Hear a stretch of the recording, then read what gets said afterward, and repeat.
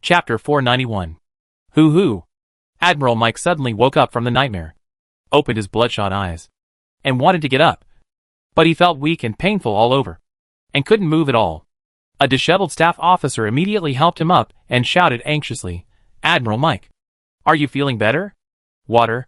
Water? Yes. Bring me some water. Bring me some water." The staff officer supported Admiral Mike's back to prevent him from falling back onto the bed, and helped him drink the water in the military canteen bit by bit.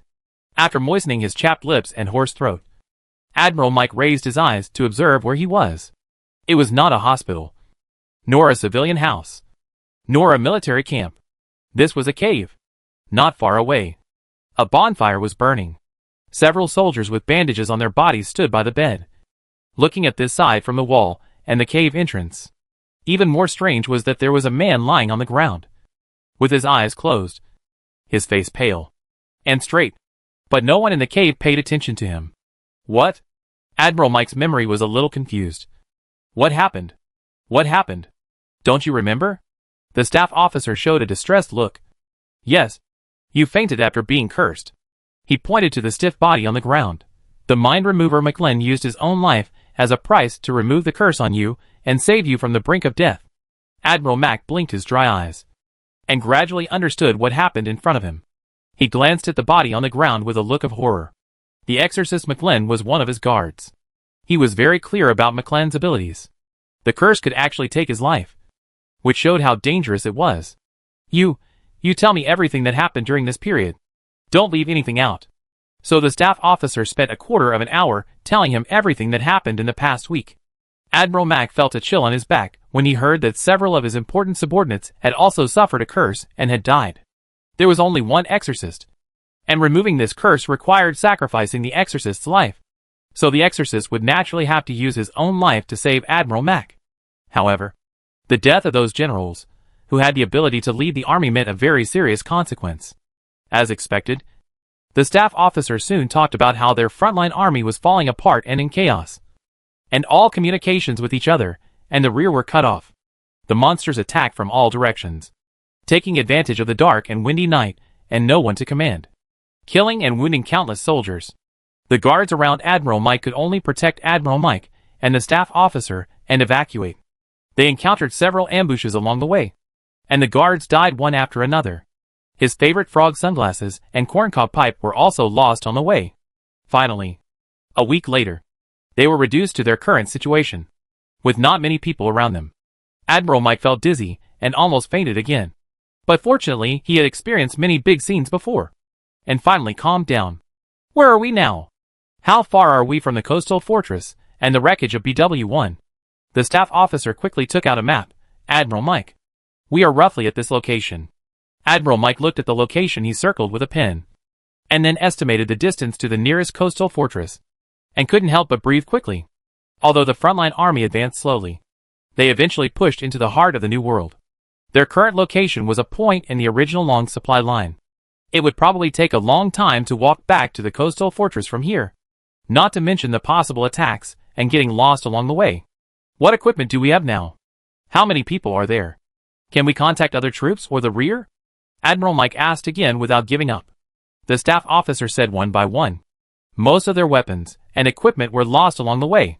There were a few off-road vehicles, but they were too big to be attacked, so they were driven away by the subordinates who acted as bait. As for manpower, there were only these people left, and communication was impossible. In fact, the birds controlled by the Hunter Association's quail had found us before, the staff officer suddenly said. Admiral Mike couldn't help but ignite a glimmer of hope, but it was quickly extinguished by the staff officer's next words. However, the monsters soon discovered this, and they killed all the controlled birds, and we lost contact with the rear again. TSK, Admiral Mike was so frustrated that his head was swollen, and the more he thought about the past, the more regretful he was. If he had known earlier, he would have asked the Hunter Association for help and made some concessions. In this way, he might not have fallen into such an embarrassing situation. Those birds should have brought some news. Right? Admiral Mike asked. The staff officer quickly replied, yes. The bird brought a letter. Where is the letter? Originally, it was carried by a staff officer, But he was attacked by a monster, and the letter was lost. Admiral Mike frowned and asked again, "What did the letter say?" "The letter said that the German team is on the way." "German?" Admiral Mike was about to say subconsciously. "What's the use of a team coming?" But when he realized that the leader was that German, his mentality changed a little. "When will they arrive? Where are we going to meet them?" The letter didn't mention the meeting place, but we estimate that German's team should arrive at the front line within the next few days. Admiral Mike gritted his teeth. Wouldn't it be a matter of luck to meet them? He cursed a few times, and suddenly lost his temper, holding his head in his hands, because he had realized that this war of conquest would not end before the end of the year. Even in the current situation, the chaotic frontline army may have already fallen into a great defeat. And he, the top general, must be responsible for this anyway. The above situation is based on the premise that he can return to the human settlement alive, which is only true. When Admiral Mike realized that the gloom of his future fate was caused by this huge failure caused by recklessness and greed for merit, it was a little difficult for him, who had always been arrogant, to accept it. However, bad luck seemed to have been entangled with him. Admiral Mike and his men were in the cave when they heard strange screams outside. The screams became more and more frequent, mixed with many strange roars. Soon, a soldier stumbled in and shouted incoherently, "Here they come! Warcraft! Here they come! So many! So many!" Admiral Mike and his staff lost their color in an instant, and they were a little drowsy for a while, not knowing how to react. The guards and soldiers became anxious, and they gathered around Admiral Mike, waiting for instructions. Admiral Mike swallowed his saliva and finally uttered a word, "Breakout, breakout." Chapter 492. The entrance of the cave was stained with blood. Countless attempts to break out had been stopped by death. The way was blocked by bloody corpses. Admiral Mike looked around and found that the only people left alive were him, a staff officer, and 6 soldiers. The named guards were either killed or missing. There was almost no one around him. Many monsters blocked the entrances and exits of the cave, blocking their possibility of escape. Rumble. The top of the cave was also smashed by the monsters. Sharp, cubic, and scattered stones fell down, raising a cloud of dust. Admiral Mike covered his nose and mouth, coughed a few times, and hid in a relatively safe corner with others. Then, he looked up, and the dazzling sunlight pierced his eyes at first. After adapting a little, he saw clearly what smashed the top of the cave. It was a giant beast with thick petals, but in the center of the petals, there was a single eye standing upright, looking down without any emotion. The moment he saw the single eye, Admiral Mike's breathing stagnated, and some confused memories were pieced together, and he suddenly had an epiphany. I have seen it. It once attacked Admiral Mike's camp with other monsters at night. Admiral Mike looked at the one-eyed monster from a distance, but there was nothing unusual at that time. Admiral Mike felt a little strange at that time. Why only this one-eyed monster did not participate in the charge of the monsters to attack the camp? It just looked at Admiral Mike from a distance. After that, most of the monsters in the night attack were driven back into the jungle by Admiral Mike's saturated artillery bombardment and disappeared. The killed monsters were dragged away by the soldiers and became their trophies. Some of them can be used as food, some can be used as collections, and some have research value and can often be sold at high prices. For Admiral Mike's side, this was a victory, and they had no idea that this would sow the seeds of disaster for the future. Admiral Mike did not take this frequent night attack seriously. Now that I think about it, it should be the curse that gave him and some important generals. However, it takes a certain amount of time for this curse to take effect and to be completed, which gives the exorcist a chance to save Admiral Mike. At this moment, Admiral Mike looked into the eyes of the one-eyed man again, which means that he has been cursed. Even if he escapes here, he will be cursed if there is no other exorcist to exorcise his thoughts. Besides, how can he escape in the current situation? It's over. Everything is over. Admiral Mike knelt on the ground in despair, his lips trembling, whispering something, but no one can hear it except himself. Da-da-da. The soldiers in front of him fired wildly at the Cyclops and the monsters pouring into the cave, and soon ran out of bullets. When they hurriedly took out the grenades, they were already ferociously pounced on by the monsters and torn into bloody pieces. The staff screamed in Admiral Mike's ear, and the soldiers cried in pain. But Admiral Mike ignored them all. He took out the pistol in his arm slowly and stiffly like a puppet, ready to shoot himself. At this time, 6 soldiers and a staff officer had all died tragically, leaving Admiral Mike alone. He really had no other choice. And committing suicide would be more decent. Just as he was about to pull the trigger, he suddenly realized that the roars around him stopped at this moment, as if he could not hear anything. Then, a strange puffing sound was heard. Admiral Mike looked up, with the muzzle of the gun still in his mouth, and saw that the one-eyed monster he was afraid of was cut in half from the middle. After the one-eyed monster was cut in two, it burst like a tomato, splashing juice, even splashing on Admiral Mike's face. Admiral Mike was stunned. Then, the mixed sounds of the monsters came back, but they became more chaotic, and contained too much panic. The monsters suddenly retreated like a tide. They crowded in the narrow cave, and trampled on each other at the fork in the road. And more monsters, like the one-eyed monster, were either cut in half or, worse, exploded. Amid the flying blood, a black-robed hunter stepped out. Admiral Mike just stared blankly at German walking up to him, taking the pistol from his mouth, crushing it, and throwing it aside. "Get up," German said to him. "If you don't want to die." German's appearance and his words seemed to wind up Admiral Mike. Admiral Mike moved involuntarily. He climbed up and stumbled behind German, breathing the air frantically and swallowing saliva. He was enjoying the taste of being alive. German led the only survivor out of the cave. Outside the cave, some cowardly monsters had already fled without a trace. But there were still some monsters lurking in the jungle, mountains, and cave entrances, ready to move. Some looked like gargoyles with wings spread out. Some looked like a hand with sharp claws. And some looked like a ball, rolling. They growled at German and Admiral Mike. The languages of different species intertwined chaotically, vibrating the eardrums of the two people. Admiral Mike's face turned pale. Although he couldn't understand what the monsters were talking about, he could feel that if he didn't do something, they would launch another attack. As soon as he uttered a syllable, he felt the murderous malice radiating from German. Buzz. This was a more terrifying mind than that day in the canyon. After it was released, it was like an explosion, swallowing up everything here in an instant.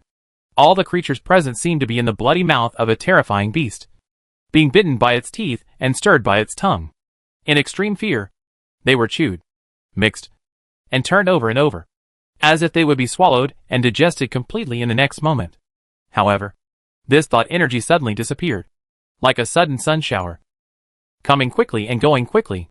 German instantly controlled his evil thoughts and completely suppressed the situation that might have been a riot. He looked up and saw that no monster showed any murderous intentions. On the contrary, they all showed painful expressions and retreated. Not only that, a number of conspicuous dark crowns emitting dark red light suddenly appeared on their heads. Even Admiral Mike, who was kneeling on the ground and vomiting, had the familiar dark crown floating on his head. This meant that the malice that German had released relatively seriously this time instantly broke the mental defenses of all the creatures present, causing them all to fall into torture. Chapter 493. So, he has become like this? Nob's thick black hair has grown back, even more shiny. He gently lifted his thin-rimmed glasses with his fingers and looked down at the man lying on the bed. Admiral Mike's face was as pale as a dead person, and the dark crown was still hovering above his head, like a nightmare that could not be shaken off. He half opened his eyes. His eyes were expressionless, and he just stared at the flat top of the four-dimensional apartment. Several doctors and nurses in white coats stood in front of the bed. Some of them looked at the changing values on the electronic instruments, and some of them injected some liquid into Admiral Mike with a syringe. German stood not far away and watched coldly. He just spent a little time to tell the story of the rescue of Admiral Mike. The listeners were the team members he brought this time: Nob, Palm, Melody, and a whole medical team. Of course, most of the medical team members were working attentively, and they were doing their best to make Admiral Mike better. However, Admiral Mike's declining face did not disappear as the treatment progressed. "Let me help him," Melody, with a voice as gentle as a big sister next door, said. "You brought me here because you considered this situation, didn't you?" German nodded. The team members he selected this time did not prioritize strength, but function. For example, Nob's four-dimensional apartment and Palm's lonely deep-sea fish. The former can provide shelter for medical staff and survivors, and the latter is the key to quickly locate Admiral Mike. The function of the Melody is naturally to comfort the survivors, who may be frightened to death and mentally collapsed by the monster. However, no one expected that it would be German who made Admiral Mike on the verge of exhaustion. Seeing German nod, Melody took out the flute and put it to her lips. She was short and fat, but she played a very beautiful sound of nature. Almost when the first note jumped in the four-dimensional apartment, everyone was immersed in it. Soon, the medical staff were surprised to find that Admiral Mike's condition seemed to have stabilized a little. His eyelids blinked and finally closed, and there was finally a trace of blood on his face, and he fell asleep slowly. Nob looked at Admiral Mike's haggard appearance and couldn't help but feel a little sympathy, because he was now exactly what he was almost 2 years ago. It was not until a few months ago that he finally got rid of his inner demons and found himself again. However, when he thought about how many soldiers were killed by Admiral Mike's greed and recklessness, and how much hatred he left with the indigenous people, he felt a little depressed. Now the Hunter Association and the reinforcements that have just arrived in the New World must repair the big mess that Admiral Mike has made and not fall into the endless vortex of war. President Netero and his team are almost here. Palm, who covered one eye and used the other eye to observe the distance, suddenly said, "The reinforcements are about 3 kilometers away from us." "Which direction?" Nob asked his disciples. Palm reported a coordinate. The reason why she knew it so clearly was because President Netero used the same trick again and updated the location on his white shirt in real time. The old man knew that one of Palm's observation targets was him, so he did this. Nob spread out a whole map, looked at it for a while, and said to German, "I set up an entrance and exit, which is less than 1 kilometer away. We can go directly there, then go there." German replied, "Our mission has been completed. Subduing or eliminating the monster that can issue a curse, and rescuing Admiral Mike. This is the mission of the team formed by German temporarily." They completed the task. So the larger issue of how to deal with the mess now was the problem for President Netero and his team. German and Nob passed through one of the entrances and exits of the four-dimensional apartment and soon appeared together in the mountains less than 1 kilometer away from the human military camp. They quickly found the nearby reconnaissance troops, and after confirming their identities with the reconnaissance troops, they were taken to the direction of the military camp. Soon after, German and Nob met President Netero and Lieutenant General Pierre, the highest commander of BW2. In the military camp, Nob opened the door of the four-dimensional apartment in front of him, and let the rest of the members inside file out. Admiral Mike's dark crown finally disappeared under the unremitting efforts of Melody and the medical staff. But he did not wake up at this time. When President Netero and Lieutenant General Pierre saw Admiral Mike still sleeping on the bed, they both frowned and whispered for a while. Finally, President Netero said to German and others, "You did a good job. Now, I have a new mission for you. There are several airships parked in our military camp. You will take one of them to escort Admiral Mike back to the coastal fortress in the rear to ensure his safety. As for us," President Netero scratched Whitebeard, "we have to stay here, gather the remaining troops, and find a way to stop the war. Let's see how many people are still alive." He didn't have much hope for this. The final result of this defeat on the front line might be as tragic as the chaos that night when he first came to the New World. The German team had no reason to refuse, so they set off immediately, boarding an airship and flying towards the coast fortress. They also encountered flying monsters, but with German around, these were not a big problem. After German and his team returned to the coast fortress, Admiral Mike was transferred to the intensive care unit in Area V6, where Chidwa, Gur, Sambika and others completed the follow-up treatment. After that, German and Shiati lived a relatively peaceful married life in the coast fortress. But they still had to go to the front line from time to time. President Netero and Vice Admiral Pierre were trying their best to clean up the mess, and their focus was on finding those dead or disabled soldiers. This kind of thing naturally didn't require German to take action. Only when faced with really troublesome monsters that needed to be dealt with in a short time would President Netero call German from the rear to the front line. In the more than a month that followed, Maudupio finally sorted out the languages of quite a few New World monster races, which reduced the cost of communication between humans and monsters. Therefore, during the period when Admiral Mike was unable to take charge, President Netero consulted with Vice Admiral Pierre and asked Piu to convey his wishes to the monsters. Humans wanted to end the war, give up the territory seized by Admiral Mike through the war, and retreat to the vicinity of human settlements. However, they needed to rescue all the disabled or dead human compatriots, and the monsters could not stop them, but also provide help. The monsters did not want to fight anymore. They did retaliate and teach Admiral Mike a lesson. But the humans who came next were more terrible than Admiral Mike. Not to mention the members of the Hunter Association. Just the elusive German left too many terrible legends on the monster side.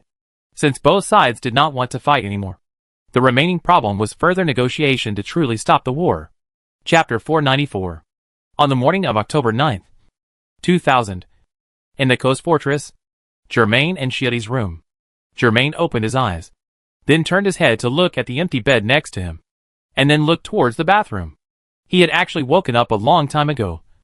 When Shiati got up, he had already woken up, but Shiati asked him to continue sleeping, so he closed his eyes. However, it had been almost 10 minutes, and Shiati was still in the bathroom and had not returned to bed. Germain could not sleep peacefully under this situation. He lifted the warm quilt, sat up, put on his slippers, and walked quickly to the bathroom. Yuan, or the voice in his heart, was not as reassuring as seeing it with his own eyes. German wanted to see Shiati's condition with his own eyes. "Shiati?" he shouted first. But he didn't wait for his wife's answer. He only heard a dry retching sound. So he immediately pushed the door open. Shiati, wearing a nightgown, was squatting beside the open toilet and vomited some filth into it. After feeling a little better, he looked up at Germain pitifully. Germain immediately squatted down and asked with concern, "What's wrong? Is there something wrong with the food yesterday?" "I don't know." Shiati shook her head. "It shouldn't be. Her physical fitness is still very good. Even if the food is really wrong, it won't make her vomit like this." Germain suddenly thought of another possibility, and couldn't help but hold his breath. Since they got married, they no longer took safety measures like before, and they have been doing this for 2 months. He leaned down a little nervously, and put his ear to Shiati's belly. It was still magical for ordinary people to hear something, but he was the top among the psychic users, which was another matter. He did hear something, and couldn't help but let out a breath slowly. However, Shiati, who had never had any experience in this area, misunderstood what Germain meant. She reached out and grabbed Germain's hair. She rarely smiled, although she was usually expressionless. "Do it here? Would it be a bit dirty? And I'm not feeling well. Why don't we wait until tonight? Let's go to the medical center." Germain picked her up by the waist, walked out of the bathroom carefully, and took a coat to cover her. "Go to the medical center?" Shiati hooked her hands around Germain's neck and blinked her big eyes. "There are a lot of people there. It's very dangerous. We may have to be careful." Germain showed a helpless smile and had to whisper the actual situation in Shiati's ear. So, as Germain carried Shiati to the medical center, she seemed to be under a spell, with her eyes wide open, motionless and dazed. On the bed in the medical center, Sambika, who always wore thick clothes, rushed over after hearing the news and immediately examined Shiati. "Yes." Finally, she confirmed Germain's findings. "Shiati is indeed pregnant. About a month. Congratulations." Germain thanked Sambika and then turned to Shiati on the bed. Shiati was still in a daze, but she changed her posture. This time, she was staring at her belly, lost in thought, as if she felt something incredible. Germain sat next to her, took her hands, touched them, and then put them on her belly. The 4 hands seemed to feel the existence of a new life at this time. It was just normal morning sickness, and they quickly returned to the room together. However, the news of Shiati's pregnancy spread throughout the coastal fortress in just half an hour. The first person to run into the room to visit was Biscuit. She slapped Germain hard, and then came to Shiati to talk with surprise and joy. After that, all the people who came here to visit were acquaintances of Germain and Shiati. President Netero, who returned to the rear. The members of the 12 Zodiacs. Master and Apprentice Mo Lau. Master and Apprentice Nobu. Kurapika. Killua. Sijia. Leorio. Alumi. Etc. Later, more and more people came, and they became more and more diverse. Some people who had little interaction with him also wanted to take the opportunity to come and get to know Germain. Kurapika, Killua, gone, and Leorio spontaneously stood in the corridor outside the room, screening the people who could enter the room. Vice Admiral Pierre, Princess Oit, and Shutena came in person. But Admiral Mike did not come. But he also sent gifts to congratulate. Ever since the defeat on the front line and the loss of troops, Admiral Mike has been hiding in the room in the name of recuperation and not coming out to see people. The few people who can see him are keenly aware that he has become more irritable and angry. And he doesn't want to deal with military and political affairs anymore. So he throws them all to Vice Admiral Pierre and President Netero. Admiral Mike is still the nominal highest commander of the New World. But since he is not in charge, Lieutenant General Pierre and President Netero can only carry the banner. Compared with Admiral Mike, Lieutenant General Pierre is more willing to listen to the advice of President Netero. They cooperate with each other and finally fill the whole of the war. The killing war between humans and monsters has stopped. In order to avoid future disputes, the Hunter Association is committed to increasing various exchanges between the two sides. However, the hatred left by Admiral Mike is too great. It will take at least several years, or even more than 10 years, to completely extinguish it. This is bound to be a long tug of war. But President Netero is very confident about it. He adheres to the philosophy of the Hunter Association and believes that humans and some alien races can coexist, provided that they respect and understand each other. Jean can be said to be the last one among the acquaintances to come to the room to visit Shiati. Before that, he greeted Seojia, who was guarding the corridor, as if nothing had happened. You know, this guy left Seojia alone again and acted alone in the New World. He has not appeared in front of Seojia for a long time. It's hard to say whether he really has so much work or he doesn't want to have a normal father-son relationship with Seojia. Seojia doesn't care about these things. And the others who want to vent their anger for him have no legitimate reason. And they all lose their temper. Jean walked into the room as if nothing had happened, congratulated Germain and Shiati, and brought back another good news. Duan successfully established a teleportation connection between Greed Island and Refueling Island in May. And now the most important part is left. He and Lister, one on Greed Island, Refueling Island, and the other on the New World, have done all the preliminary work. Soon, they will complete the docking in the middle of this month, in the middle of the voyage between Refueling Island and the New World. If successful, Ixshank, as a network resident, will arrive here from the 6 continents in an instant. And we and the members of Greed Island will also get a more stable two-way transmission method in addition to your transmission lantern. Chapter 495.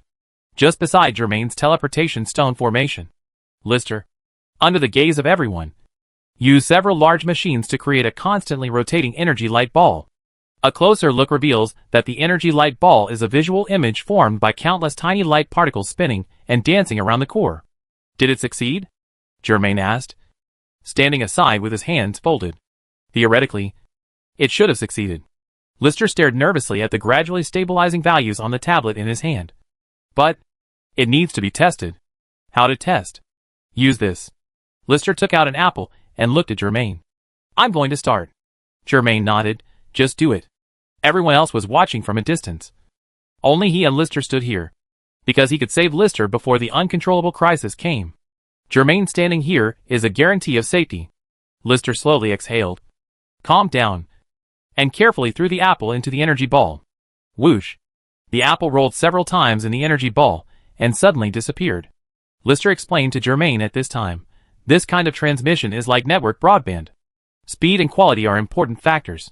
The matter swallowed by the energy ball will be temporarily decomposed into bytes like 0 or 1, and then reassembled after arriving at the transmission point. Therefore, the transmission itself is not the most critical. The most critical is the packet loss rate after transmission. Only when the packet loss rate is small enough to be negligible, our docking is considered successful. The actual situation is more complicated, but Lister's explanation in this easy-to-understand way can make Germain and others understand this transmission method faster.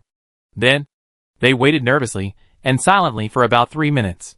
And then, they heard a strange buzzing sound. Whoosh! A black shadow suddenly appeared in the energy ball, and it rolled several times, like a spacecraft that had escaped the gravity of the Earth, and flew out of the energy ball. Snap! An apple fell to the ground, rolled several times, and stopped. Germain did not sense the danger, and he nodded to Lister. Lister showed a happy expression, put on the special gloves with expectation, and picked up the apple. The apple was intact, and there was something extra. On the skin of the apple, someone had painted a line of words WD. It was Duan's response. Lister immediately understood the meaning of the words.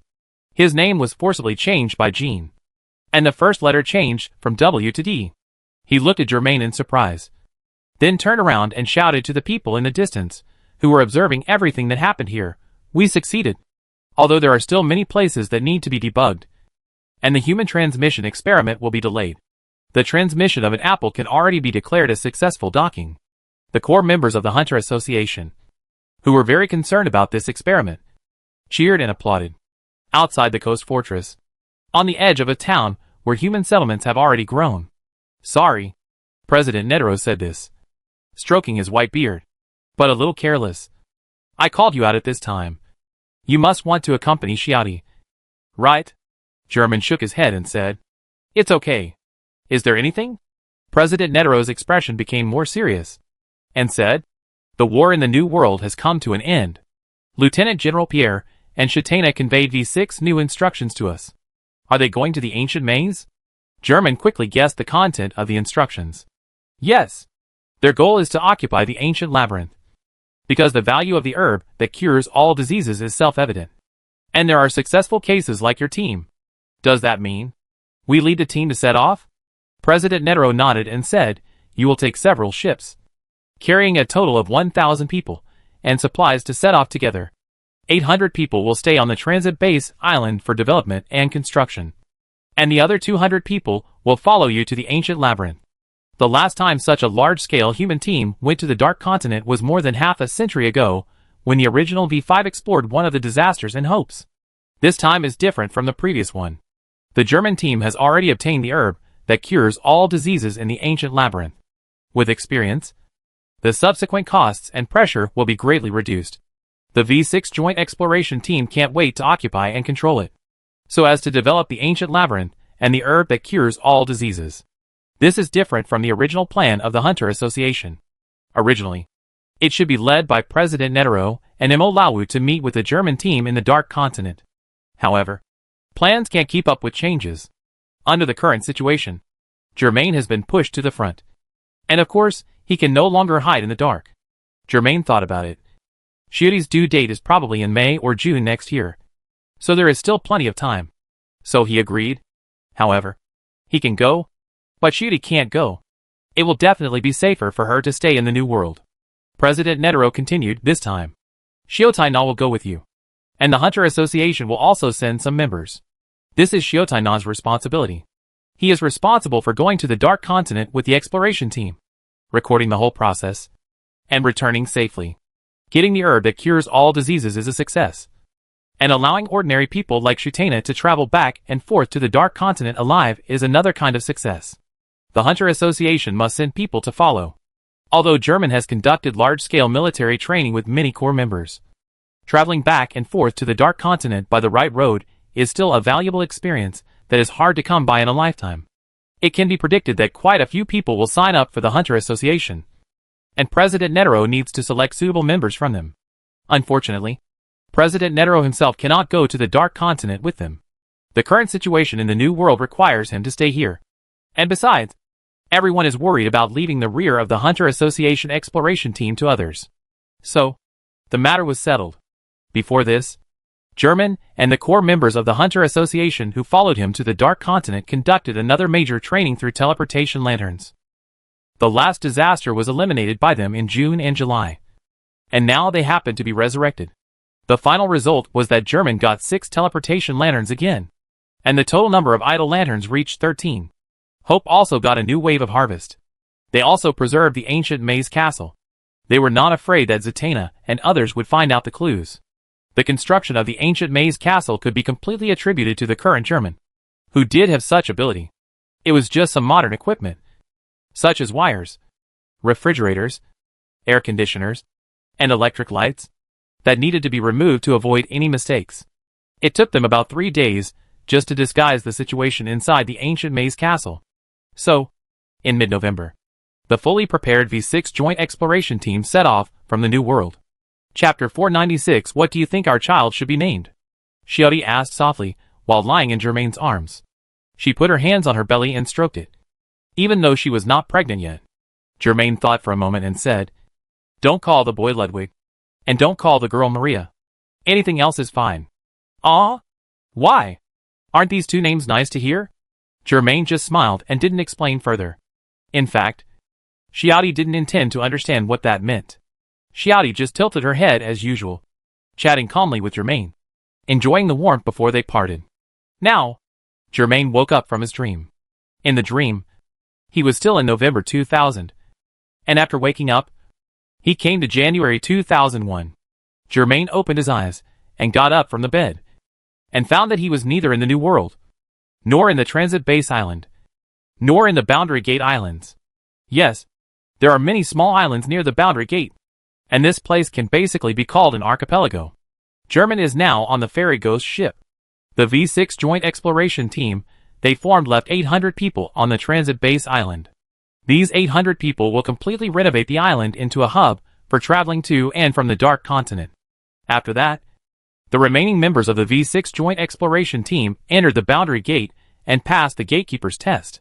However, at the last level, the Gatekeeper did not take action personally this time, and German and Bisky, who had passed it before, did not need to undergo the second test.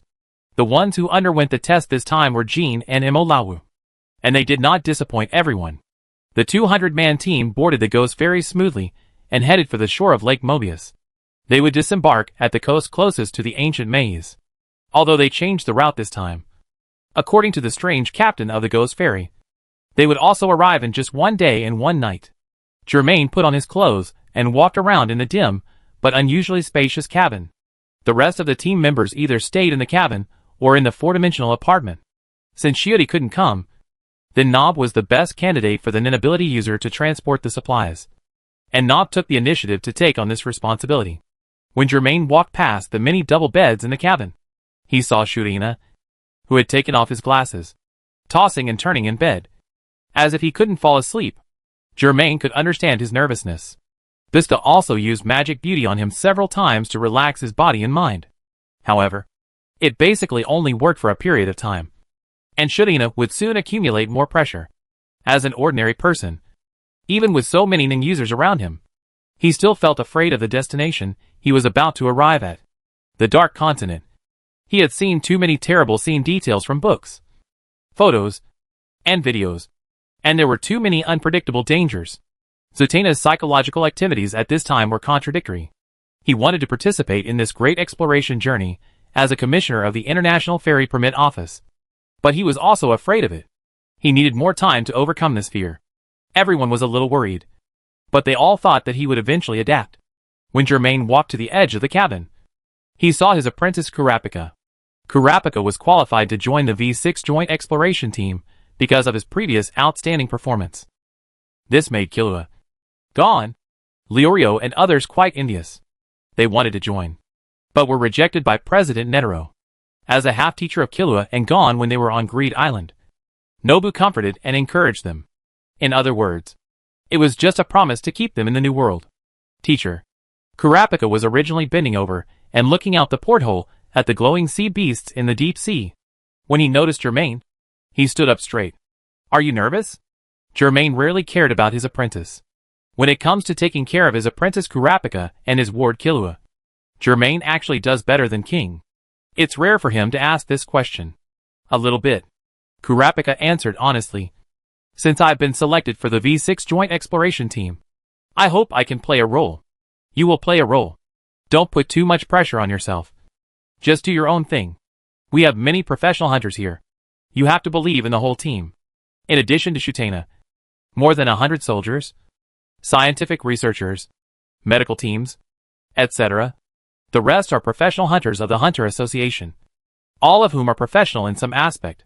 German, Jean, Bisji, Imolawu, Chidwa, Guer, Gugu, Guanchi, Sambika, Minchi, Mirwan, Nobu, Palm, Nakulu, Shioto, Kate, Kurapika. This relatively young team has covered all aspects needed by the exploration team. Most importantly, with German, the anchor, everyone can be more confident and do things freely. Kurapika couldn't help but smile when he heard German's recognition of him.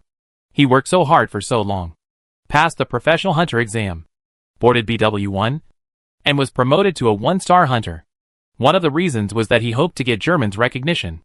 Now, Germain recognized him, which was the best gift for him.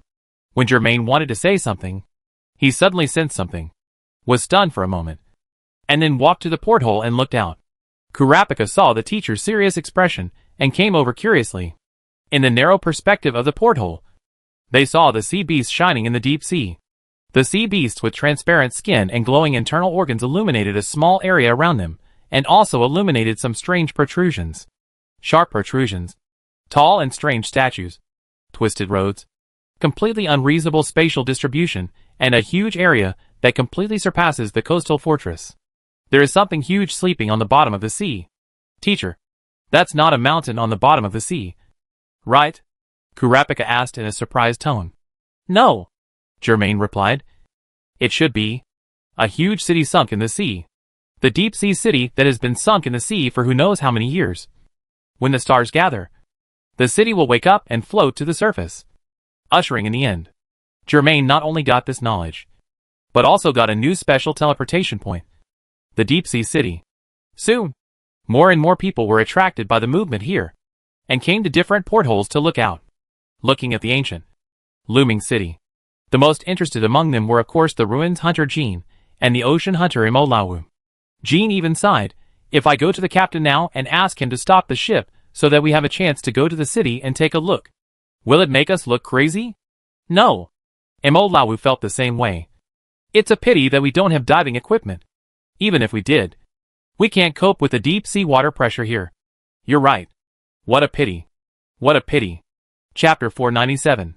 When the Erie Ghost ferry floated out of the sea, the sky was already bright, and the coastline was revealed in a blurred line. They were about to reach their destination. The captain, crew members and passengers came to the wet deck one after another, either looking at the blue sky above the fluttering flags, or looking at the line where the sea and the sky meet in the distance, blowing the sea breeze. Everyone felt a sense of relief that they had finally waited for today. Anyone who has spent more than 2 months at sea will not be able to stand the life on the ship. In just a short while, Jean had already established a good relationship with the captain with a strange-looking octopus head. He was always able to quickly establish a good relationship with strangers to achieve his own goals. This time, of course, the purpose was to inquire about the underwater city he saw last night. Jean was very interested in the huge city buried deep in the sea, and he wanted to go up and take a look immediately. Ah! The captain took a sip of his pipe, and his smooth and waxy yellow lips moved. What you saw last night was the residence of God. The captain didn't need to explain too much. Jean also understood. The residence of God. Have you climbed up to the residence of God to see it? You want to ask. As human beings, is there a way to safely climb up to the residence of God? Smoke came out of the hole in the tentacles on the captain's head, and he smiled and pointed at Jean with his pipe. Jean didn't feel embarrassed at all when he was seen through. It should be said that he was deliberately seen through. I can't hide it from you. Then, is there such a way? German and Imolawu were also listening not far away, and they all looked over here at this time. I advise you to give up this idea, the captain said bluntly. The seabed water pressure is only the first problem you have to face. As far as I know. So far, only the gatekeeper can freely enter and exit the residence of God. Jean lowered his eyes and nodded in understanding. That is, only those who are recognized can enter. I understand. We will not have this idea again. And we don't want to die like this.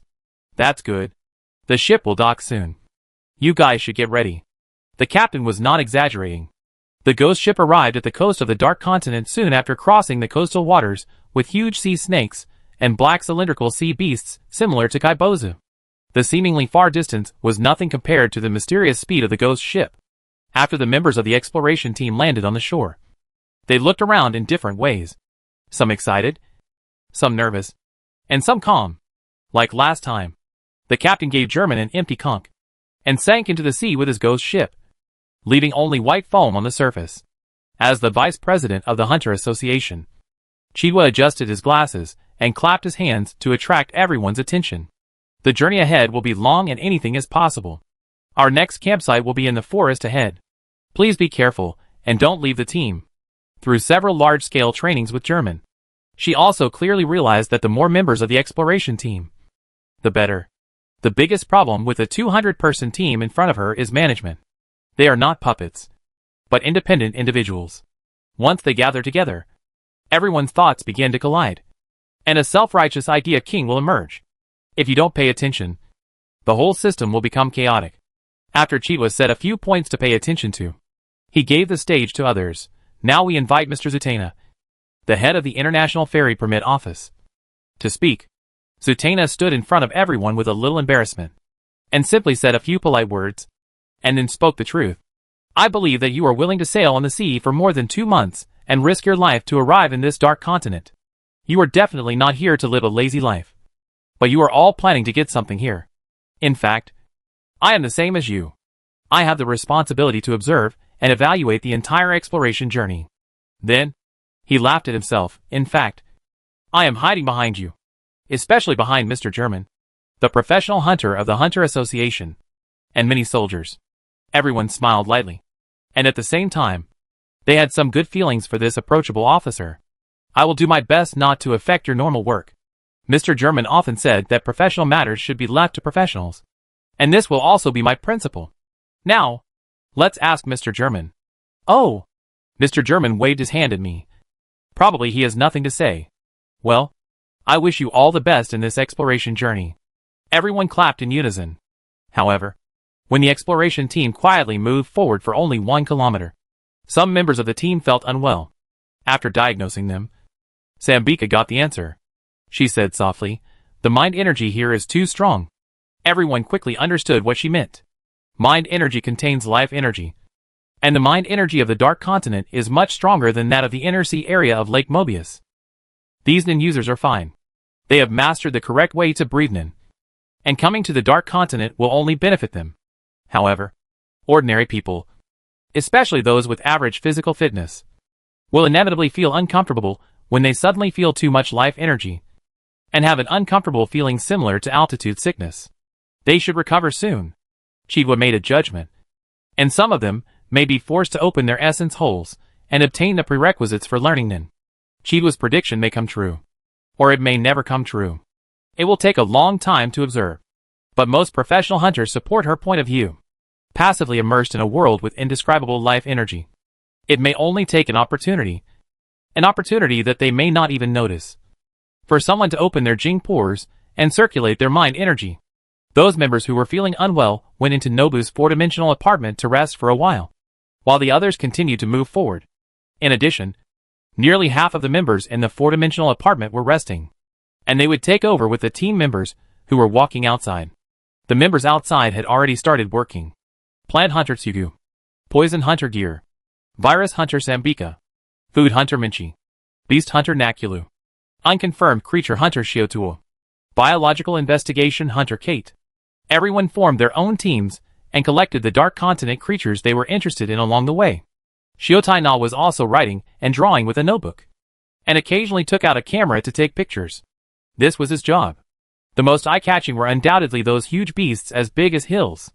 They were either flying or hiding, either swift or slow. And there were all kinds of strange things. There are also towering vegetation, roaring rivers, colorful mushrooms, bacteria that are too small to be observed normally.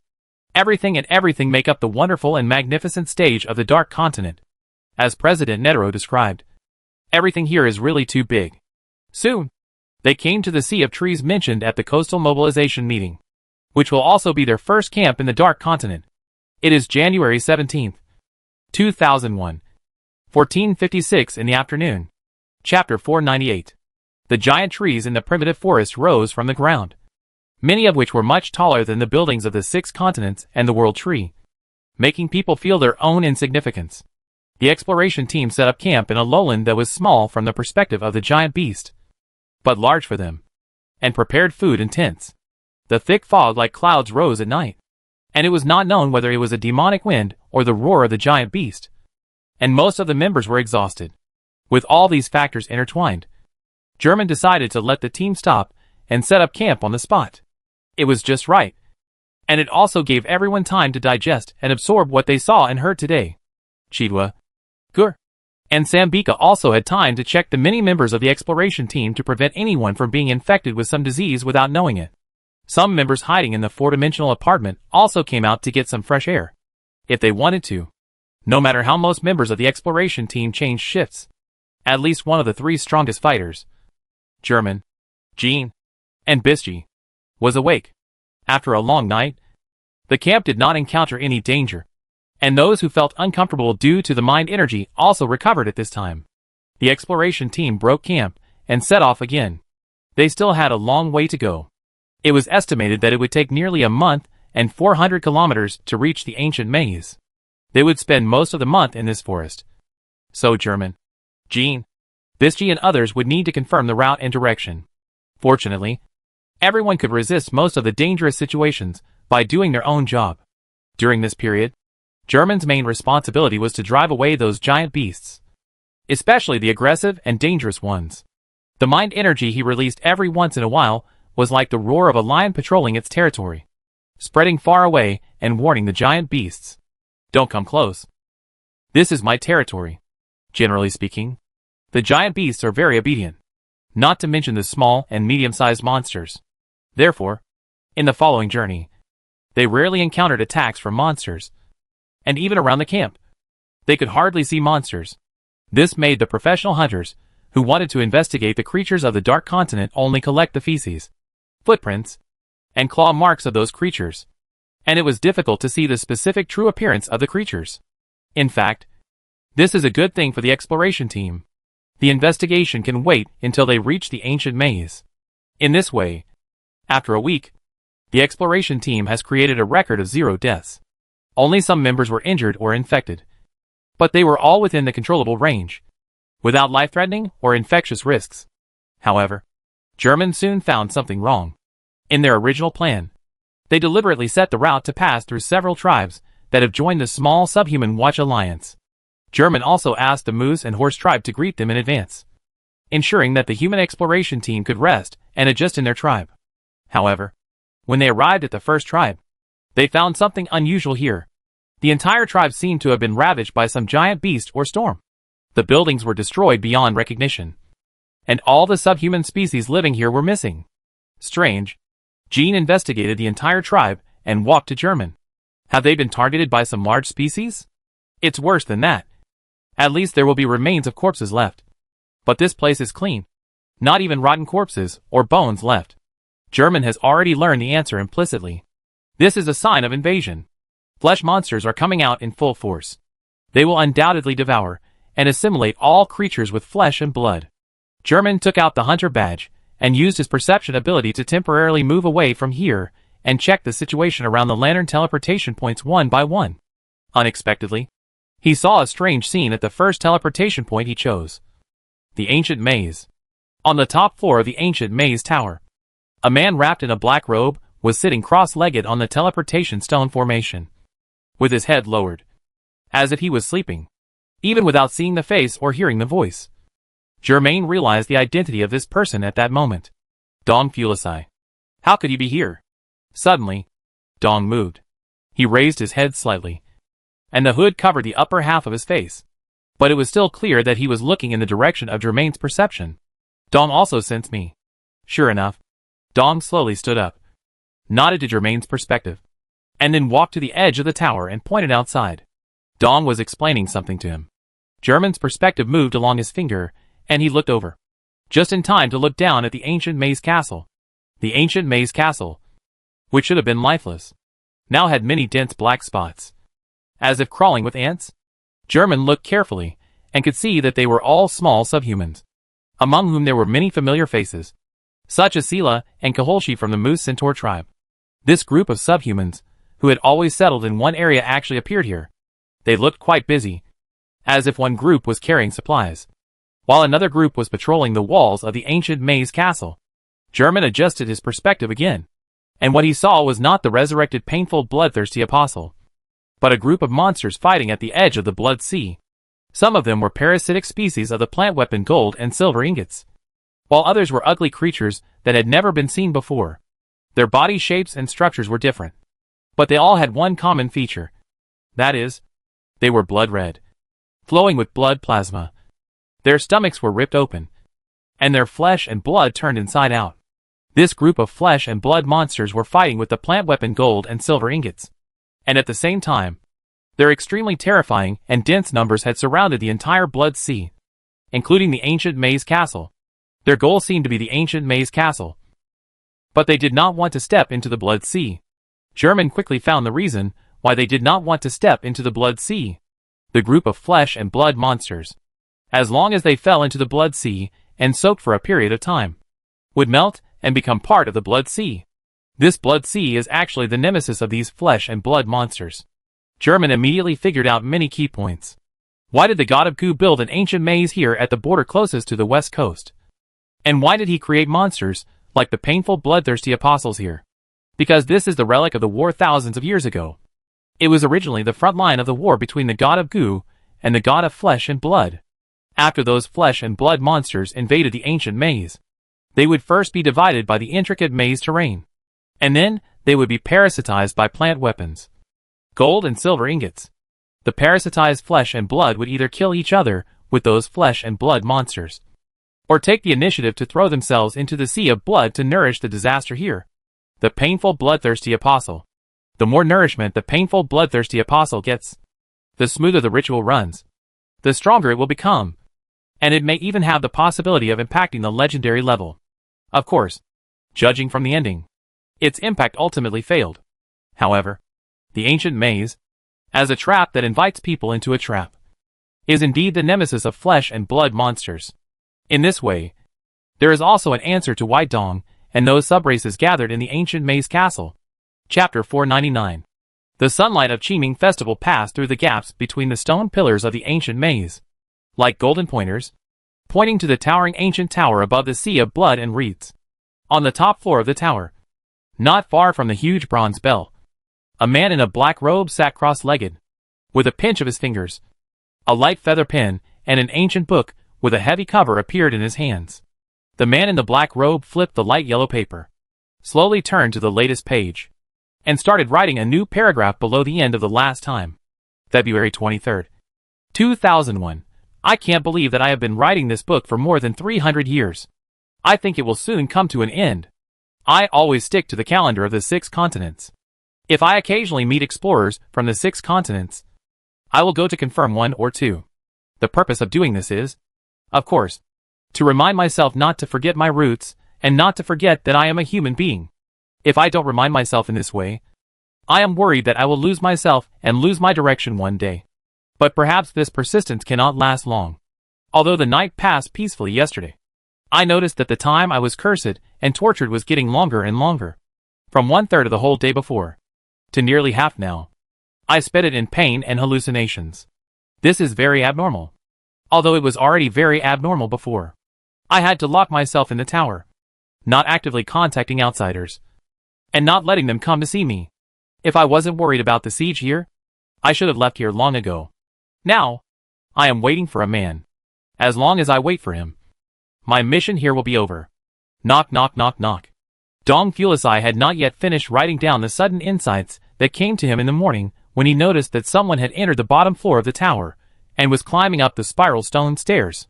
The steady footsteps of 4 legs, the sound of the long spear that he never left behind rubbing against the wall, and the undisguised aura.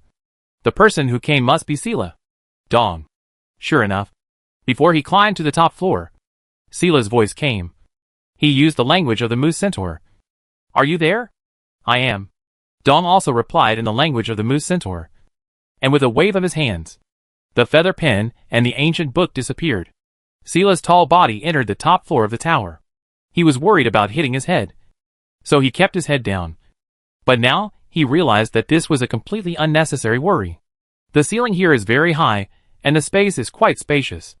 Dong asked in a slightly reproachful tone, "Can't you write a letter if you have something to say? Haven't I told you many times not to come up to the tower?" He installed a pulley-driven basket on the side of the tower and a bell.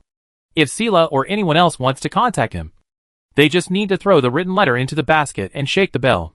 Dong would pull the basket up, take the letter, and check the contents. Or if the matter was not so private, they could just talk loudly up and down the tower. They had been communicating this way since Dong helped the subhumans enter the ancient maze castle. A safe place. I didn't mean to do this, Sila said embarrassedly. I just noticed 2 things. Or maybe 1 thing. I can't make up my mind for the time being. And I can't do it without meeting you in person. Dong frowned under the hood. and had a bad premonition. What's going on? You tell me, Sully said. Dong. More than a month ago, those filthy evil creatures from the west coast attacked many subhuman tribes, including our Moose Centaur tribe. The old chief died on the way, and he and his compatriots were transformed into those flesh monsters. We had no choice but to destroy them. The tribe was completely destroyed in the night attack by the flesh monsters. If you hadn't appeared in time, we would have been like headless flies. You quickly gathered us and many subhuman races and brought them into the ancient maze castle. We relied on this castle to have a chance to breathe. However, more than a month has passed, and the flesh and blood monsters have besieged us until now. There is not much food left that we transported here. The water we drink must be drawn and refined from the sea of blood. Occasionally, we can get some rainwater. But this is not a solution. More and more subhumans are dissatisfied with the current situation. They think that staying here is a dead end. At the same time, they don't understand why you and I have been unwilling to lead everyone to rush out. They have doubts about us. They secretly formed a group of powerful forces. They don't want to sit and wait for death. They want to rush out from here with their own strength. We can't let them do this. Dong heard this and immediately said, find a way to convince them. Wait a few more days. It should be enough to wait a few more days. Sila shook his head. When he spoke the language of the moose and the horse, he always stuck out his tongue and made a strange puffing sound. I have tried to do this, but the situation in the castle is getting more and more serious. The supplies are getting more and more tight, and the number of conflicts is also increasing. The gap of suspicion is getting bigger and bigger. It is impossible for me and Chikorshi, his younger brother, to convince the public. Once trust collapses, it cannot be restored. Dong, you must do something. Dong understood the situation and the intention of Sila's words. He thought about it and still insisted, I can't show up. It's risky to talk to you face to face like now. No, I don't want to wait for so many days. But the solid fortress is breached from the inside. Dong's words have two meanings. One is of course the hidden danger of chaos and conflict in the ancient maze castle, and the other is his flesh and blood curse. He doesn't want to spread the flesh and blood curse to any subhuman race here, which will be disastrous. Sila also has his insistence. Then, at least do it like you did to the painful bloodthirsty apostle last month to cheer people up. At the end of last month in the 6 continents calendar, the painful bloodthirsty apostle was resurrected in the sea of blood. In order to establish his prestige, stabilize people's hearts, and obtain the precious herb that cures all diseases to treat the seriously ill subhumans in the castle, Dong killed the apostle of pain and bloodthirstiness. He frowned again and said, if necessary, I will take action. Sila breathed a sigh of relief. As the leader of the small subhuman watch alliance, he did his best. The current situation was beyond his ability. At this time, Dong walked away from Sila and slowly walked to the balcony. He pointed to the edge of the sea of blood, to the group of flesh and blood monsters and plant weapons and gold and silver ingots that were fighting day and night. Cecil, do you know why I still didn't lead you out of this encirclement when supplies were scarce? You were worried that there would be many sacrifices, and you couldn't protect everyone. Dong put down his hand with cracked and scarlet skin, sighed, and said, this is just one of the reasons. There are actually 2 more reasons. Cecil, you just said that you noticed 2 things. What is the other one? Cecil answered without hesitation. The group of monsters are very afraid of the sea of blood that can melt their limbs. So they have been trying to dismantle the stone pillars of the ancient maze to fill in a passage. We have been vigilant, and the patrols we sent out will be used once they find them useful. If we can see the stone pillars filling up the sea of blood, we will try to repel them, destroy the stone pillars, and move large pieces of stone pillars to the bottom of our castle. However, Chikorshi reported to me that he found that a patrol team did not fulfill its responsibilities, but allowed the flesh and blood monsters on the other side to fill up half of the stone pillars. We discovered and defeated the enemy in time, and captured all the patrol members. We wanted to interrogate them, but were opposed by the forces I mentioned earlier. Although the situation has been suppressed temporarily, I am still quite uneasy. Dong did not notice this incident. Perhaps it happened when he was suffering from a flesh and blood curse, and he had no time to pay attention to it. Now that Sila had told him everything, Dong also noticed something was wrong. You mean, this patrol team has already connected with the flesh and blood monsters on the other side, and wants to cooperate with them? I mean, they were bewitched, Sila emphasized. They are all very brave warriors. But they made me feel very strange last night. So I said. Something bewitched them and affected their minds. Dong understood why Sila said that these two things might be one and the same. Coincidentally, what he said actually coincided with the second reason why Dong did not take action. That's right, he explained. Sila, there are indeed bewitching monsters on the other side. Your intuition is correct. Who is it? A so-called prophet. But he is not the most troublesome. It is because of them in the ancient maze that I have to endure until now. Sila heard Dong speak the truth for the first time in such a long time, and asked nervously, is that prophet stronger than the apostle of pain and bloodthirsty? Yes, Dong replied. His companions. Those two monsters are all stronger than the apostle of pain and bloodthirsty. Sila couldn't help but feel his hair stand on end, and his breathing became a little faster. He paused for a while before asking, you said there are 3 reasons. What about the last one? I've already said it, Dong replied. I'm waiting for someone. He will definitely come. I hope he can make it in time. Before Sila opened his mouth to ask clearly, he heard a noise at the edge of the blood sea. And then a strong, evil mind attack came towards him. Was in that instant, he almost fell to the ground and vomited. Dong's face turned ugly. It seems that the two monsters are also waiting for someone. And the person they are waiting for has arrived first. 4. They are going to launch a general attack. What came into view were several stone pillars of the ancient maze, which suddenly seemed to be out of gravity, broke from the roots, and flew into the air. Bang, bang, bang, one after another. They fell into the sea of blood and reeds. And in an instant, a road was paved.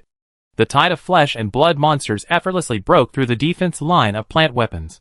Gold and silver ingots stepped onto the bridge of stone pillars, roared strangely, and rushed towards the ancient maze castle. Chapter 500. Puff, puff, puff. Blood and flesh flew everywhere.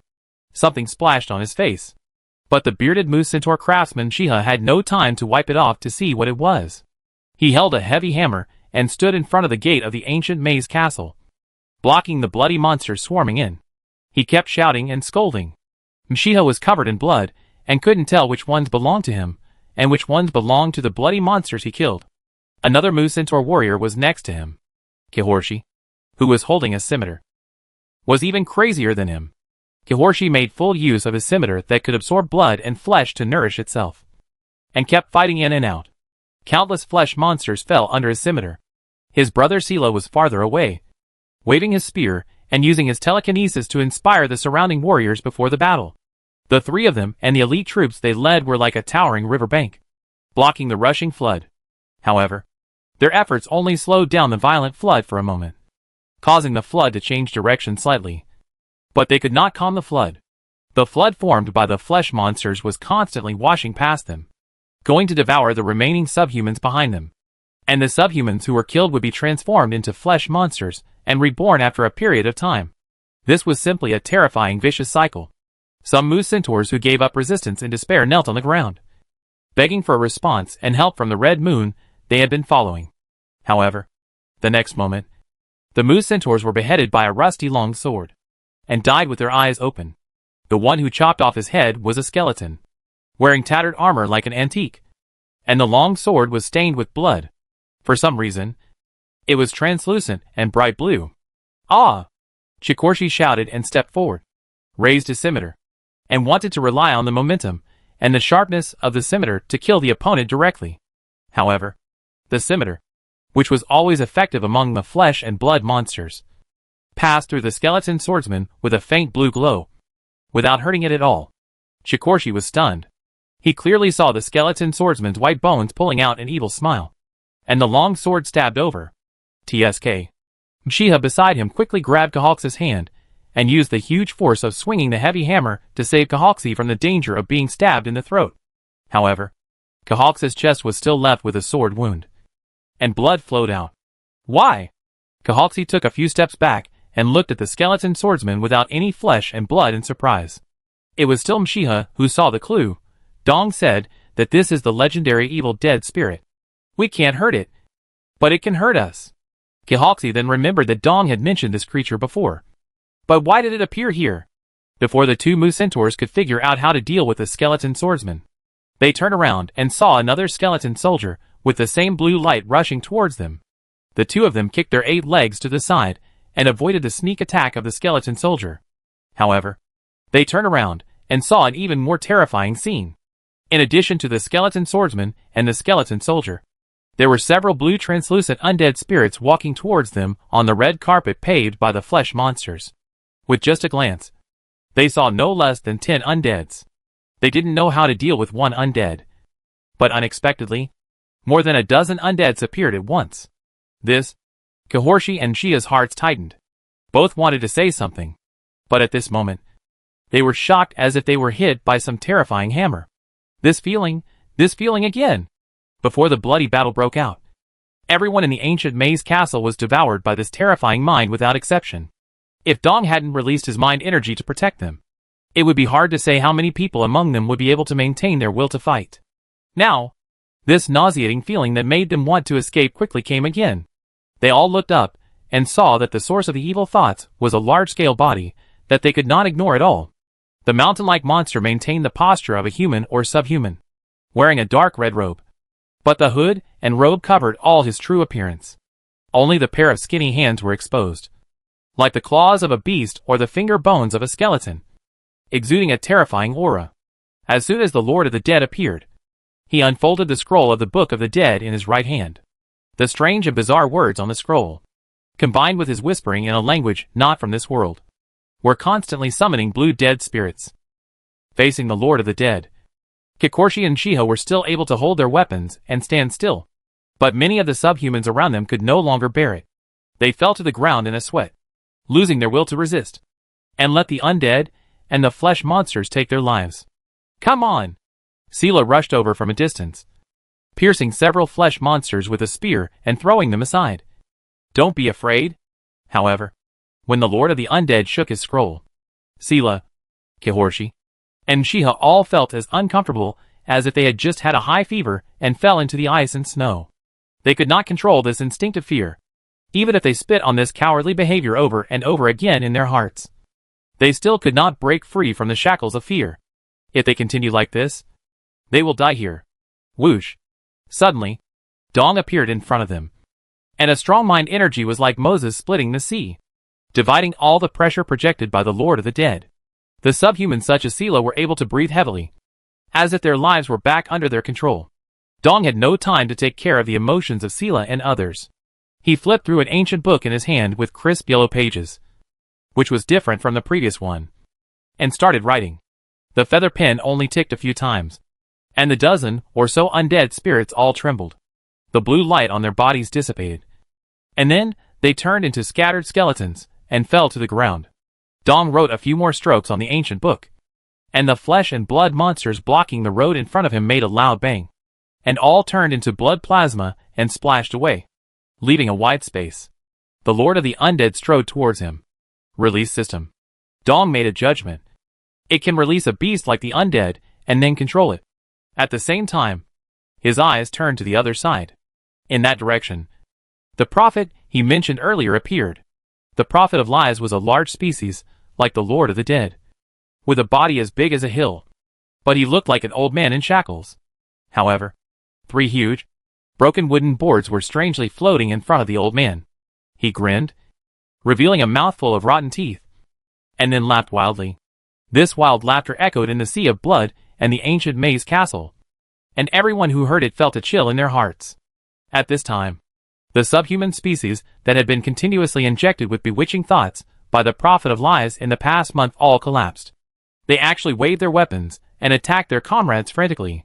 Some subhumans had already rushed towards Sela, Kaholshi, Mshiha and others. Operation system. Dong made his second judgment, using language to control people's hearts. Even dead things can't escape from him. Dong hadn't finished speaking when he noticed the shadow in the air. He saw that several cubic stone pillars of the ancient maze, under the control of the prophecy of the lying prophet, fell directly at him from the air. Bang, bang, bang. Dong calmly wrote cursive words in the book, and activated his ability to destroy the cubic stone pillars in the air, turning them into fist-sized rubble. However, the Lord of the Dead and the Prophet of Lies were not the last 2 large species monsters to appear today. Ah! With a shrill cry, Dong turned his head and saw that Sela, who had just discussed the situation inside and outside the ancient maze castle with him, was thrown into the boiling oil pan. Standing in front of the huge oil pan was a fat female large species old witch who looked like a goblin. The old witch had just captured Sela and threw her into the oil pan in front of her without any hesitation. Amid Sela's screams, the old witch took out a wooden spoon, scooped a little soup from the oil pan, drank a sip, and then laughed. Kihorshi and Shiha panicked and wanted to save Sela. They tried to overturn the oil pan, but the old witch took out a heavy hammer and hammered them all out. Boom! One wave has not yet subsided. Another wave rises. A large area of the wall of the ancient maze castle was shattered by a cannon. The cannon was moving, and it was pushed by several small flesh monsters. The muzzle of the 16-pound cannon was raised, and another cannon was fired, which shattered the wall of the ancient maze castle again. This time, the wall collapsed and buried Kihorshi and Shiha, who were blown away by the old witch of the strengthening department. Dong frowned under the hood. Release the 16-pound cannon of the release department. This is simply a gathering of monsters. He made a few more strokes in the book, and then he heard a hissing sound, and Sela flew out of the old witch's oil pan, as if he was caught by an invisible hand and thrown to the back. Sela was not dead. He used his mind to protect his whole body, even though his whole body was blistered and horrible. But at least he was still alive. Kihorshi and Shiha, who crawled out of the gravel, immediately came forward to rescue Sela, and Dong's move naturally attracted the attention of the four large monsters, including the old witch, the Lord of the Dead, the Prophet of Lies, the old witch, and the 16-pound cannon surrounded Dong, just like how the flesh monsters surrounded the ancient maze castle in the previous month. Dong took a deep breath, and just when he didn't know what to do, his heart suddenly jumped, and he raised his head and looked at the horizon. A black dot, piercing the desperate sky, whistled towards him. Chapter 501. The 16-pound cannon, as the name suggests, is a cannon. The flesh and blood monsters guarding the cannon and responsible for igniting it are just controlled vassals. They twisted their swollen, dark red limbs and raised their ugly heads. And that was the scene they saw. Death roared down from the sky. Boom! The silver and dark intertwined light beams penetrated the heavy and hard barrel of the 16-pound cannon. The large monster was disintegrated without even a chance to fight back. The residual power of the explosion spread, and the broken iron pieces of the 16-pound artillery were like huge chariots, knocking the flesh monsters away and smashing them. Perhaps it has two stages, but it is impossible to show it after it is broken into this state. In the huge crater, a hand pushed away the diffuse gunpowder smoke, revealing a hunter wearing a tricorn hat, and two badges were clamped between the fingers of the other hand. The hunter badge and the Goo Grudge badge flipped flexibly between his fingers, and then both badges emitted light, absorbing the grudge and receiving gifts. Gift of the hunter badge, teleportation lantern. Gift of the Goo badge, the remains of a 16-pound cannon. German strode out of the smoke. The flesh monsters around him had been cleared by the explosion and turned into disgusting and sticky meat paste. He looked around the mess and saw Dong, who looked nervous, Sela, who fell in the arms of his brother Kihorshi, and Shiha, who was covered in blood.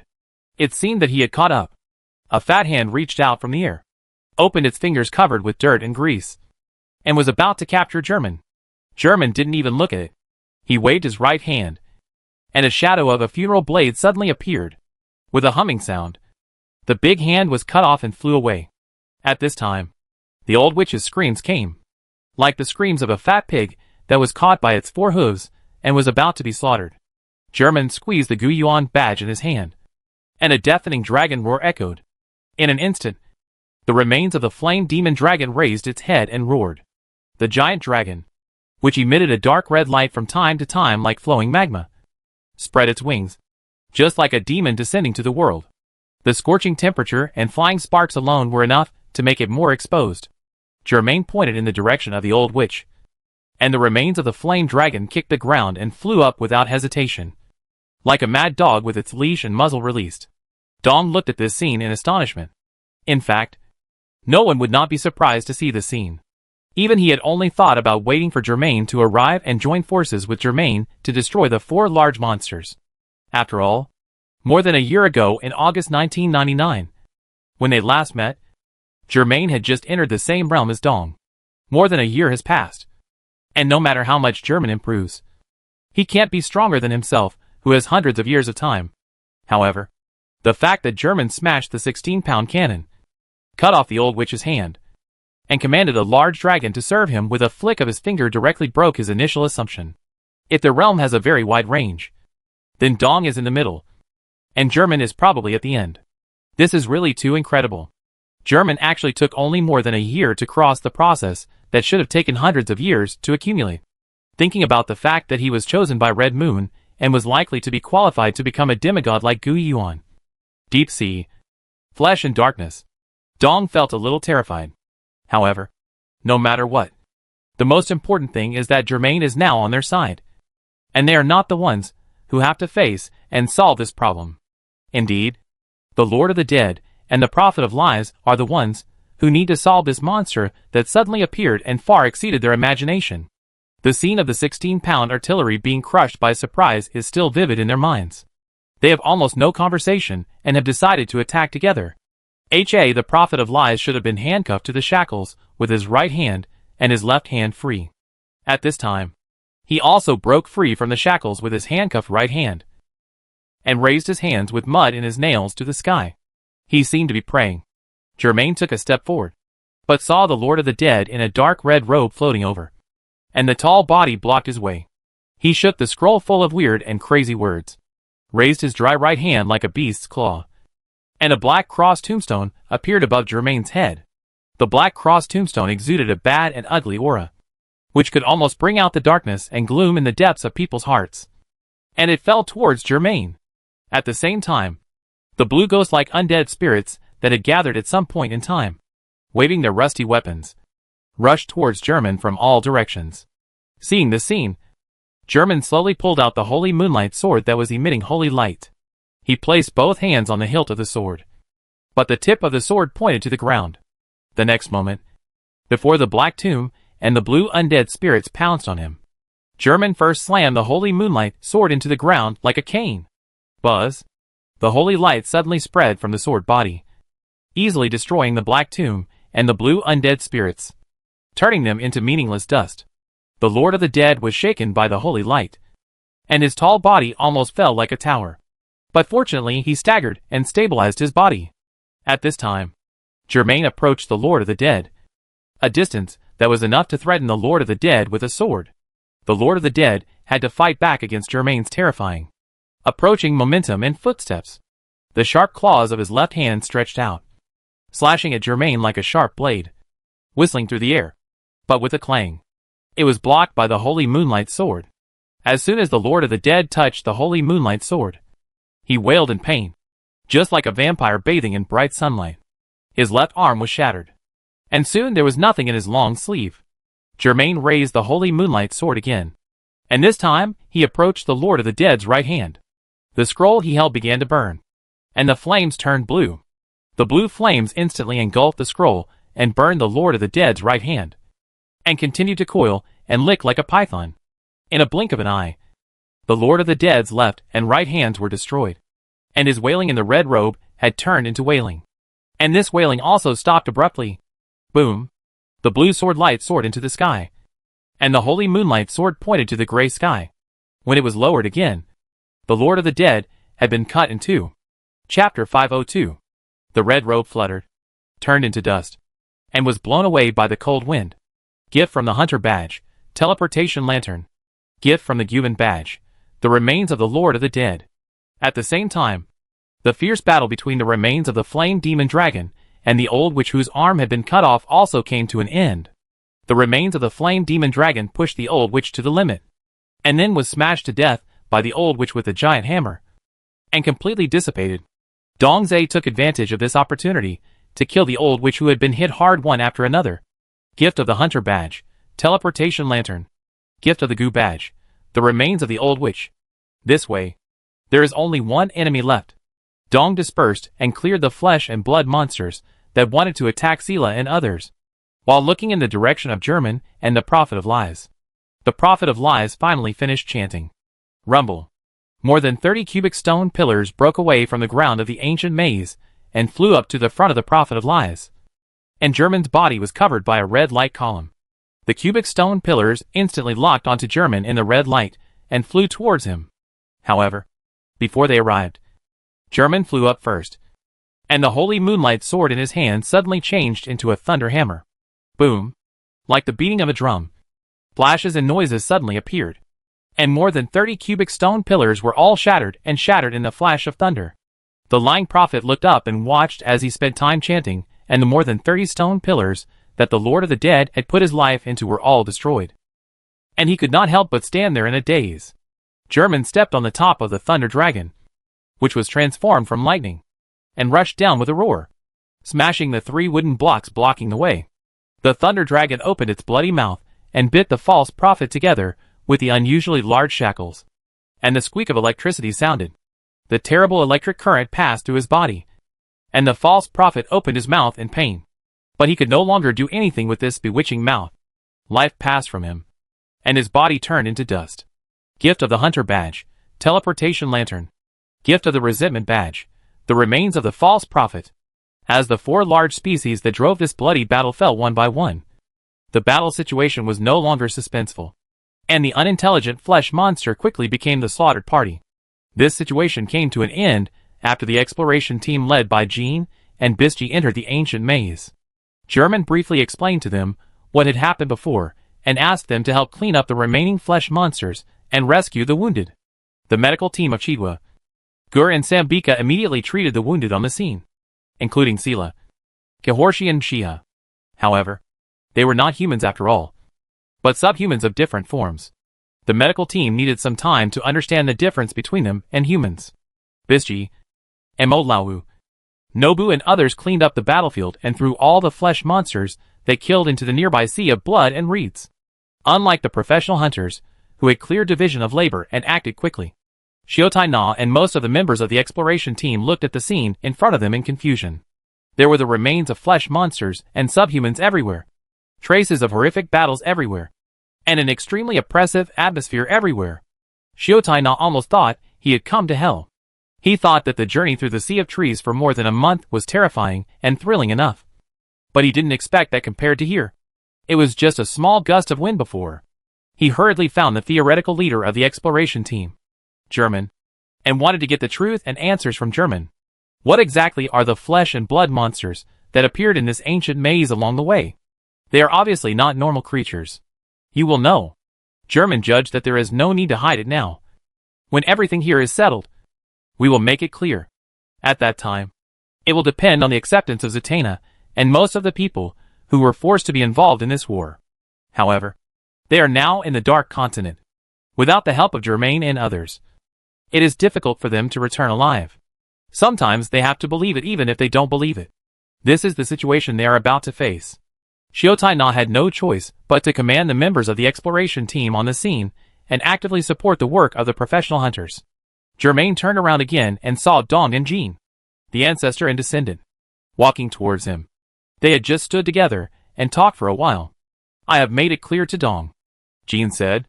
We have to ensure that this exploration team enters the ancient maze safely. So we are here now. Dong still habitually kept a distance from everyone. He was wrapped in a black robe and shook his head. You came at the right time and caught them all in one fell swoop. Speaking of this, Dong himself was still a little bit unbelievable. He didn't expect that among the 4 large monsters that even he was afraid of, 3 of them fell to Germain, and the 4th was also severely injured by the monster he materialized. Dong was very sure that Germain's fighting power was not as good as his more than a year ago, and such a leap was truly shocking. I think now the situation is urgent. There is no need to say anything else, Germain said.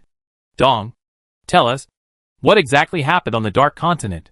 Dong nodded and told the story. In fact, this is obvious. Any creature living on this land has a vague understanding of what happened.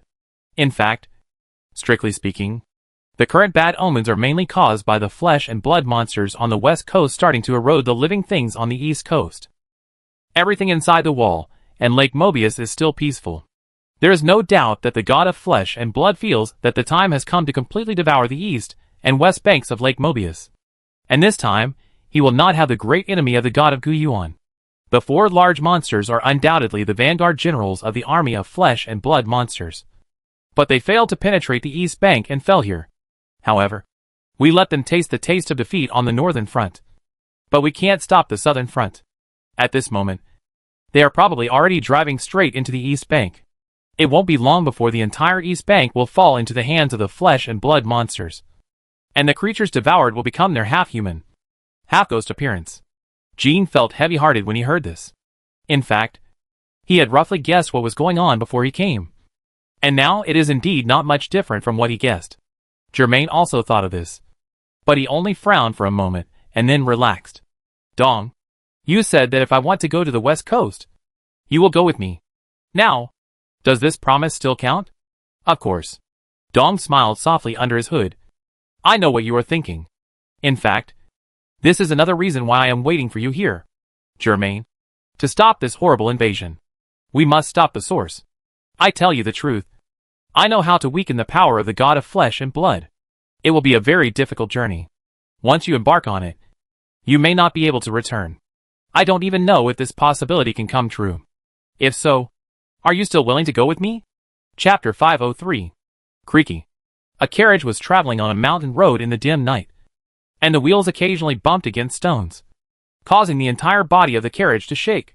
Two horses with jet black hair stepped out with 4 hooves, pulling the huge carriage at an incredibly fast speed. They had been running for several kilometers in a row, but there was no sign of fatigue, not even foaming at the mouth or neighing. Not only that, their eyes were like a pool of dead water, never waving, and they only knew to gallop forward. This is because they are not living creatures. In the slightly swaying carriage, there is an oil lamp in each corner, emitting a soft dim light, interweaving the shadows of the 3 people. Germain, Dong, and Jean are the 3 passengers in this galloping carriage, and there are only 3 of them. In the ancient maze castle, Dong asked Germain if he was still willing to go with him after learning about the risks of this journey. Germain thought of Xieti, who was far away in the new world, and their unborn children. However, because he thought of them, Germain agreed without hesitation. Even if it was extremely dangerous, he had to go there to solve this crisis that was even more terrible than the chaos caused by the god of Guyuan more than a year ago. He couldn't let the god of flesh and blood swallow up the east and west banks of Lake Mobius, because then the future of mankind would be completely ruined. After so much effort and sacrifice, he had to retreat into the small tortoise shell of the 6 continents and wait for the end of the world. It was too tragic. Jean also chose to go with them. In addition to his great interest in the west coast, he would also be a good helper for Germain and Dong. In contrast, Bisji had to stay in the ancient labyrinth castle, although they had killed 4 large monsters such as the Prophet of Lies. This did not mean that the offensive against the ancient labyrinth castle would end completely. Bisji was the strongest combat force besides the 3 of them, and she needed to stay here just in case. Germain could also sense the situation of the ancient labyrinth castle through the lantern teleportation point, and he could teleport back directly when necessary. However, Bisji had to stay there to hold out until Germain came back. That night, Germain confronted Shutena and the core members of the Hunter Association about the chaos in the New World, and the truth behind the tide of flesh and blood monsters. Some people had long known about the god of Gu and the god of flesh. Some had long suspected it, and only now got confirmation. And some were completely confused, and were still confused at this time. Shutena had personally experienced the chaos. He had seen those vicious monsters, the terrifying storm, and felt the indescribable sense of oppression. Later, the Hunter Association gave an investigation report that the egg and pot ritual of the Kajin royal family went wrong, summoning evil creatures, and could also make people related to the royal family become evil creatures. Shiotai-na accepted the results of the investigation, but he always keenly believed that the Hunter Association only told part of the truth. It was not until now that he learned how earth-shattering the hidden part was. In fact, after seeing the gatekeeper of the Boundary Gate, the guide of the ferry ghost ship, and the deep-sea city on the seabed, he already had a strong ability to accept. In addition, he spent more than a month walking through the forest from the coast of the Dark Continent. He thought that no matter what he saw or knew in the Dark Continent, he would not be surprised. Unexpectedly, the inside story revealed by German here still shattered his 3 views, making it difficult for him to accept it for a while. And he just sat in the chair in a daze. German did not have extra time to let them digest the truth. After he finished speaking, he would leave with Dong and Jean immediately. Those who stayed here would take the ancient maze as the core and slowly gather the nearby subhuman survivors or other creatures that could communicate. Just like in that chaos. With Basiji, Emolawu, Guanchi and others in battle. And Chidwa, Nubu, Minchi and others in logistics. There is basically no problem in surviving in this area. The 3 people sitting in the carriage must go deep into the hinterland of the west coast, cut through the thorns, and complete their 3 major missions. First, attract the attention of large monsters like the false prophet on the west coast. Let them chase the carriage, and relieve the pressure on the east coast. Second, follow the steps described by Dong. Destroy the ritual stone formations one by one, and weaken the power of the god of flesh and blood. Third, if possible, kill the demigod. No matter how slim the hope is. One cannot deny one thing. The probability of a human being killed by a cat is low, but it is definitely not zero. At this moment, inside the carriage, the different sitting postures of the 3 people fully demonstrate their different personality traits. Germain sat seriously, with his hands on his knees, looking calm and composed. Dong huddled in a corner of the carriage, wrapped up his black robe tightly, and pulled his hood up, as if he was very cold. Jean half lying, with his hands on the back of his head, and his legs crossed on the bench in a relaxed manner. Dong, the unshaven Jean, took the initiative to speak. We have been on the road for a while. Isn't it time for you to tell us where we are going? Germain, wearing a tricorn hat, also raised his head from his contemplation and looked at Dong. Dong nodded and said, Before this, I am very grateful and relieved for your courage, especially when you know what you are about to face. Germain said nothing, and Jean spread his hands. In fact, the meaning was the same. They were all prepared. Dong slowed down before continuing. Humans, chimera ants, moose centaurs, vicious foxes. Any race, the individual who develops to the extreme, is the king of that race. The king develops one or more aspects of his will, wisdom, strength, speed, etc. to a point that far exceeds other individuals of the same race. After that, if they want to become stronger, they will be affected by talent, potential, aging, environment, thoughts and other aspects. Sometimes, not only can they not make further progress, but they will even regress. Soon, the king will realize himself or get knowledge from the demigods, and know that to break this bottleneck and restriction, they need to rely on external forces. They set up a ritual, use the running ritual, set corresponding rules, and involve other lives in an area to nourish the body. After that, the best among the kings will go through the ritual and reach a new level. That is, the realm of the Apostle of God. So, if the rituals of multiple Apostles of God are running, occupying a large area, and letting the creatures here be used for their own benefit, what they finally raise is the demigod. This is the case with Gu Yuan, the deep sea, and flesh and darkness. Chapter 504. Bang. While thinking about what Dong said, Jean lifted the curtain beside him and looked into the darkness. As a result, he happened to meet the afterimages of the flesh monsters in the darkness. After the carriage that German materialized drove into the west bank, he encountered more and more flesh monsters. This was normal because they were heading towards the lair of the flesh monsters. At the same time, more and more flesh monsters noticed the creaking carriage. Some of them may not have time to avoid it, and some may have rushed over on their own initiative. In short, they collided head-on with the carriage, making a series of bang-bang-bang noises. Under such circumstances, the seemingly tattered carriage smashed these flesh monsters into pieces and forcibly rushed out a bloody path. The wheels rolled, splashing a pool of blood, and an eyeball of an unknown creature fell in front of Jin's eyes, its pupils wide open. Bloodshot, Golden Finger flicked his eyeball out of the car window, then turned around and asked, Can I understand that the more territory a demigod occupies, the more powerful he is? Yes, but no. Dong did not keep the secret and explained. The wider the territory of God's land, the more rewards the demigod will get every moment. But, however, whether God's land can fully develop its potential depends on whether the rules of the ritual can be cyclical and effective like an ecosystem. German tapped his knees and said, So, the key to weakening the god of flesh and blood is to destroy these cyclical rituals? Correct. Dong nodded. But, there is no doubt that every place where the ritual stone formation is located must be guarded by an apostle of God. They will definitely not let us do this easily. We are going to one of the ritual stone formations now? Yes. Dong stretched out his scarlet hands, like those flesh and blood monsters, from his black robe, and materialized a book and a feather pen. I will use my chain of knowledge to directly infuse those 3 locations into your minds. Relax and don't refuse. He picked up the pen and made a few strokes on the book. And then the 2 chains directly pierced into the foreheads of German and Jean. Then, a map like parchment appeared in the minds of German and Jean, which could be stretched or rolled up freely according to their wishes. Forgive me. This map is a bit sloppy. Because every time I come to the West Coast, my trip is much more hasty than when I was on the East Coast. Especially the last time. I almost escaped. I don't have much time to record everything I saw. However, I have roughly determined the location of the 3 ritual stone formations. You can see it on the map. In fact, Dong's words were still too modest. His map was already detailed enough. And the terrain and even some forks were mentioned. German sensed the implication of Dong's map and words. You don't plan to go with us? Dong shook his head. I said I would go with you. And I will keep my promise. However, the blood curse on me must be treated with caution. In the next period of time, I will act alone and rush to the first destination before you.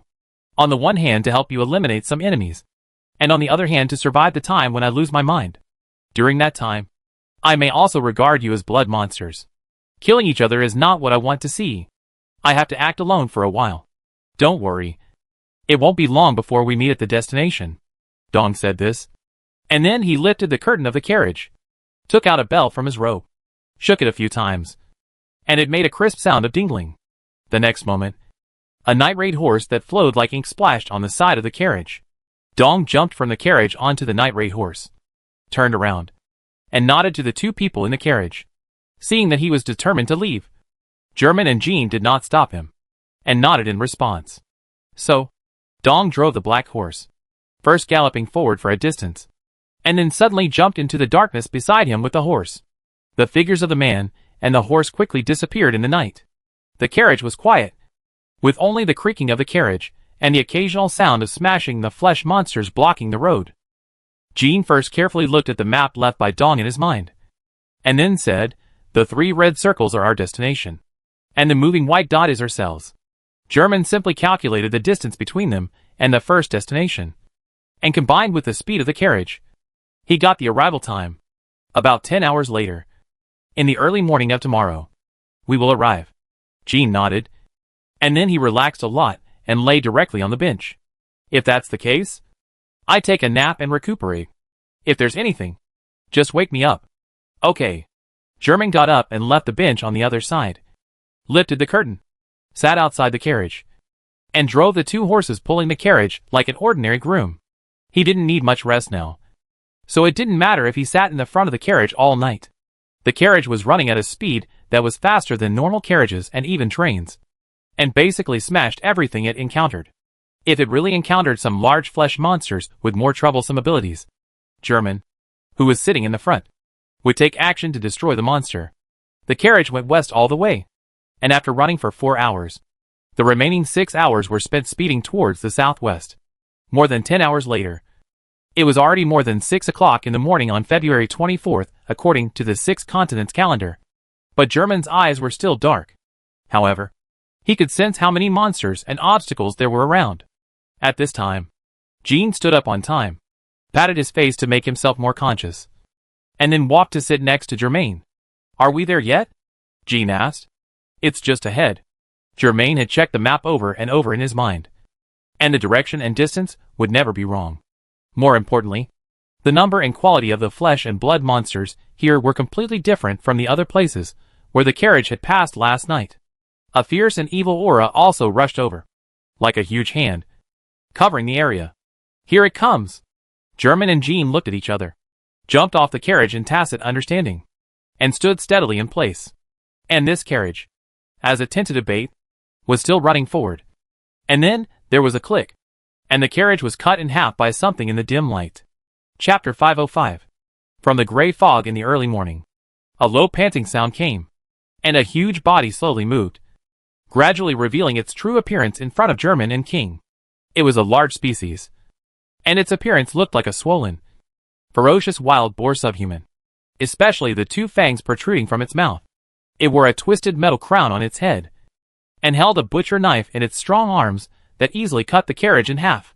The skin was uneven, and had many bite marks. A large mass of intestines came out of its open belly, like an apron, covering its legs. Behind this large species, there was an inconspicuous small species, which was a wild boar subhuman species like it, with a body size similar to that of German and Jean, and intact limbs, roaring like a dog relying on the power of others. This was the pig god and his follower, the pig god, and there was no doubt that he was a terrifying monster of the strengthening system. German and Jean turned their heads at the same time and looked behind them. Another group of black fog emerged from there, and all the flesh and blood monsters they had seen on the way crawled over and gathered together.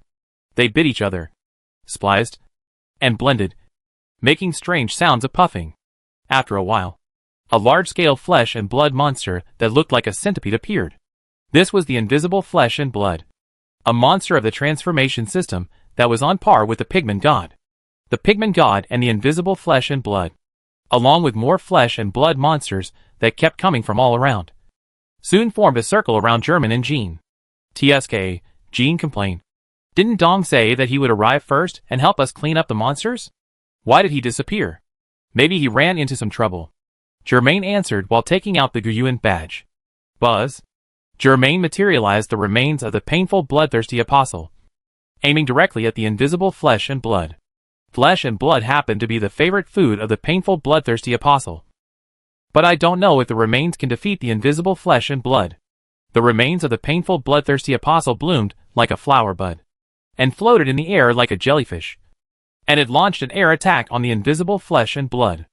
Germain did the same thing and materialized the remains of the old witch. The old witch who was an enemy yesterday became one of Germain's servants today.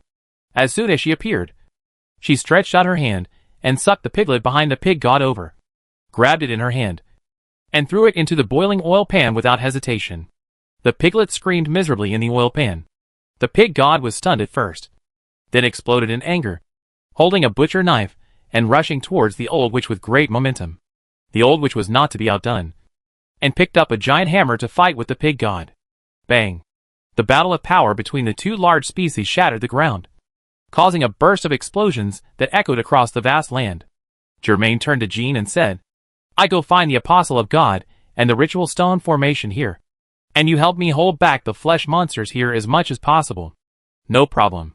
Jean knew his position very well on this trip, and did not try to be brave. I will resist this group of flesh monsters, and I will also take the opportunity to give the two large species a fatal blow. This is exactly what Germain thought.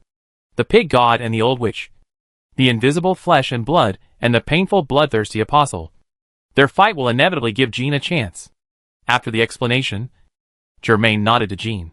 Then he tiptoed and jumped into the air, spreading his silver wings. Swoosh! He flew away from the bloody tide on the ground at the speed of an arrow, and the meat saw popped out of his hand, chopping up the bloody monsters that were flying and trying to hug his face. Germain turned into a silver arc of light, and wherever it penetrated, the flying bloody monsters exploded into blood mists, falling to the ground like raindrops. His current perception ability allowed him to easily find the target he should hunt. Bang! Silver light exploded, and German accelerated in the air, shaking out smoke rings. In the blink of an eye, he approached several high mountains. Just a glance could tell something was strange. Those high mountains were not made of soil, rock layers, trees, and weeds, but were made of piles of corpses. In the middle of the piles of corpses and flesh, there was a mountain that was much higher. In fact, it was a man that was bigger than all the large species. It was dressed in yellow and sat on the ground. Its head was a skull, which was drooping at this time, and was sealed inside by a device like a cabinet of curiosities. When Germain approached, the apostle of God, the collector, slowly raised his head and looked at Germain with his empty eyes. It's coming! Germain and the collector started their actions almost at the same time. The collector casually grabbed 3 skulls of different monsters from the nearby meat mountain and threw them into the air. In an instant, the surrounding meat mountains moved, and the flesh and blood buzzed like wasps, flying towards the 3 skulls, forming their spines, limbs, skin and flesh. 3 large monsters were needed in an instant. Germain took out the goo badge and without hesitation materialized 3 large species accordingly. The remains of the disease spreader, the remains of the stealing tongue, the remains of the joy crack. The 6 large species collided with each other and fought each other. For a moment, the flesh mountain shook. This situation was obviously not expected by even the collector. The collector soon realized that Germain was a strong enemy. A strong enemy that it rarely needed to take seriously. It slowly stood up. Once it stood up as a giant species, even with a slight hunchback, it still towered into the sky. The collector turned over the yellow clothes he was wearing with his dry hands, revealing a dark area inside. And countless skulls of the dead emerged from the darkness. These skulls, as well as the surrounding corpses and flesh mountains, were all the collector's collections, and they all made a piercing cry. The devil's voice entered his ears, and even Germain couldn't help but feel dizzy. He clenched his teeth, and a silver halo suddenly appeared on his head, alleviating all the mental shock. The collector was surprised again. He didn't expect that Germain had a way to deal with his 2 methods. Then, he was not only surprised, but also felt fear again for the first time in a long time. He saw Germain pull out a sickle. The collector instinctively sensed the fierceness of the sickle, which was as scary as encountering a natural enemy. Chapter 506. Germain held the funeral blade, flapped his silver wings, and with another explosion in the air, he shot towards the collector. Bang! The collector clasped his hands together, trying to catch Germain. But Germain flew out from between his fingers at a faster speed. He couldn't let the collector catch him easily. And at the same time, he had to give the collector a sharp and effective counterattack. Swish! The funeral blade shattered the glass of the treasure cabinet outside the collector's head, and the broken fragments flew, and the skeleton scratched by the blade shed yellow strange fire. The collector was surprised. He didn't care about the wound on the skull. He quickly rolled up the yellow clothes and covered his head. In that instant, the whole huge body shrank rapidly. Germain's strength forced it to use its most terrifying ability immediately. It shrank into a ball, like a ball wrapped in yellow clothes, and its size was reduced to almost 1% of its previous size. Bang, bang, bang. It beat like a heart, constantly accumulating energy, and this process was actually quite fast. Then, the yellow robe stretched out, expanded rapidly, peeled off layers of skin, and released a terrifying gale from the yellow robe. Boom! The gale howled, and the surrounding meat mountains, and the several large species that were originally fighting were all shaken by the wind. Soon, the flesh and blood on the large species were scraped off layer by layer by the gale like a bone scraper, turning into mud and flying far away. They didn't even have time to roar, and their cries were completely swallowed up by the howling wind. Only skeletons remained, and these skeletons could not escape the bad luck. After making a crackling sound, they broke into powder and were swept away by the wind. The surrounding meat mountains had the same fate as them. Their loose structures were scattered and flying in an instant. Everything seemed to be swept into a meat grinder, turned into a pool of mud, and thrown into the distance. Germain was also in the strong wind, and his silver wings, black robes, and flesh all wanted to leave him involuntarily. He felt his skin and muscles tearing, and even felt his bones shaking. Germain had tried his best to hold on, but his whole body was still blown away from the collector bit by bit. In order to stop the collector's wind from continuing to rage, Germain immediately took out the deep sea badge and used it. The deep sea badge allowed him to call the wind and rain in a certain area, and the strange wind that the collector had erupted was also within its range of influence. Buzz! The wind direction changed at this moment, no longer targeting Germain, but blowing back to the collector. The collector thought that he could win by releasing this hurricane that could destroy everything around him. But he didn't expect that Germain would come up with a countermeasure again. It had to compete with Germain for control of this strong wind to prevent its yellow body from being destroyed by this strange wind first. Whoosh! In a short while, all the collections piled up by the collector here were blown away, turning into bloody rain and wind and falling in the distance. And the whole land was also scraped with a layer of soil. Whoosh! The sandstorm appeared for a moment, and then suddenly disappeared. The collector emerged from the smoke and dust, and returned to his original size. After fighting with Germain for the wind for a long time, the collector found that he could not take the initiative, and was even gradually at a disadvantage. So he dispersed the wind. However, in this way, all the means of the collector were used, and all were restrained by Germain in various ways. What else can it do next? The collector himself did not know. German was not in a hurry to chase. He hovered in the air leisurely, waiting for the blood and flesh on his body to heal quickly, while checking the hunter badge and the goo badge. Gift of the hunter badge. 2 teleportation lanterns. Gift of the goo badge. The remains of the invisible flesh and blood. The remains of the pigman god. It seems that the battle on the other side has already been decided. He materialized the remains of the Apostle of Pain and the remains of the old witch, and sacrificed himself to severely injure the invisible flesh and blood and the pigman god, creating a good opportunity for Jean to kill. In this way, the only enemy left was this ignorant collector. Bang! German accelerated in the air again, flying around the collector in a circuitous way, preparing for the next attack. The collector saw Germain getting closer and closer, and had to take action. It unfolded its yellow clothes, revealing the darkness and the looming skull under the yellow clothes. Buzz! The shock wave from the spiritual thoughts came, and the silver light on Germain's head seemed to be ignited, emitting a dazzling brilliance. And then it was eliminated. He did not take this shock wave to heart. What he cared more about was that the collector actually repeated the ability it had used before. In other words, does it have no other means? While feeling slightly surprised in his heart, Germain launched his attack without hesitation. Since you can't come up with a new way of attack, it's my turn. Swish. He turned into a silver arc of light, approached the collector, and then flew around it at high speed. The increasingly fast speed made the collector unable to keep up. He stretched out his hands, and his yellow clothes rolled, but he missed several times. Germain did not fly around the collector randomly, but used the speed in this state and the sharpness of the funeral blade to turn himself into a weapon. Crack, crack, crack. First the fingers, then the yellow clothes, then the remaining parts of the cabinet, and finally the skull. The collector found himself being dismembered bit by the silver arc, especially after the yellow clothes were chopped off, revealing the bare bones. It looked even more miserable at this moment. Roar. It roared, and its hands, which were chopped down to only one finger bone, waved wildly in the air, as if trying to catch Germain by chance. At this time, the collector had no time to think about how to seriously injure or kill Germain if he really caught him. He just wanted to catch him.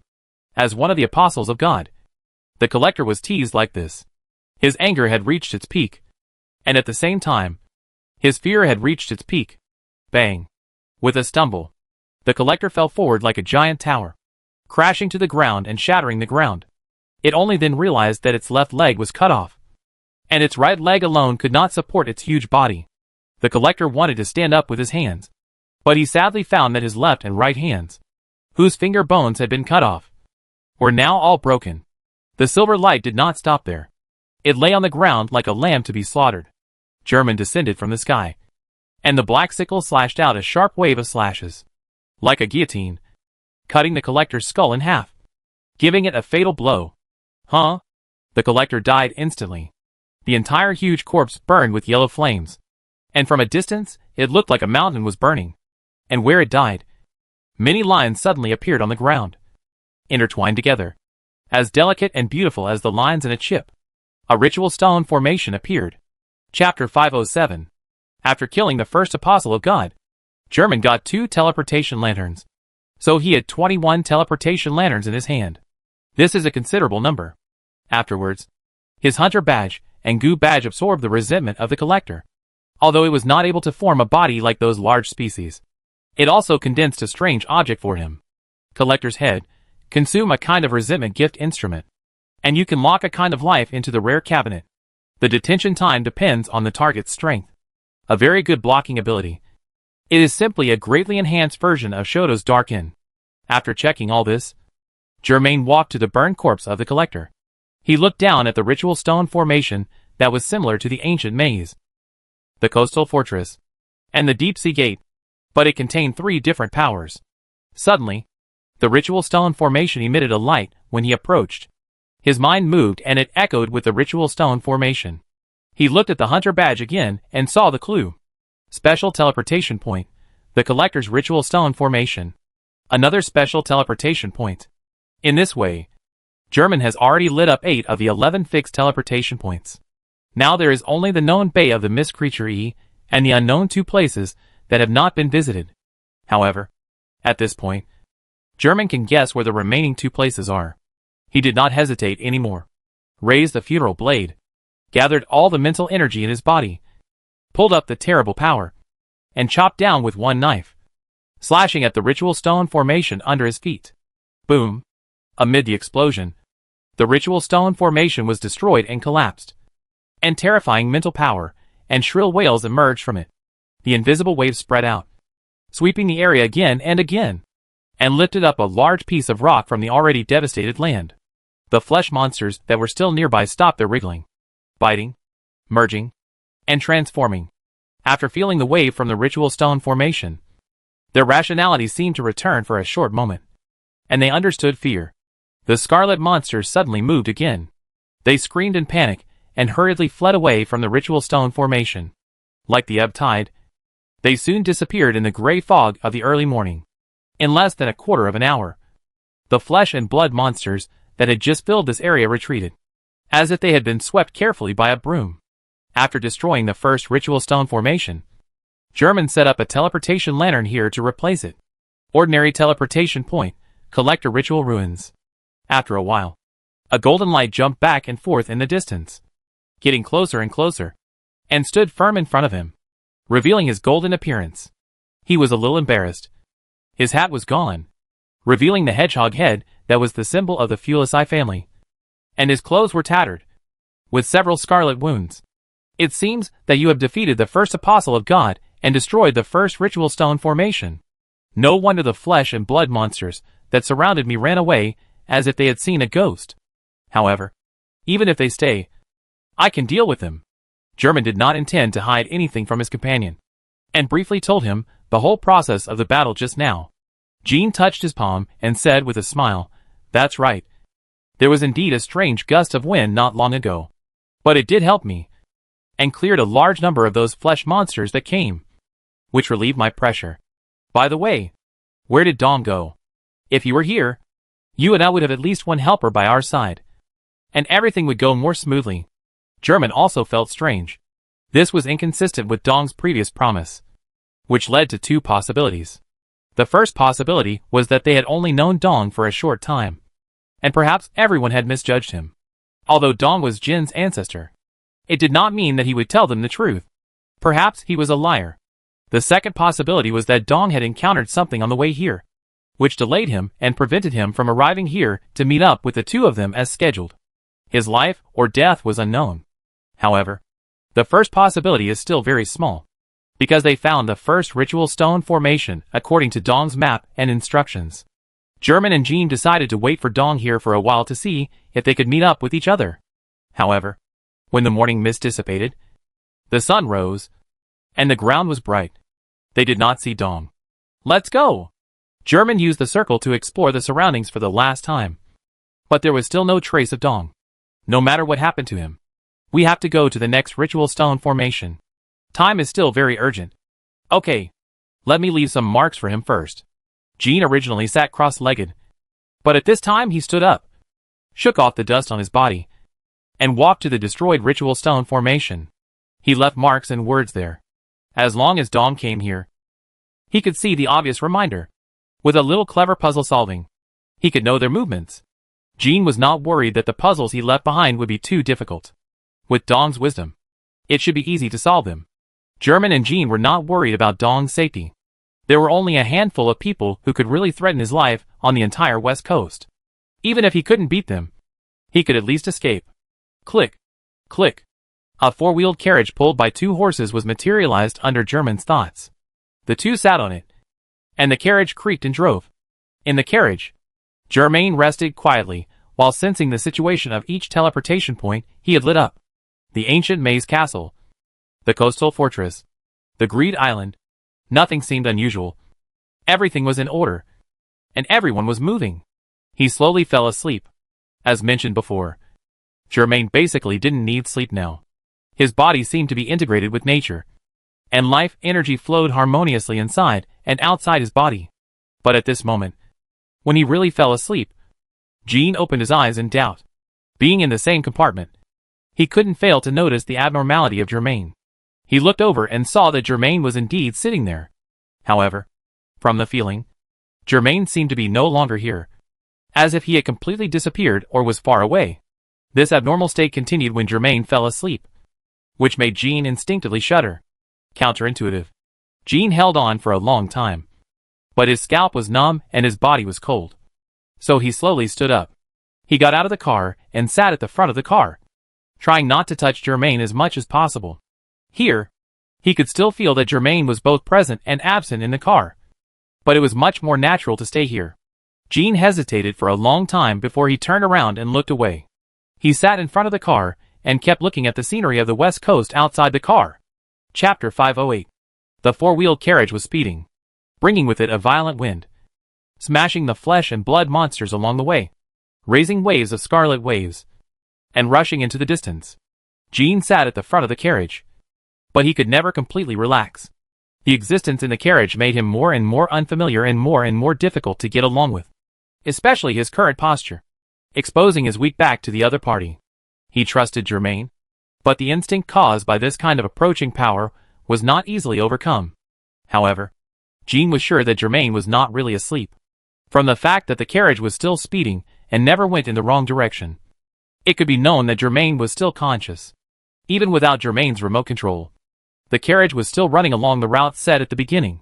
Germain was just in a state of chaos, a state that Jean could not understand, and only he could understand. Suddenly, this chaotic state disappeared, and Jean's feeling of being on edge also disappeared. Jean breathed a sigh of relief and looked back in surprise. Sorry. When Germain lifted the curtain and got out of the carriage, his first words were apology. I got too deep just now. Even if he didn't take the initiative to sense Jean's thoughts, because the distance was too close, those chaotic thoughts would still enter his mind. As soon as Jean heard it, he realized that his thoughts were exposed. He asked with some embarrassment and curiosity, What have you fallen into? A strange state, Germain explained. I feel like my soul has left my body and is traveling around the world. Traveling around the world? Yes. I said that my soul has traveled around the places where I once planted or lit lanterns. Can you understand? Jean felt incredible, but after a while, he accepted it. No matter what happens now, I won't be surprised. He asked again, Germain, what do you think this state will bring to you? I don't know, Germain answered truthfully. I can see the pregnant Chiati, President Netero at the desk, and Biscuit, who is directing the construction of the castle. He did see it. He was floating less than 1 meter away from them at the time, but they couldn't see him and were still concentrating on the things at hand. Chiati's pregnant belly was already obvious. She was wearing a loose dress and walked very quickly. The woman who took care of her carefully protected her belly and was very nervous. After confirming that Chiati was fine, Germain turned around and floated away. He said to Jean, I can't touch them. I don't know what this means and what it will bring to them. The only thing Germain could be sure of was that he would appear from the teleportation point every time, and then he could start to wander around. The radius of several kilometers, with the teleportation point as the center, is the range of his soul wandering in the sky. If it is farther, he can't go. In other words, this state must be related to those lanterns. Magical ability, Jean said. Since there is no clue now, let's be optimistic and make good use of this ability. Germain nodded in agreement. The area where the next ritual stone formation is located is far away. The carriage drove from the end of February to the beginning of March before it could barely see the raised mountains. The carriage climbed up the cliff, encountering more and more flesh monsters along the way. They were densely packed in groups, acting irrationally, just wanting to pull the living things off the carriage. The entire four-wheeled carriage was overturned by the flesh monsters, rolling down the cliff, and before it fell to the bottom of the valley, it turned into a thought and dissipated. Germain and Jean, who were originally in the carriage, of course, stood safely on the edge of the cliff. On such a narrow path, the carriage was too heavy, not to mention that the destination was approaching. So they simply abandoned the carriage. The two men attacked, one with silver and black interweaving, the other with golden light flashing, and they cleared a bloody path like cutting melons and vegetables. During this time, they still had time to talk. Dong has been out of touch for more than a week. Jean pointed to his head. The map is still in our minds, which means that we are still connected with him. Jean meant that Dong should not be dead or unconscious. Otherwise he and Germain would not be able to use the map. What is he doing? Jean kicked a flesh monster that jumped up.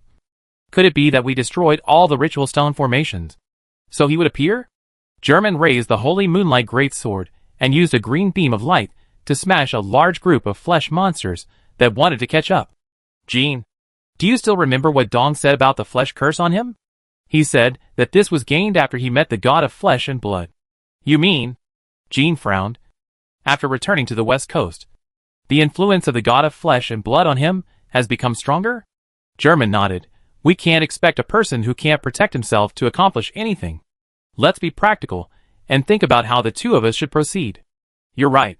We should be practical. They decided not to include Dong in their future plans for the time being, and no longer worry about Dong's situation. Not only was Dong in danger, their current situation was not much better. The two rushed all the way to the mountainside, bypassing a smooth stone wall that blocked their sight, and they saw the tower built on the mountain. The upper and lower floors of this tower were both spiral twisted structures, and between the two, there was a dark red spherical residence that flashed strange light from time to time. German and Jean looked at each other, and then walked quickly towards the bottom of the tower together. Looking back, the flesh and blood monsters chased here and stopped chasing. It seems that they still instinctively dare not enter this forbidden area. The two saw a heavy door. After pushing it open, they revealed a very spacious space inside. They were like two small ants breaking into a strange room. Bang! The door automatically closed behind them, and the echo between the walls became smaller and smaller until it disappeared. The two walked to the center of the room and noticed a spiral stone staircase, which should be the only way to the red spherical residence in the middle. Swish! Suddenly, the sound of water rushing was heard. There were several holes in the bottom of the tower, and those holes were constantly pouring a lot of water into the palace on the bottom. After a while, the icy cold water soaked the entire ground. The surging water was over the knees of Germain and Jean, and the water level was still rising. In one of the holes where the water flowed in, someone suddenly sang loudly, with hoarse voices, intertwined with each other, without any coordination or rhythm. Their singing seemed to deliberately disturb people's mood and make them more anxious. Suddenly, a tattered boat floated out of the cave, rising and falling with the water, and four rough men with strange blue light on their bodies were on it. One of them had a white beard hanging down to his waist and wore a pirate hat. He was obviously the captain of this pirate ship that suddenly appeared. Not only that, under the rising water level, undercurrents surged, and a huge figure could be vaguely seen, swinging its tail and swimming. It was like a shark, swimming around Germain and King. Chapter 509. The tattered pirate ship took advantage of the rolling waves and drifted over, splashing a large curtain of water. The drowning crew grabbed the uneven wooden boards of the ship and laughed hoarsely at Germain, whose shoulders were already submerged in the water. The toes of both of them could not touch the ground, and they just paddled blindly. Hee hee. Hee hee. Hee hee. Hee hee. German, do you understand what they are shouting? Jin's old and dirty clothes were soaked and swollen, as if they were hiding soft balls. I don't understand the language, Germain replied, but I can sense what they are trying to express. What are they saying? They say that we will drown here, become wandering ghosts, and become nutrients for this tower. Jean laughed and slapped the water with both hands. The whole person shot out of the water into the air, and his hands condensed into a golden sword, spinning and slashing at the pirate ship. Let me see who is the drowned ghost here. One of the drowned crew members saw him flying towards them and hurriedly swung the anchor in his hand, just like throwing a discus, and threw it out. Swish! The wet iron anchor broke through the air, pulling the clanging chain. If it hit Jean, it would wrap around him like a python and drag him into the water. Jean was not afraid, and skillfully used the golden sword in his hand to touch the iron anchor, making a clanging sound, and bounced to the side. He lightly touched the water surface again, like a seabird skimming the water, gliding towards the pirate ship. While Jean was fighting wits and courage with the drowning crew, German also spread his silver wings, flew out of the water, and hovered in the air. He vaguely saw the fat figure shuttling in the undercurrent, with a subhuman upper body, a fish tail, and scales that shone even under the water. This is a mermaid, also known as a sea siren. German had seen many of them in the waters near the coastline of Lake Mobius, and this one is obviously the king of this species, with an exaggerated size.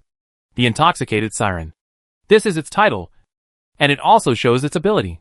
Its singing can make people intoxicated and crazy. When it turned, the ugly face like a lanternfish emerged from the water, and the forbidden song followed. La la la. The water became more chaotic, and soon many black shadows appeared, big or small, of completely different races, who died here and became water ghosts. And these water ghosts now all listened to the song of the intoxicated siren and emerged from the dead and silent bottom of the water, as if they saw a group of goldfish coming for bait. From Germain's point of view, whether it was the intoxicated siren, the drowned crew members, or the water ghosts, they were indeed just goldfish. They were like the previous collectors, the invisible flesh and blood, the pig god, the dead master, the false prophet, and other monsters, stepping on the trap without knowing it. It seems that this deliberately created lake in the tower has become a place for drowning crew members and intoxicated sirens. But it depends on the actual situation. Germain didn't say a word and took out the deep sea badge directly. As his strength became stronger, he was able to play the abilities of the hunter badge, the grudge badge, and the deep sea badge more and more, and went further. Whoosh whoosh. Under the control of the deep sea badge, the cold ice vapor floated out like smoke, quickly occupying every corner here. In an instant, the lake water that was surging like boiling water at the bottom of the tower calmed down so quickly, like a solidified transparent crystal embedded here. The drowned crew members who fought with Jean found that their shabby ship was frozen on the water surface and could not move. Only the fat and ugly upper body of the intoxicated siren was exposed above the water, and the fishtail under the water was also frozen. It kept twisting its upper body, like a fathead trying to squeeze out of a can. The two champion large species were like this, not to mention the water ghosts under the water. They were all frozen, like mosquitoes and flies in amber.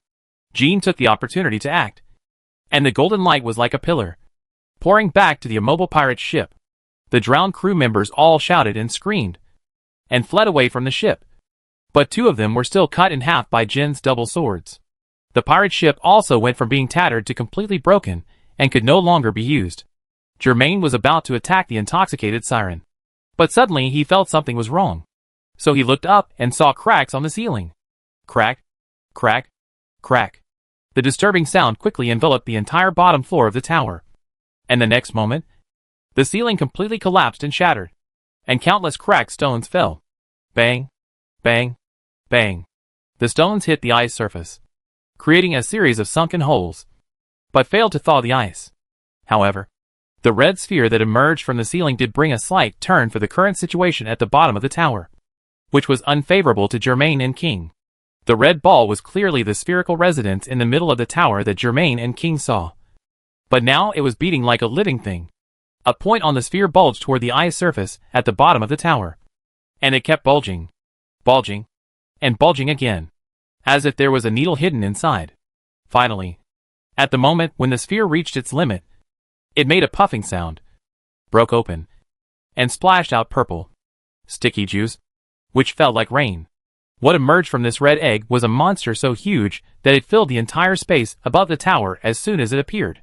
Many tentacles pulled out from its swollen body hung down like a woman's wet long hair.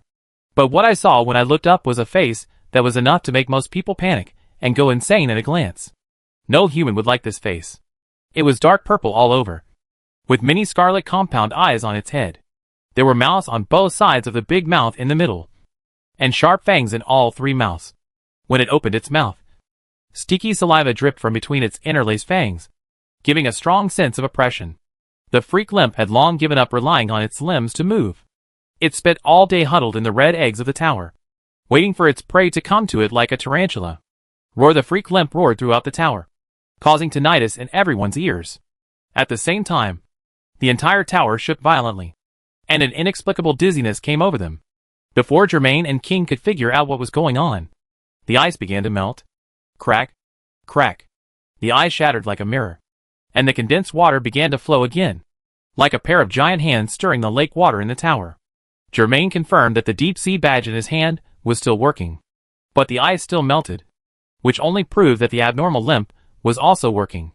This was undoubtedly an apostle of God, and an apostle of God with strength above the collector, who was able to resist the ability of Germain to use the deep sea badge.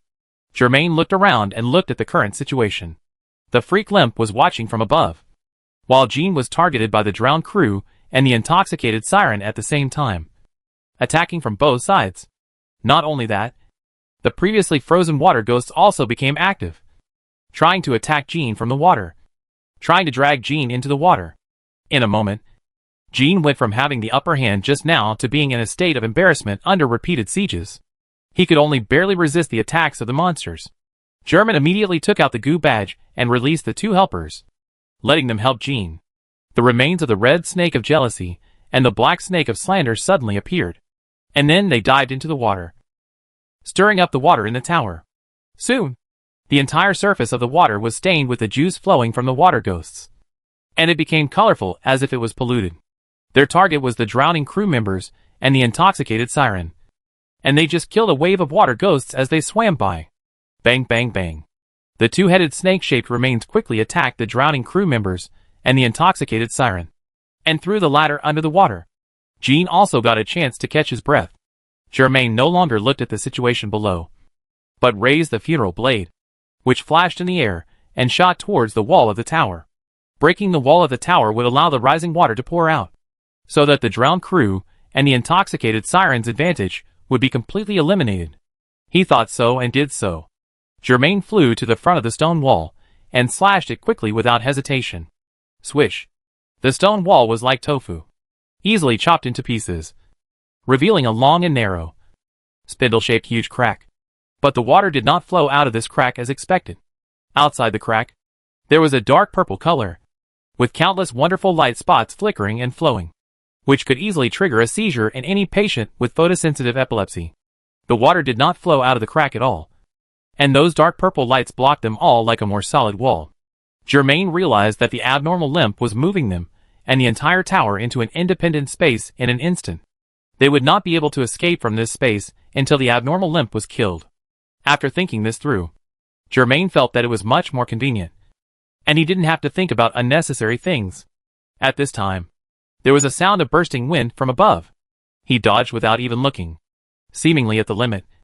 But in fact, he completely seized the opportunity and avoided several huge tentacles whipped down by the freak limp. Germain took a quick glance and could see that those tentacles were full of mouthparts like lampreys, which could bite people and make them bleed. There were sharp claws at the end of the tentacles, which were enough to penetrate the heart and abdomen.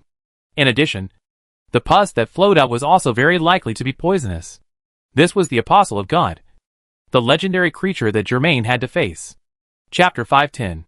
Germain exhaled, controlled his rhythm a little, and then stepped on the wind, spread his silver wings, and shot at the deformed limp man in the sky like an arrow. Swish, swish, swish. The countless, upside-down tentacles all began to wriggle, and each hook, mouthpart, and venom were all used on Germain. Germain was not afraid at all, rolling up his black robe, dodging like a dark cloud, and deflecting the unavoidable attack. However, there were too many tentacles, so dense that they looked like worms parasitic on snails, constantly slamming towards him. He had to do something. The funeral blade in Germain's hand kept swinging out slashing waves, cutting off the tentacles one by one. This action was repeated over and over again, leaving bloody traces all over the sky. The curled tentacles hit the water surface, making a slapping sound, dyeing a large area of the lake red. Germain's upward momentum was finally stopped by these tentacles, but the price paid by the abnormal limp was not small. After the tentacles were chopped off, the limp monster could no longer sit still and began to shrink upwards. This process was slow and noisy, because its fat body had filled the entire top of the tower, and it was not easy to shrink back. However, when it shrank to the red egg, it also meant that it was ready. Germain felt a powerful evil thought, like a huge cannon aiming at him, like a spring being compressed to the extreme. The long body of the limp monster suddenly bounced down from above. Boom! The huge impact shattered the entire outer wall of the tower, collapsing in all directions, hitting the strange walls of light and rebounding. Seeing that the freak limp was about to hit the water in one breath, causing Germain and Jean to be hit hard. Germain was still calm in this emergency. He saw that the freak limp was getting closer and closer, and was about to rush to his face. So he used the collector's head that he had obtained not long ago. Germain consumed the induced gas bomb, the resentment gift device, and activated the ability of the collector's head. A small cabinet of curiosities flew out of German's hand, and the skull inside opened its eyes, and suddenly opened its bloody mouth that was completely incompatible with its size. It took the head of the freak limp walker by surprise in one bite, and continued to grow bigger, swallowing the huge body of the freak limp walker. The freak limp walker began to struggle, and its clawed tentacles hit the cabinet of curiosities violently. But it was swallowed up one by one in the same way. This cabinet of curiosities and the skull were like a python swallowing a huge antelope, stuffing them into its stomach bit by bit, even if it bulged its belly. When it finished swallowing the abnormal limp and locked it, the ability of the collector's head was considered complete. However, the abnormal limp was locked in the collector's head for less than a second, and the cabinet of curiosities began to tremble violently. Bang! The cabinet of curiosities suddenly exploded, and the abnormal limp roared out of it. It was waving its claws in the air, and the strange nebula-like wonders revealed after the tower wall collapsed were like a nightmare. Germain was not afraid, nor was he frustrated. He knew from the beginning that the collector's head could not hold the abnormal limp. His goal was to use the collector's head to cleverly resolve the fierce attack from the deformed limpster. Now that he had achieved his goal, that was enough. The deformed limpster floated in the air and underwent new changes. Its purple and smelly skin cracked open one after another, and then it made a puffing sound. Many small monsters, like purple barnacles, emerged from the cracks and fell from the sky like raindrops. When they fell halfway, they pulled out the tentacles inside and spread them out. They actually floated like parachutes, blocking the trend of falling. Even if he counted them briefly, there were hundreds of them, almost covering all the fields of vision that German could see. They were there. They fluttered like dandelions, but were as scary as Portuguese man-of-war. They gathered in groups and floated towards German from different directions, with their tentacles full of sharp claws and venom that could be injected at any time. However, German had a way to deal with it. He always had a way to deal with it. German transformed the funeral blade into a thunder hammer, raised it high, and used it together with the deep sea badge and the thunder ring. Rumble. In the world of purple spots, a strong wind suddenly blew up, and dark clouds emerged, blocking the light. After the crackling sound, thunder spread. Boom. German, who raised the thunder hammer, was like the trunk of a towering tree, and the flashing lightning at this time seemed to be countless branches extending from him. Squeak, squeak, squeak. All the small barnacle-like monsters were instantly entangled by the current like a venomous snake spitting out its tongue, as if it was a net that covered them all. The barnacle monsters that were covered were all stiff, and some of the tentacles were even burning at the end, with smoke rising. And German swept up in the wind, successfully passed through the encirclement of all the barnacle monsters, and came to the front of the fanged face of the freak limp. Roar.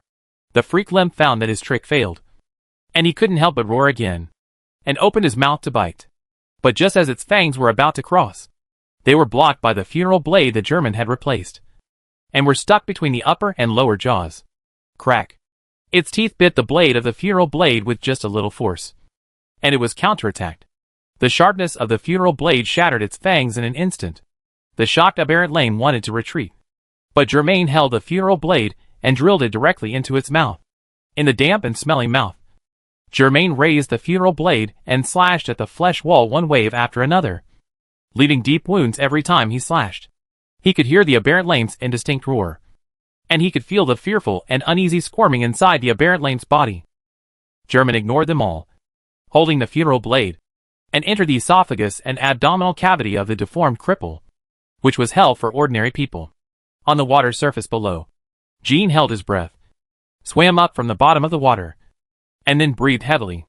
In the bloody battle not long ago, he and the two giant snakes materialized by German cooperated with each other to kill the drowned crew members, the intoxicated siren and many water ghosts. After coming to his senses, he finally had the leisure time to pay attention to the situation on German's side. After all, the battle between German and the enemy was the key to determining the final victory or defeat. What Jean saw was a barnacle monster raining down like a blanket. They hit the water and slowly sank. He grabbed one of them and saw that it was motionless. He also smelled its burnt stench and knew that it must be dead, so he threw it away. When he looked up again, Jean saw the huge meat mountain floating in the sky. The deformed limp. At this time, the deformed limp was unusually quiet, without the previous roar and the previous tentacles dancing wildly. It seemed to be fixed in the air, and after a long time, it slowly fell down.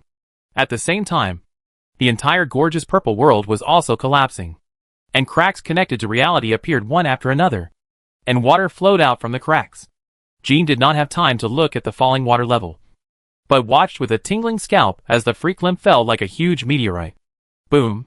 He quickly drove the mind energy fluctuations, pushing himself away from the original place like a rocket, and escaped to a safe area before the freak limp landed with a shocking sound. When everything calmed down, the purple world completely disappeared. The water flow dispersed, washed away the tower stone wall, and the mountain cliffs were exposed again. The dead body of the freak limp turned into smoke and gradually dissipated. German walked out calmly and patted the mucus on his body.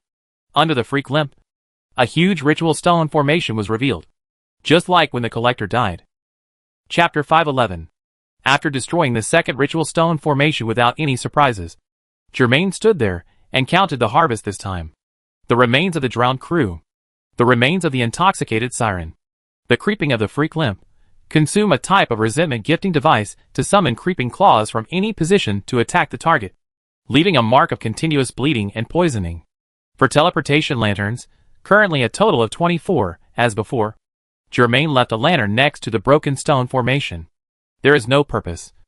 Just maybe it is useful. So I left it here. This became the 13th teleportation point he lit up, right next to the special teleportation point of the ritual stone formation. German still had 2 special teleportation points left to light up. One was at the Mist Creature AI, and the other should be the location of the last ritual stone formation. Jean first checked the stone formation ruins carefully, just like he did after defeating the collector before, and then stood aside with his hands in his pockets. Dong still hasn't shown up, he said. We did decide not to worry about his situation not long ago, but now I have to doubt that there is a possibility. German already knew what he wanted to say, nodded, and replied, let's talk about it later. If things really develop to the way you and I think, we can only take action. He actually thought of this point. But now it was Dong's descendant Jean who pointed it out first. Jean nodded, once again agreeing with Germain's idea. The current situation is like an arrow on a string, which has to be shot. They can't let the god of flesh and blood devour the east and west banks of Lake Mobius. In this case, humans will lose their future and can only be lambs to be slaughtered in the cage of the 6 continents, leaving their fate in the hands of the demigods. Germain, Jean, and Basiji and others who stayed in the ancient maze were unwilling to see such an irreversible situation happen. What's more, they have now destroyed 2/3 of the ritual stone formations, and it is too late to withdraw from the operation now. The god of flesh and blood and his faction would never let them leave the west coast and the dark continent so easily. So, Germain and Jean set out on a journey again, heading to the last ritual stone formation, which was also the farthest point from the ancient maze. The 4-wheeled carriage sped at a speed comparable to that of a rumbling train. But even so, it took a long time to drive diagonally to the last point on the south side of the west coast. This time, they sped from the beginning of March to the end of March, and only then were they quite close to the red circle marked on the map. This time, Jean and Germain were alone in the carriage, and he no longer felt that he was both present and absent. Germain was always calm. Calm, calm, calm, and calm. Jean felt that this was a little abnormal, but he couldn't tell what was wrong. At the same time, Greed Island ushered in a wave of unrest. Juazajila, who has now become one of the administrators, saw the collected data and raised his white eyebrows. There are so many? He was surprised. Are these numbers accurate? Accurate. I have confirmed it with Ida, Elena and others, and Ike Xiangfei's calculation test. It can't be wrong. The strong Lei Jia crossed his arms. His arm muscles were like copper and iron. He frowned and said, since the end of February, this phenomenon has appeared one after another. As the number increases, we have to pay more attention to it. Starting from the end of February, everyone on Greed Island, including staff and players, may suddenly enter a strange state. In fact, it can't be said to be sudden, because according to their investigation, there are often conditions and signs before entering this strange state. Moreover, to be precise, it is entering 2 different states. When the person encounters some strong stimulation on the Greed Island and his mental fluctuations are extremely large, he may fall into two completely different states. One is the torture of emitting dark red light all over the body, and the other is the virtue of shining silver light. No matter which one it is, it will affect the emotions of the people around and cause a chain reaction. The two states will bring opposite experiences to the parties involved. Torture will disturb the mind and weaken the combat power, while virtue will strengthen the will and enhance the combat power. After this phenomenon occurred frequently, it soon caused an uproar among the player community, and they discussed it heatedly in the forum. Players would naturally think that this is a hidden mechanism of Greedy Island Z. Apart from complaining that the game officials did not issue an update announcement in advance, they did nothing else. Instead, they enthusiastically discussed the trigger mechanism and how to use it, and even found it quite interesting. Later, the players with great abilities even studied and analyzed on their own that Greed Island had hidden one of their values, the spirit value, and this value was the key to triggering the state. Only when the spirit value dropped to 0 or a certain limit, the player could enter one of the two states and maintain this state for a period of time. Generally speaking, the probability of triggering torture is much higher than virtue. This is normal. Virtue brings a very high benefit and can also increase the power of teammates. It is really a favorable mechanism for team battles. Of course, if the explosion is torment, the situation will take a sharp turn for the worse. However, if the player triggers torment and wants to remove it quickly, there are stable ways and methods, one of which is to remove the mind. Therefore, during this period, Abengani and Xena have become more popular than before, but their cooling period of removing the mind is too long, which can't meet the growing needs of players. Greed Island must have more solutions. Liza, what exactly caused this phenomenon? Juazjila has been observing this phenomenon for some time. Only the administrators knew that this was not a game mechanism at all. Even if the staff members were not careful, it would be triggered. In other words, this was an indiscriminate attack of telekinesis, covering all the creatures on Greed Island. After seeing the performance of the two states, Lei Jia guessed the source almost immediately and went to verify it. Sure enough, at the lantern transmission point on Greed Island, he saw strange patterns on the ground, shining like 100 rivers returning to the sea. He discussed this matter with Grandma Lin Ye and roughly came to a conclusion. The teleportation lantern left by German here is constantly spreading his influence to the entire island. Torture and virtue are the manifestations of his influence, and almost no one can escape. Liza did not directly respond to Juazjila's question. Juazjila is not a core member of Greed Island yet, and he cannot tell him many things about German. However, Liza believes that it is very likely that such a time is getting closer and closer. And by then, whether he wants it or not, Juazjila will know everything. After he persuaded Juazjila to leave with vague words, he found a secluded place, used the ring in his hand, and used the system updated by Ixangpei and Duan to remotely contact everyone in the New World. Chapter 512. New World Coast Fortress. President Netero sat in his office chair, looking at the ugly Kalmisai Istrom, who was video chatting with him on the screen, tapping his fingers on the table. According to the intelligence, Admiral Mike arrived at the 6th continent last night. Misai Istrom was always serious and earnest. V6 will put him on trial. If he is found guilty, this may be the last time we see him. Last year, Du An and Lister completed the connection between the refueling island and the New World respectively. And then through a complete experiment, they realized the teleportation jump between the two places.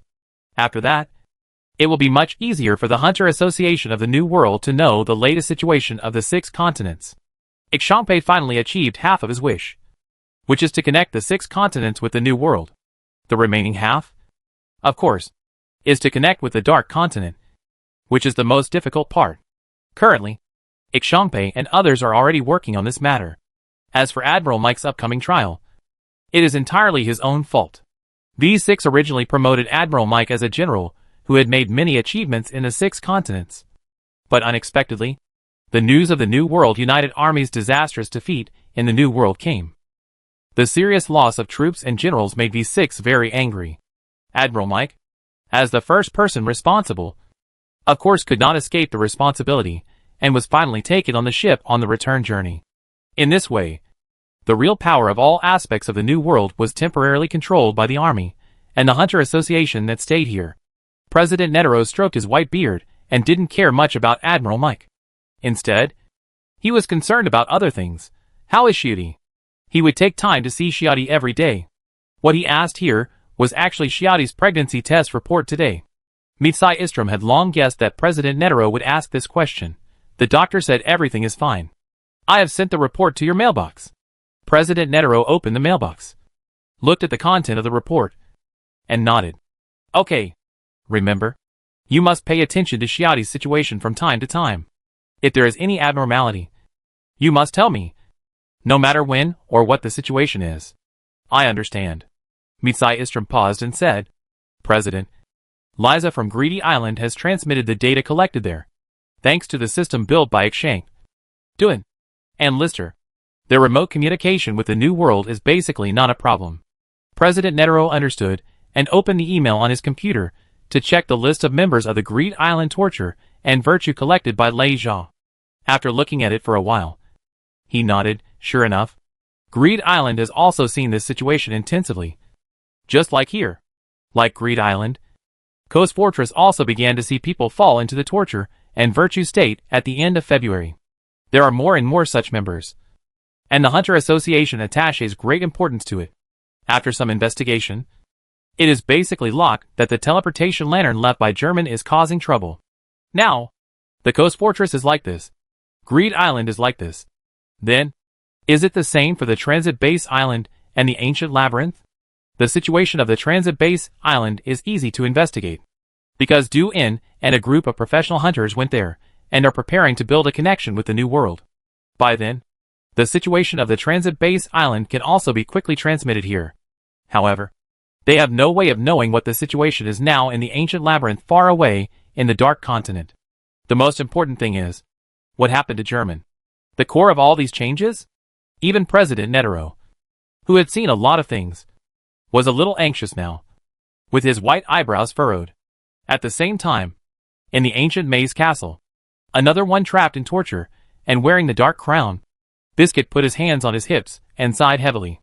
They had to face the occasional invasion of flesh and blood monsters and deal with internal problems, which was really a headache. It's not torture. Imolau raised his sunglasses and smiled mysteriously. It's virtue. Is this a good thing? Virtue? That's not bad. Who is it this time? Kansai? Marion? Nakuru? Kate? Or Kurapika? Nakuru.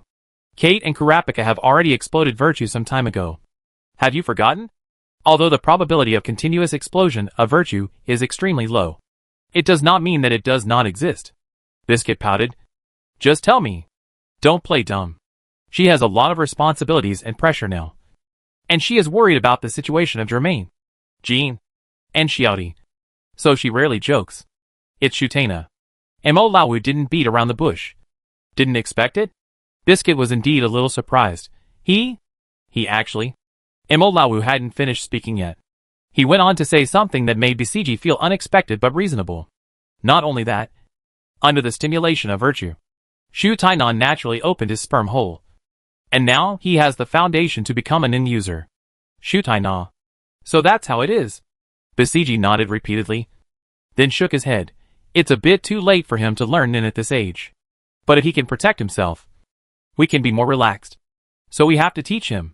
Well, Imolau, you go and teach him, so that he can take fewer detours. No problem. That's exactly what I meant. To be honest, Shiotaina is quite interesting. He is not the kind of old-fashioned and stubborn civil servant. I like him very much. Bisji also agreed with Imolau's statement. After hearing the shocking secrets told by German, Shiotaina was able to accept it so quickly. He is indeed very flexible. In fact, Shiotaina was also shocked when he first learned about the disasters in the Dark Continent and saw their victims with his own eyes. However, he adjusted his emotions quite calmly afterwards, accepted the new worldview, and made up for his knowledge by reading a lot of information about the Dark Continent. Now, Shiotaina is actively participating in the attack and defense of the ancient Maze Castle, logistics and other affairs, to force himself to adapt to this land.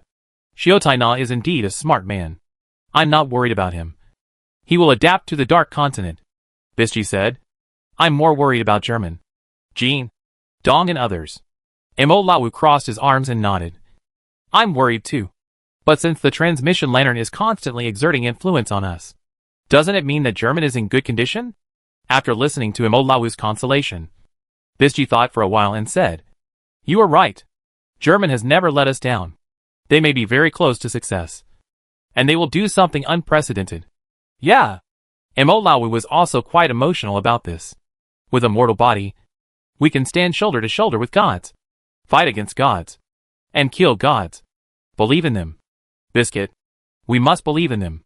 If there must be one person in the world who can do this, I think that person is not Dong, not President Netero, but Germain. It must be him. Chapter 513. Bang. The upper body of a flesh monster was thrown high up and fell heavily, smashing into a meat paste like a tomato. Jean wiped his hedgehog head and turned his head and said, "German, do you feel that the enemy here is much weaker than before?" "Yeah." German threw the huge bull head in his hand to the ground and replied, "The closer you are to the god of flesh, the stronger the influence of him, and the stronger the increase after fleshing. This is the consensus of the two companions. What they saw and heard along the way is the same. However, the situation here is somewhat different. The entire area tends to be flesh and blood, and the combat power of the flesh and blood monsters has slowly decreased. This is very strange." The two discussed for a while, but could not come to a conclusion. They could only wait and see. The whole world is becoming more and more weird. Not natural. Flowers, trees, birds and beasts, even stones, water, and the earth have all mutated. They are flesh and blood, scarlet, and turned into swollen tumors. Blood and water, filling the vision with blood red. And everywhere is full of fishy smell. German and Jean often had to walk through a pool of flesh and blood that was like swamp mud, through the swelling of fascia, and the mountain of flesh and blood formed by countless limbs and organs. Disgusting, messy, and stinking was the main theme here. The two of them killed the flesh and blood monsters that harassed them while moving forward, and soon saw a layer of translucent film between the squirming flesh walls in front of them. Jean used his mind knife to cut it, and heard a gurgling sound, and a large mass of blood accumulated here gushed out. The two jumped left and right, both avoiding the flushing of blood. Although it was impossible for them to be free of dirt when they came here, they still had to avoid it if they could. Huh? Jean suddenly found that among the pieces of flesh, organs, and brain matter that rushed out of the blood, there was something square and looked different. I pick it up. German also found that thing. Facing the strange things here, it would be better for him to pick it up. Jean had suffered a loss in the previous journey, so he had no objection. Germain picked up the thing, wiped off the blood, and soon saw that it was a book. The cover clearly said New World Chronicles West Coast Chapter. Jean was standing aside, and when he saw the words on the cover, he couldn't help but widen his eyes. New World Chronicles West Coast Chapter. Isn't this the book that Dong Fulisai is writing? How could it be here? Germain opened the cover and turned to the back. Although the pages were yellowed, they still contained telekinesis, ensuring that the fonts and sketches on the pages were clear in the blood. They read a few pages, all of which were records about the West Coast. They had seen many of the monsters recorded there with their own eyes, proving that the records here were authentic and reliable. However, the strange thing was that the style of the records on the pages would change to a completely different style almost every 1 or 2 pages, and some foreign characters would be mixed in from time to time. Sometimes the previous paragraph would be neat and tidy, while the next paragraph would be wild and sloppy, as if two people with opposite personalities were writing the book together. The book naturally also mentioned the apostles of God, but the records about the collector and the abnormal limp were not so detailed. I think Dom only watched these two apostles of God from afar, and certainly he was not as familiar with them as German and Jean, who experienced it personally. However, when German turned the page again, he did not see the record of the third apostle of God and the God of flesh and blood. From here on, it was a messy record of how Dong fled all the way from the west coast to the east coast. German and Jean could see the gradual change of Dong's mood at that time from those neat, sloppy, or chaotic handwriting. Finally, they saw neat human language again, and it was obviously written for them. Germain, Jean, forgive me for not fulfilling my promise to walk with you. I had to do this because I had to do it. After I separated from you that day, I walked alone and soon fell into the torture of the flesh curse. And this time it lasted for nearly 20 hours. I realized that returning to the West Coast made the flesh curse on me rapidly worsen. It tortured and disturbed my mind for longer and longer. And it had exceeded most of the day. When I arrived at the ruins of the collectors, and saw your marks and your achievements, I was very relieved. But many memories that I had forgotten for some reason also came to my mind at this moment. At that moment, I lost consciousness. When I woke up, I had come here. And then I understood. I understood what kind of monster was hidden in my body. After realizing this, I knew that I had to end this matter here, and not let you bear the consequences. Jean, didn't you always want my New World Chronicles, West Coast? Now I give it to you. Please accept it. However, it has little reference value. You can use your own eyes to confirm what the real West Coast is like. Germain, I have seriously thought about what you said. Maybe you're right. I choose to believe you. But unfortunately, I don't have much time left. And I can't witness that scene with my own eyes. When you are ready, come in. I may succeed or fail. Promise me that if I fail, please don't be soft-hearted. In any case, if you destroy the last ritual stone formation, my power will disappear completely. And the map I gave you and my flesh and blood curse will all become nothing. If you are ready, please come in and see whether I retreated cowardly or won tenaciously. Living in the dark continent for hundreds of years, I often forget what I used to be. In the end, I just hope to die as a human being. Dong Fulishi's last words. Germain and Jean finished reading the whole thing, and they felt very heavy. It seems that what they thought in their hearts has become a reality.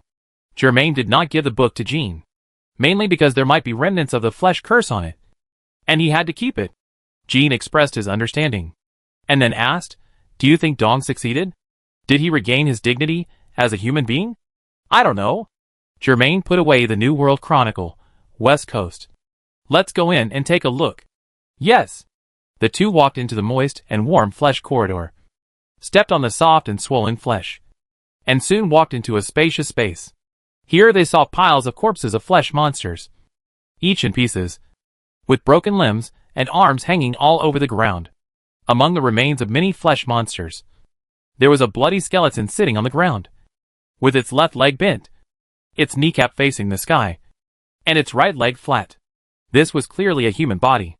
In those empty white eye sockets, there seemed to be a flash of sorrow that Germain and Jean had seen several times. His flesh had melted like snow. His blood was evaporating like water, and his white bone fingers were hanging down, pointing to a huge ritual stone formation on the ground. The third apostle of God, Dong Fulishi, finally won the victory as a human after a month of fighting against the curse and flesh monsters in his body. Chapter 514. If you look at it from the perspective of the game, the death of Dong Fulishi is a hidden branch. If the following conditions are met, Dong will defeat the curse of flesh and blood at the end of his life and die as a human. First, take certain actions to gain Dong's trust. Second, enter the West Coast with Dong. Then separate and never meet again until now. Third, kill at least one apostle of God in the West Coast before Dong makes a decision to strengthen his faith. If any of these conditions cannot be met, Dong will be here and become the third apostle of God target of Germain and Jean. They will have to kill each other. This is a result that none of the three of them want to see. Germain and Jean collected Dong's bones, dug a deep pit on the spot, buried them here, and erected a simple stone tablet with the words "Tomb of Dong Fulishi" engraved on it. The two of them mourned for a long time beside the cemetery. And then Germain turned around and walked towards the ritual stone formation. He first set down a lantern on the spot and set this place as the 14th teleportation point, and then drew out the holy moonlight great sword. Germain held the great sword and slowly walked to the center of the ritual stone formation, with the tip of the sword facing down, and stabbed hard. Boom! The green light hummed and spread, and the ritual stone formation suddenly broke into countless small pieces, no longer in its original intact state. At this point, all three ritual stone formations were destroyed. The map left by Dong in the minds of Germain and Jean completely disappeared. But both of them had memorized the approximate direction of the subsequent path, so they didn't need the map. They walked out of the narrow and dark flesh and blood corridor and came to the scarlet world outside. While identifying the direction, Jean asked, "The next enemy is only the god of flesh and blood?" "To be honest, Germain, how sure are you?" At this point, neither of them would say something half-hearted. Otherwise it would be too sorry for the faith and awareness of the three of them when they entered the west coast. I will only have an answer to this kind of thing after the actual fight. Germain shook his head, unwilling to say something against his will. Well, that's fine. It's this direction. Dom can't finish it. And the last journey will be completed by us. Germain frowned, but suddenly said, it seems that it's not necessary. Well? Jean was a little confused. Germain pointed directly to the line between heaven and earth in the distance, and asked Jean to see and feel it for himself. That surging momentum. Rumble. Dense black spots appeared in the distance, covering the sky and earth, like locusts passing through. A little closer, you can see that they are all flesh and blood monsters. The whole bloody land is shaking because of their rush. Viscous plasma, torn flesh, twisted limbs. Everything is coming like a flood. Jean turned his head and looked in other directions, where countless flesh and blood monsters were also coming. They were in a ring shape, blocking all the paths of the two people on the ground or in the sky. The two were completely surrounded. The only way for Germain and Jean to escape was to light the lanterns and teleport on the spot. But neither of them was willing to retreat. The entire sky above their heads was layered, turning black and red, and strange lights were flashing. In an instant, a dazzling meteor streaked across the sky and hit the distant place full of flesh and blood monsters, exploding a burst of red light. And the shock wave even spread to the two people. After that, the area became quiet, as if it was waiting for the two to approach. If nothing unexpected happened, it should be the god of flesh and blood himself. Germain's tricorn hat was blown away by the shock wave, but he grabbed it back and put it on his head. He pulled up the mask that was tucked into his collar, covering the lower half of his face, nodded to Jean first, and then used the Guin badge. Germain released all the remains that he had accumulated so far. The remains of the 16-pound cannon, the remains of the Lord of the Dead, the remains of the Prophet of Lies, the remains of the invisible flesh and blood, the remains of the pig god, the remains of the drowned crew, the remains of the intoxicated siren. Germain locked the 7 remains on the original body after the meteor fell just now. He did this, of course, not expecting to use the 7 remains to surround and beat the target to death. He wanted the 7 remains to clear the way for him and Jean in front. Sure enough, after locking onto the target of the falling meteor, the 7 large remains all took action, moving together, fast or slow, towards that direction. They soon collided with the flesh monsters at the forefront and started a bloody fight. Germain and Jean followed closely behind the 7 remains, constantly killing the enemies coming from all directions. They were like a sharp spear, constantly advancing forward, and with unstoppable force. However, the number of flesh and blood monsters was still too amazing. They attacked desperately and self-destructed, and soon took away the remains of the drowned crew members. When they were about to reach the place where the meteor fell, the remains of the 16-pound cannon also fell heavily, and was completely swallowed by the flesh and blood monsters. At the same time, the remains of the invisible flesh and blood that almost rushed to the front were suddenly thrown into the air and turned into blood foam. Germain soon saw the demigod, who easily tore the large body into pieces. He turned into a subhuman form and stood at the place where the meteor fell. He was staring at Germain for a long time. The god of flesh and blood spoke in human language. Come to me. Germain glanced in the direction of Jean and noticed that he was temporarily free. So he walked quickly towards the god of flesh and blood. The god of flesh and blood was covered in blood, as if he had just been soaked in blood. Although he has a subhuman body, his whole body is stitched together. Countless faces are stitched together, making his face look weird and disgusting. And his voice is mixed with the voices of too many creatures he devoured, making it chaotic. It was you who destroyed all 3 of my ritual stone formations. I should have come earlier. He kept mumbling, as if he was talking to Germain, or as if he was talking to himself.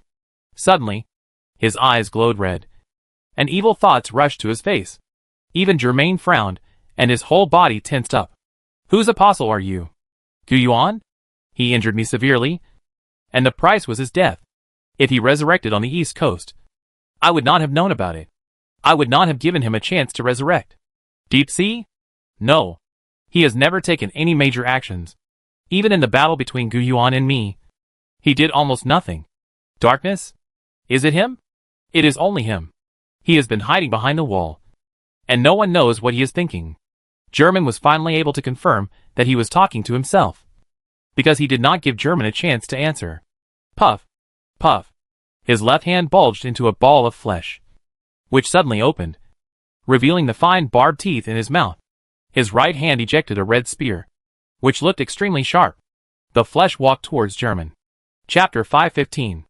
German materialized a meat saw and a shotgun, held them in his hands, and slowly walked around the flesh and blood to the side, observing his actions. This is an extremely strong opponent, the most powerful enemy he has ever faced. No matter how cautious he is, it is not too much. The surrounding flesh and blood monsters, like a tide, are either entangled with the remains of the golden and large species, or are intimidated by the power of the flesh and blood and German, and dare not approach. Everyone knows that if you get close to here, you will die. A wide flat area, just right for a battlefield, was revealed. The flesh and blood approached slowly, staring at German with scarlet eyes for a while, then suddenly raised his left hand, and a tongue suddenly popped out from between his fine teeth. The tongue was pink and long, and it flew out, immediately entangled with German's feet, who was unable to dodge or block in time. He pulled hard, and German fell to the ground and slid in front of him. Then he raised the red spear in his right hand and stabbed it out, stabbing German's chest. Ding! This time, Germain reacted and used the blade of the meat saw to block the piercing of the red spear, as if he had predicted it. Sparks flew everywhere. He held the meat saw with his right hand and raised the shotgun in his left hand, aiming at the flesh and blood's chest, and then fired. Germain's current strength is far different from before, and the power of the shotgun has certainly risen to a level far beyond ordinary firearms. Even so, the flesh and blood's chest was shot and opened, but he just paused and moved forward as if nothing had happened. In fact, he was indeed fine, and the eroded wound began to heal quickly. He first pressed German to the ground with a red spear, then retracted the fleshy tongue, raised it high, opened its mouthparts, and bit German's head. German immediately replaced the shotgun with a spiral cane. The sharp point pierced out like a spear, hitting the center of the mouthparts, making a puff sound, and pierced through. He raised his leg and kicked the fleshy thigh, using the force to slide and fly out, avoiding the suppression of the fleshy. After getting away from him for a distance, German immediately stood up and stared at the flesh with caution, not daring to neglect him. The flesh looked at the wound on his flesh flower that was healing, and couldn't help but smile sinisterly. It seems that you do have some ability. Just being able to hurt me is enough to prove that you are the best among the apostles of God. Interesting. Maybe I can transform you like I did to Dong Fulishi, and work for me in the future. He is really stupid. He was bewitched by you. Otherwise, he would have gone further by now, and I wouldn't have come here in person. The next moment, the flesh regenerated and changed, and his body suddenly expanded. The flesh flower and the spear shrank back together and merged into his limbs. His body suddenly became larger, already the size of a medium-sized species. His face was still stitched, but a pair of curved horns grew on his head. The weapon in his hand was also replaced with a huge machete, which was rusty, with a wide blade and an extremely long handle. The flesh and blood held the machete, first turned his body, and made a wide-range spitting dance slash. Swish. German seized the opportunity and jumped on the spot, avoiding the sweeping slash. However, the flesh and blood monsters next to him were affected and all cut in half. As soon as he landed and hadn't stood firm, the flesh rushed over, this time slashing him on the head. After the second stage of the transformation, the flesh was obviously much more aggressive than the first stage. Its size became larger, but its movements were more agile. Dang. German raised the holy moonlight great sword to block the flesh's machete, but the power was so fierce that he couldn't help but kneel on one knee. Puff puff puff. The soft and slippery ground under his feet, like internal organs, also burst open, and juice splashed everywhere. But the flesh and blood didn't care about that. He raised the machete and chopped it down again. With a blast, German rolled on the spot and dodged the fierce blow that cut a narrow crack in the fleshy ground. However, the flesh and blood didn't give German a chance to breathe. It immediately picked up the machete and chased after him, ready to slash the ground again. German quickly held the holy moonlight great sword upside down with both hands, pointed the tip of the sword directly at the ground, and stabbed it fiercely. Buzz. The green light rippled and spread, causing the flesh and blood to stagger, and the machete fell to the ground, breaking the opportunity for a combo. German immediately raised the Holy Moonlight Greatsword again, gathered the green light, and prepared to charge a strike. However, the flesh and blood recovered too quickly, and he raised the machete again, and jumped in front of German. In a hurry, German could only throw out the slashing wave that was not fully charged with holy power. The green crescent chopped out, and the flesh and blood picked up the machete in the air, just like that, and shook it violently, and the green light slashing wave immediately exploded and flew away. However, his leap was interrupted, and he could only fall to the ground, then looked at Germain with cold eyes. Moonlight. I should have thought of it earlier. I should have thought of it earlier. Sure enough, I can't live in peace. The war between me and Gu Yuan was also caused by him. Now that Gu Yuan is dead, I have just recovered my vitality. And you come to me? Right? Really? Hee puff. Puff. Puff. The flesh and blood changed again, and many pustules appeared on his body, and then burst one after another. His body size also grew larger and larger, and this time it looked like a large species. The horns on the head of the flesh and blood became bigger and more complete, with spirals showing, and a long and fat tail swept back and forth behind him. The weapon in his hand also turned into a huge double-edged axe. Without saying a word, the flesh and blood rushed forward suddenly, and the speed became faster and faster, and the double-edged axe in his hand stabbed out like a spear. German dodged suddenly. However, he dodged the double-edged axe, and saw the flesh and blood suddenly turn around, and a tail sweep was just close to the ground, hitting German's body. Bang! German was smashed to the ground and sank into the mud of flesh and blood. He didn't care about the pain and jumped up. Swoosh! But a red light shot out from the horn of the flesh and blood, and shot German, who was about to stand up, to the ground again. German dodged the red light shot at his head, but his shoulder was still injured, shot through a bloody hole, and blood gushed out. He had to use the dark ring to make himself fall into the dark fog, then stand up and retreat, and use the thunder ring in the black fog to flash the lightning enchantment. The flesh and blood would not be fooled by the dark fog. With a red eye, he locked German's position. So, he suddenly stepped on the ground, and jumped directly in front of German, and used the double-edged axe to chop him on the head. Chapter 516. Squeak! Squeak! Squeak!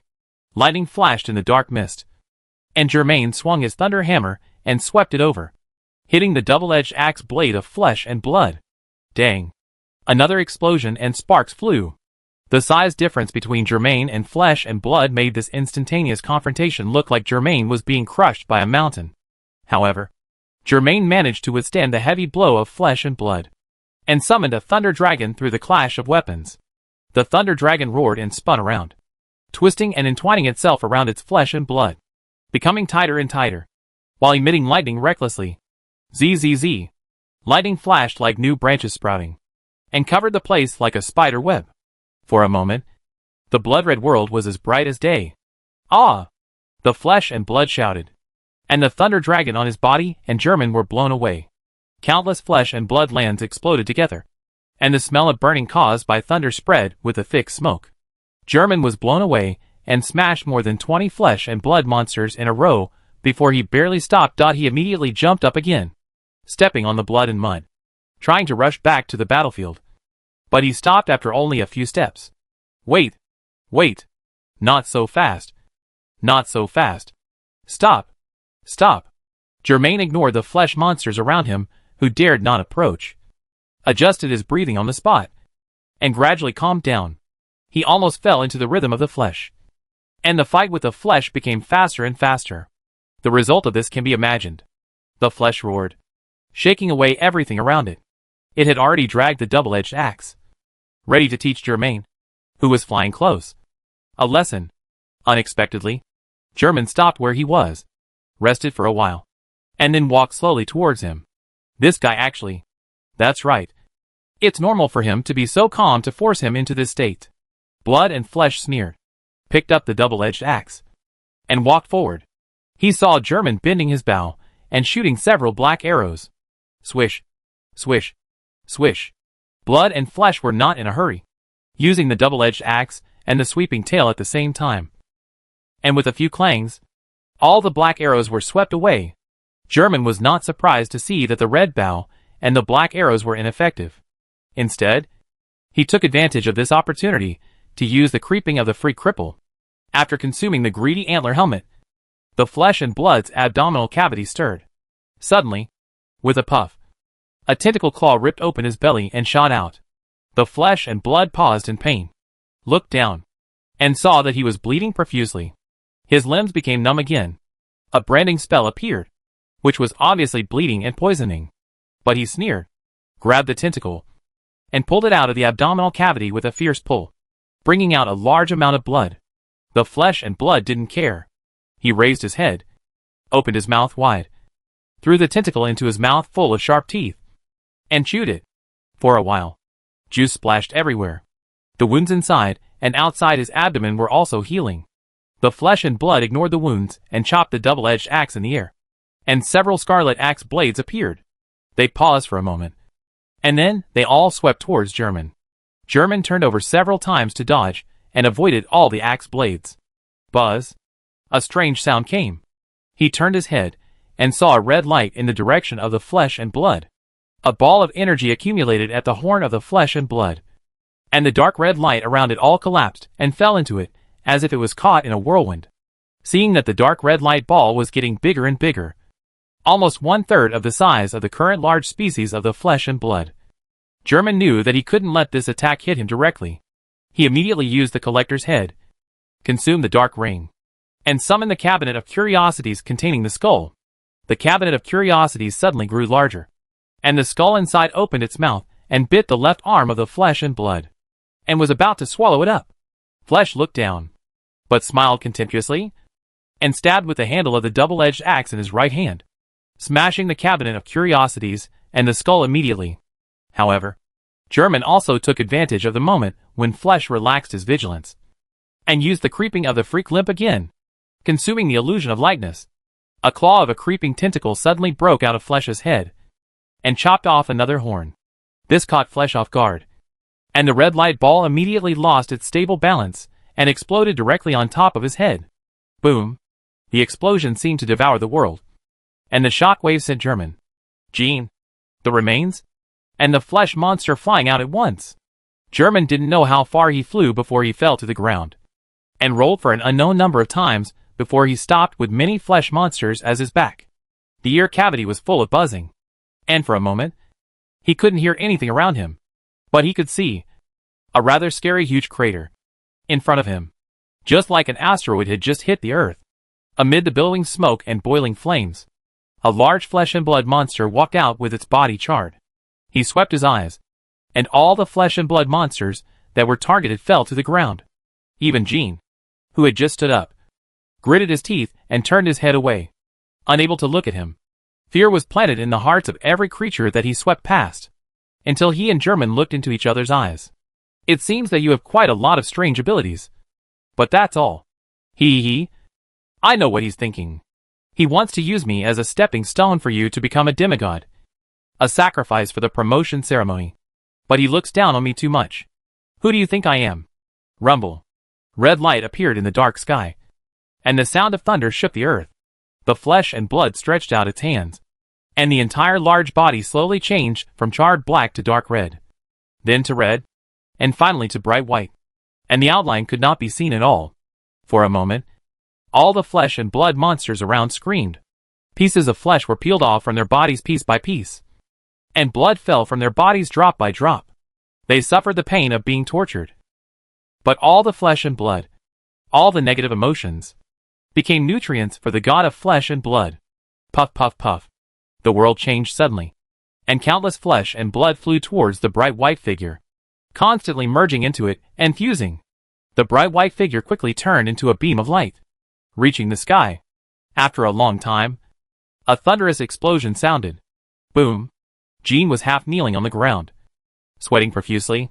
He couldn't even stand up, let alone look up. He hated himself very much. At this time, a cold, dry and thin hand reached out from the side and grabbed his arm. German's voice came, "I take you away first." Jean turned his head and saw that German had set up a lantern next to him, with a faint purple light flickering. He understood immediately and subconsciously wanted to refuse.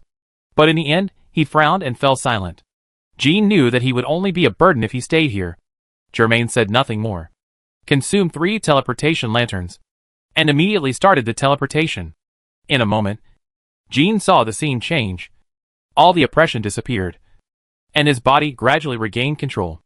At this time, he heard a familiar voice exclaiming, "German? Jean? You are back?" Chapter 517. BCG had long discovered that the abnormalities of the entire ancient maze all originated from this teleportation point on the tower. And the teleportation point was closely related to German. Every day and night, it was like breathing, exhaling the silver-white halo and the dark crown, and inhaling the light of virtue and the darkness of torture. Recently, this effect has become more frequent, and most of the 200 people stationed in the ancient maze have experienced at least one state. Some people were injured, but no one died, because in the end, Basiji, Emolawu, Chidwa, and others always ended up.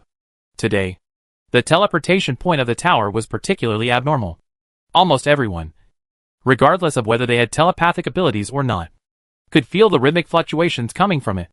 For this reason, Basiji dismissed everyone and stayed at the teleportation point of the tower to observe what would happen next and make a decision.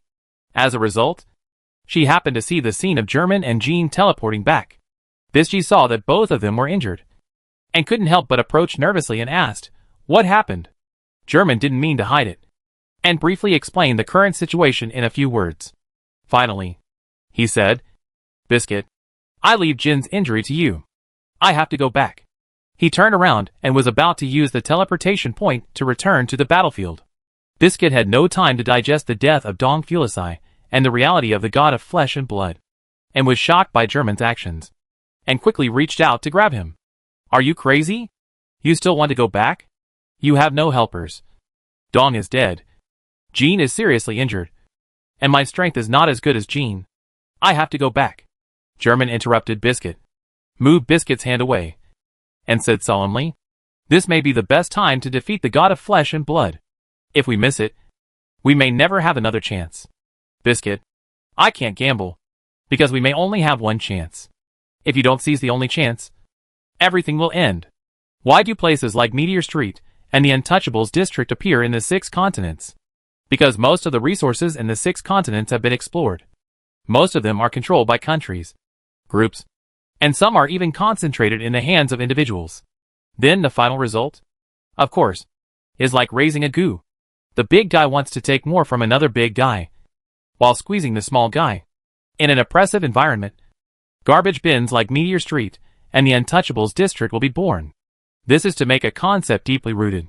It is not wrong for the upper class to oppress the lower class. And as the lower class, they should oppress the lowest class to vent their anger. If the people of Meteor Street did not rise up to resist, take up arms, and form an armed force, they would actually be another pariah area. Even so, various contradictions in the 6 continents still exist and are getting worse. The situation in the 6 continents is complicated, like a barrel of explosives, waiting for the species from the Dark Continent to detonate it at any time. Such a world trend cannot be solved by 1 or 2 words, 1 or 2 people, or 1 or 2 years. Instead of waiting for it to explode, it is better to find a place to release energy in advance, so that the accumulated contradictions and pressure can be injected there little by little. Therefore, German must open a hole in the complex and conservative big die vat to make everyone believe that the future is there. For example, the new world, the dark world, the universe. In his previous life, this is one of the reasons why humans tirelessly pursue aerospace and face the deep space universe. To completely solve the problems of Meteor Street and the Untouchables, to reduce wars and resource competition, and to ensure that more people can have enough food and clothing and even become wealthy. We must develop without hesitation. Development cannot solve all problems, but without development, problems will definitely not be solved. And the problems will become more and more numerous and more bizarre, and will explode at any time. German must open a path for the later ones and expand an area like the pioneer Dong Fu Li Shi back then, and cannot let the East Coast fall into the hands of the enemy. What's more, there is the more urgent outer god-devouring star, which seems to be hundreds of years away, which seems like a long time. However, Considering the start-up time of human technology, it is actually very urgent. Whether it can really develop to the point of leaving the Earth is still unknown. German is actually a little arrogant. He can't leave his fate to the future, and can't leave his fate to others. He firmly believes that this matter needs him to complete, which is his mission. Not tomorrow, not the day after tomorrow, not someday in the future, but today. It's not him. It's not her. It's not someone in the future. It's me. I have to finish this. Biscuit was overwhelmed by German's momentum, swallowed a mouthful of saliva, and was speechless. German. At this time, Jean squatted on the ground, panting.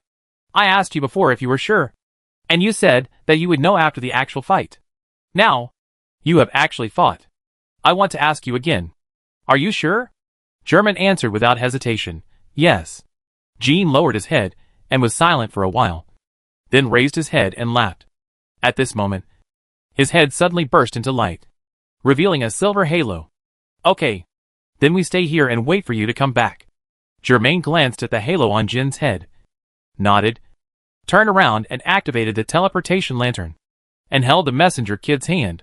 Biscuit took 2 steps forward. Germain raised his hand and refused. You can't go. I know. Biscuit paused, and his tone became serious. I want to tell you that Xiaodi and the children are waiting for you. We are all waiting for you. Don't give up. She is an emotional person. But at this moment, reason prevailed, and her eyes became firm. Yeah. The figure of Xiaodi also appeared in Germain's mind. He thought of what happened last year. Her glasses were on the table not far away, but she didn't remember them. She had to lie on the ground, squinting her eyes to look for them everywhere, but couldn't find them after searching for a long time. Finally, it was Germain who came and solved the problem. My child with her must be very beautiful and cute. Buzz. The space was distorted. The scene changed, and Germain had returned to the blood-red world, and the previous roar had long dissipated. A moment later, a magnificent voice came from afar, full of penetrating power. I thought you just ran away. I didn't expect that you would dare to come back. Well, I don't have to look for you anymore. German looked up and saw the horrifying spectacle above the sky. The entire dark sky seemed to be parasitized by a huge tumor, and in the center of the tumor, there was a distorted face protruding downwards. Countless tentacles fell from the sky, all enough to touch the ground, and the suction cups, flesh thorns, single eyes, and mouths on each one were clearly visible. German saw with his own eyes the last remains of his body, the remains of the false prophet, being torn into pieces by several tentacles, and dissipated into smoke and dust. The voice of the god of flesh and blood came from the tumor again. I could have gathered all species, all creatures, and obtained the most perfect form. But you have repeatedly obstructed me. First, it was the darkness that restricted my territory and resources with walls. Then it was Gu Yuan. That idiot pestered me, and finally hurt me badly. Now, it's your turn and Dong Fulishi. You killed my 3 apostles of God and destroyed all the ritual stone formations. I know who instructed you. He is afraid of me, afraid of my power, and that one day he will surpass him. He should be afraid. You should be afraid too. Rumble. Amid the roar of red thunder, all the tentacles hanging from the sky began to wriggle, like poisonous snakes. The dozen or so tentacles closest to Germain twisted together, stabbing at him from different directions. Chapter 518. Swish. Swish. Swish. Faced with the many tentacles that fell from the sky, Germain dodged them one by one and dodged forward. None of those tentacles could touch him at all. Suddenly, Germain once again sensed the blood-red energy gathering towards the sky. He looked up and saw dozens of tentacles in the air piled together, twisted into the shape of a cannon, with a faint glow in the muzzle. Boom! A red light ball shot down like a catharsis, at a very fast speed, and arrived above Germain's head in the blink of an eye. While Germain spread his silver wings and dodged to the side, he gathered darkness and formed a solid barrier to resist the explosion shock wave from the red light ball. Boom!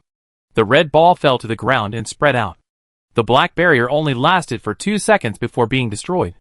However, by this time, Germain had already flown far into the air, leaving behind a silver arc of light.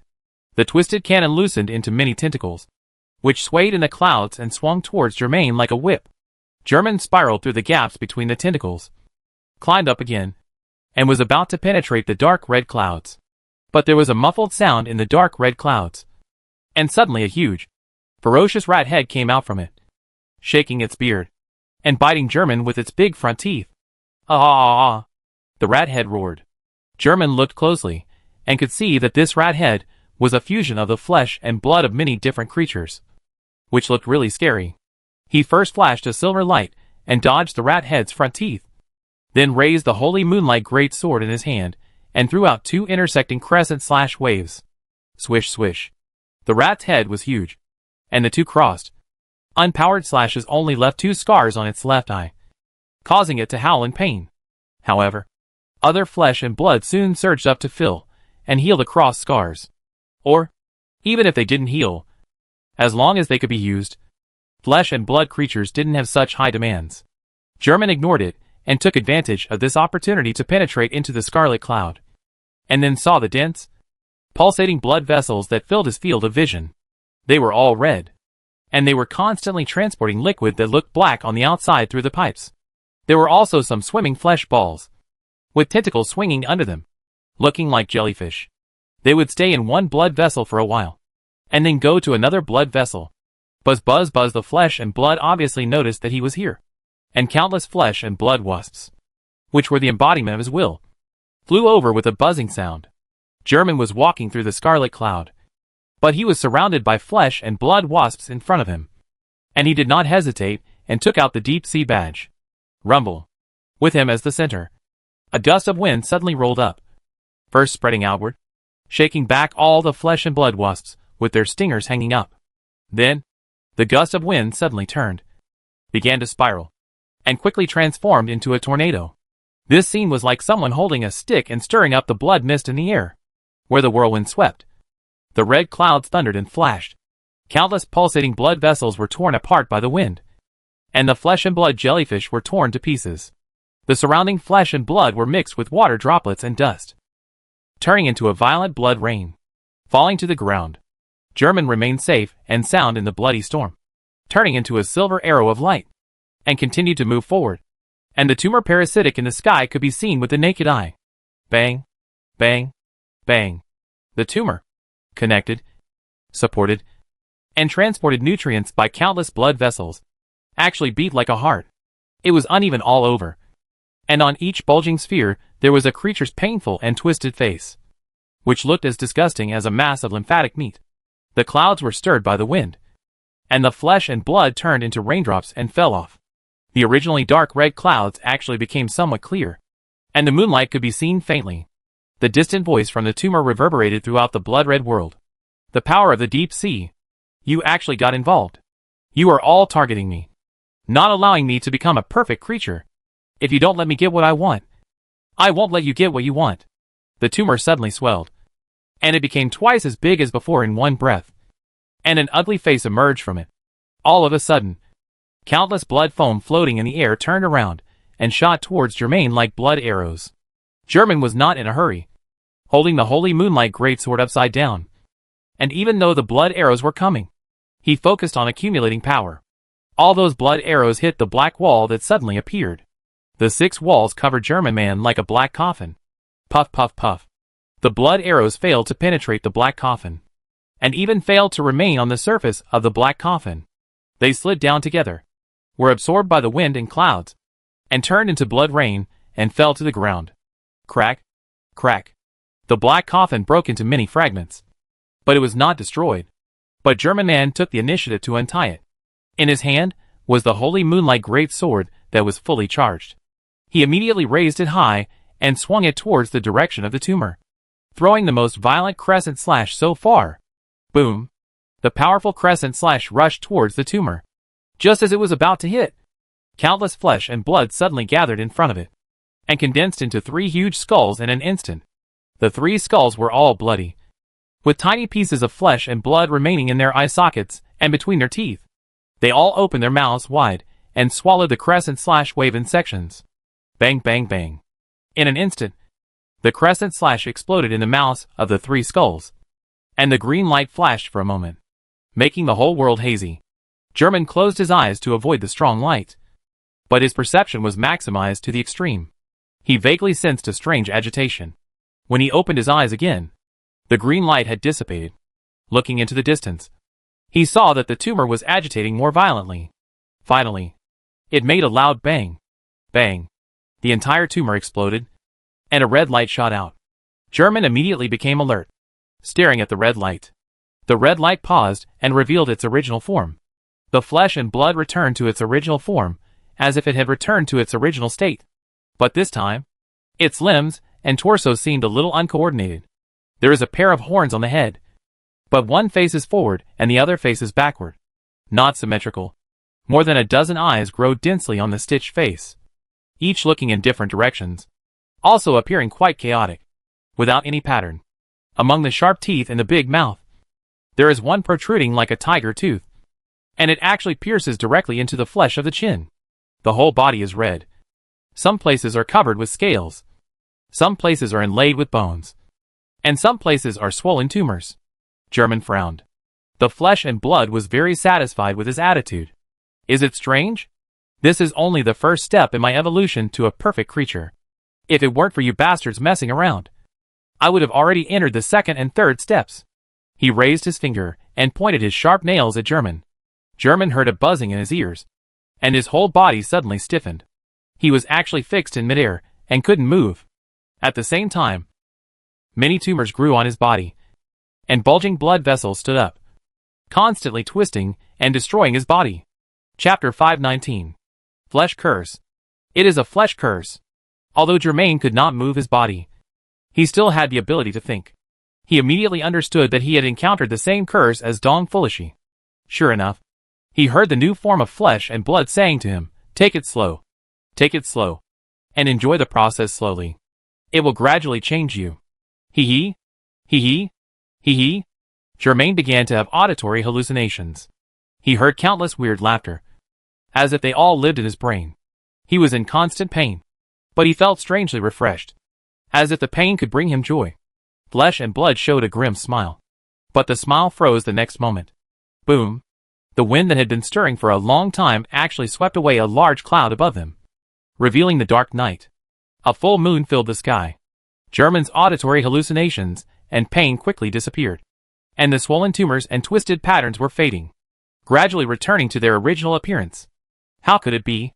Flesh and blood made an unbelievable sound. Such a thing? After regaining his physical and mental freedom, German looked up at the full moon, then spread his silver wings, holding the holy moonlight greatsword, and flew towards flesh and blood. Come! Let's do it again! Let's fight to the death. Seeing that his curse had no effect on Germain, and seeing that Germain was still rushing towards him like a madman, Shuero could not help but gnashing his teeth. This man had no respect or fear for the demigods at all. He was so arrogant that he only regarded the gods as opponents stronger than himself. Demigod? This title could not intimidate him at all. Shuero did not care about so much at the moment. With a loud shout, his arms popped out two 2-meter-long bone spurs at the same time. He swung the bone spurs and fought with German, who was rushing towards him, making a clang clang clang sound. After wielding the holy moonlight greatsword, German suddenly switched weapons. He changed to the funeral blade and launched a strong attack on the flesh and blood with almost no defense or evasion. Puff! Puff! The bone spurs of the flesh and blood pierced German's head and heart one after another. However, he saw that German's sickle came down and actually cut through his flesh and blood shell. Not only that, German's life was restored above the lethal line. Seeing this scene, the flesh and blood couldn't help but feel numb. Only then did he understand the terrifying extent of this weapon. The funeral blade is not only sharp enough to hurt him, but also gives the holder the ability to attack. Attack. And attack again without dying. After German was stabbed in the head, heart and other vital parts, he actually had about a second in which he would not die. As long as he hesitated for a moment, was in a trance for a moment, was afraid for a moment, gave up the attack, or did not hurt his flesh and blood, then death would really come. The funeral blade is a real weapon for the funeral of God, and it is also a weapon for the determined and brave God-killer. The more he understood this, the more annoyed he became. He could no longer suppress Germain, not to mention reforming him later. It was even a question whether he could kill Germain now. However, no matter how sharp the funeral blade was, the self-healing speed of the flesh and blood was extremely fast. He could constantly use the remaining flesh and blood nearby to replenish his consumption. However, how long could this state last? The violent storm was constantly destroying the flesh and blood net he left in the air, and he would soon lose his supply. Suddenly, he had a flash of inspiration. The next moment, the many eyes on the ugly face all emitted red light and shot towards German. German dodged and saw that flesh and blood gave up the attack and flew straight into the sky like an arrow towards the ground. He immediately guessed flesh and blood's thoughts, spread his wings without hesitation, and chased after him at the fastest speed. At the same time, the ancient maze, the coastal fortress, the Greed Island, the transit base island, the boundary gate, and other 25 teleportation points all trembled and emitted a beam of light towards the sky. The nearby humans, subhumans, monsters, wild beasts, etc., as long as they could move, all looked at the light column that could not be ignored. Then, the light column spread out a thin layer of waves in all directions, sweeping over many creatures. But they felt nothing. Only those creatures who had burst out virtue and torture would be surprised to see the marks of the silver halo and the dark crown on their bodies. These marks flickered, like the stars in the night sky at this time. Two figures fought in midair. A silver light and a red light collided back and forth, making a roar. However, Flesh and Blood's mind was not on the entanglement with Germain. He was going to descend to the battlefield on the ground, where there was a large area of soil covered by the rain of flesh and blood falling from the sky. With the help of the flesh and blood here, the regeneration and consumption of flesh and blood will continue. Germain also saw Flesh and Blood's idea, and kept chasing. But he still lacked the means to completely stop him. At this time, he suddenly shuddered and saw that the silver light and dark light on his body were flashing. The next moment, they expanded and grew like flames. At the same time, he saw many familiar and unfamiliar faces. He even saw their current actions and heard their voices. Flesh and Blood also sensed the changes in German, turned back in surprise, and widened the many eyes on his face. Then, he didn't care and rushed to the ground again. This time, he didn't even make a move to fight back against German. As long as he got to the ground, as long as he got there, he would definitely be able to. Boom! The sound of explosions exploded in the air. Flesh and Blood was only 100 meters away from the ground. In an instant, he felt a figure beside him. As soon as Flesh and Blood turned his head, he was stabbed by a dark spear, and the huge force made him fly to the side. He suddenly destroyed the black spear with his bone spurs, and saw the figure rushing towards him. Germain was still the same Germain. His appearance and body shape had not changed much. Only the silver light and darkness lingering around his body were stronger. He took out the Guyuan badge, and used one of the roots of the certainty he had when he said yes to Jean.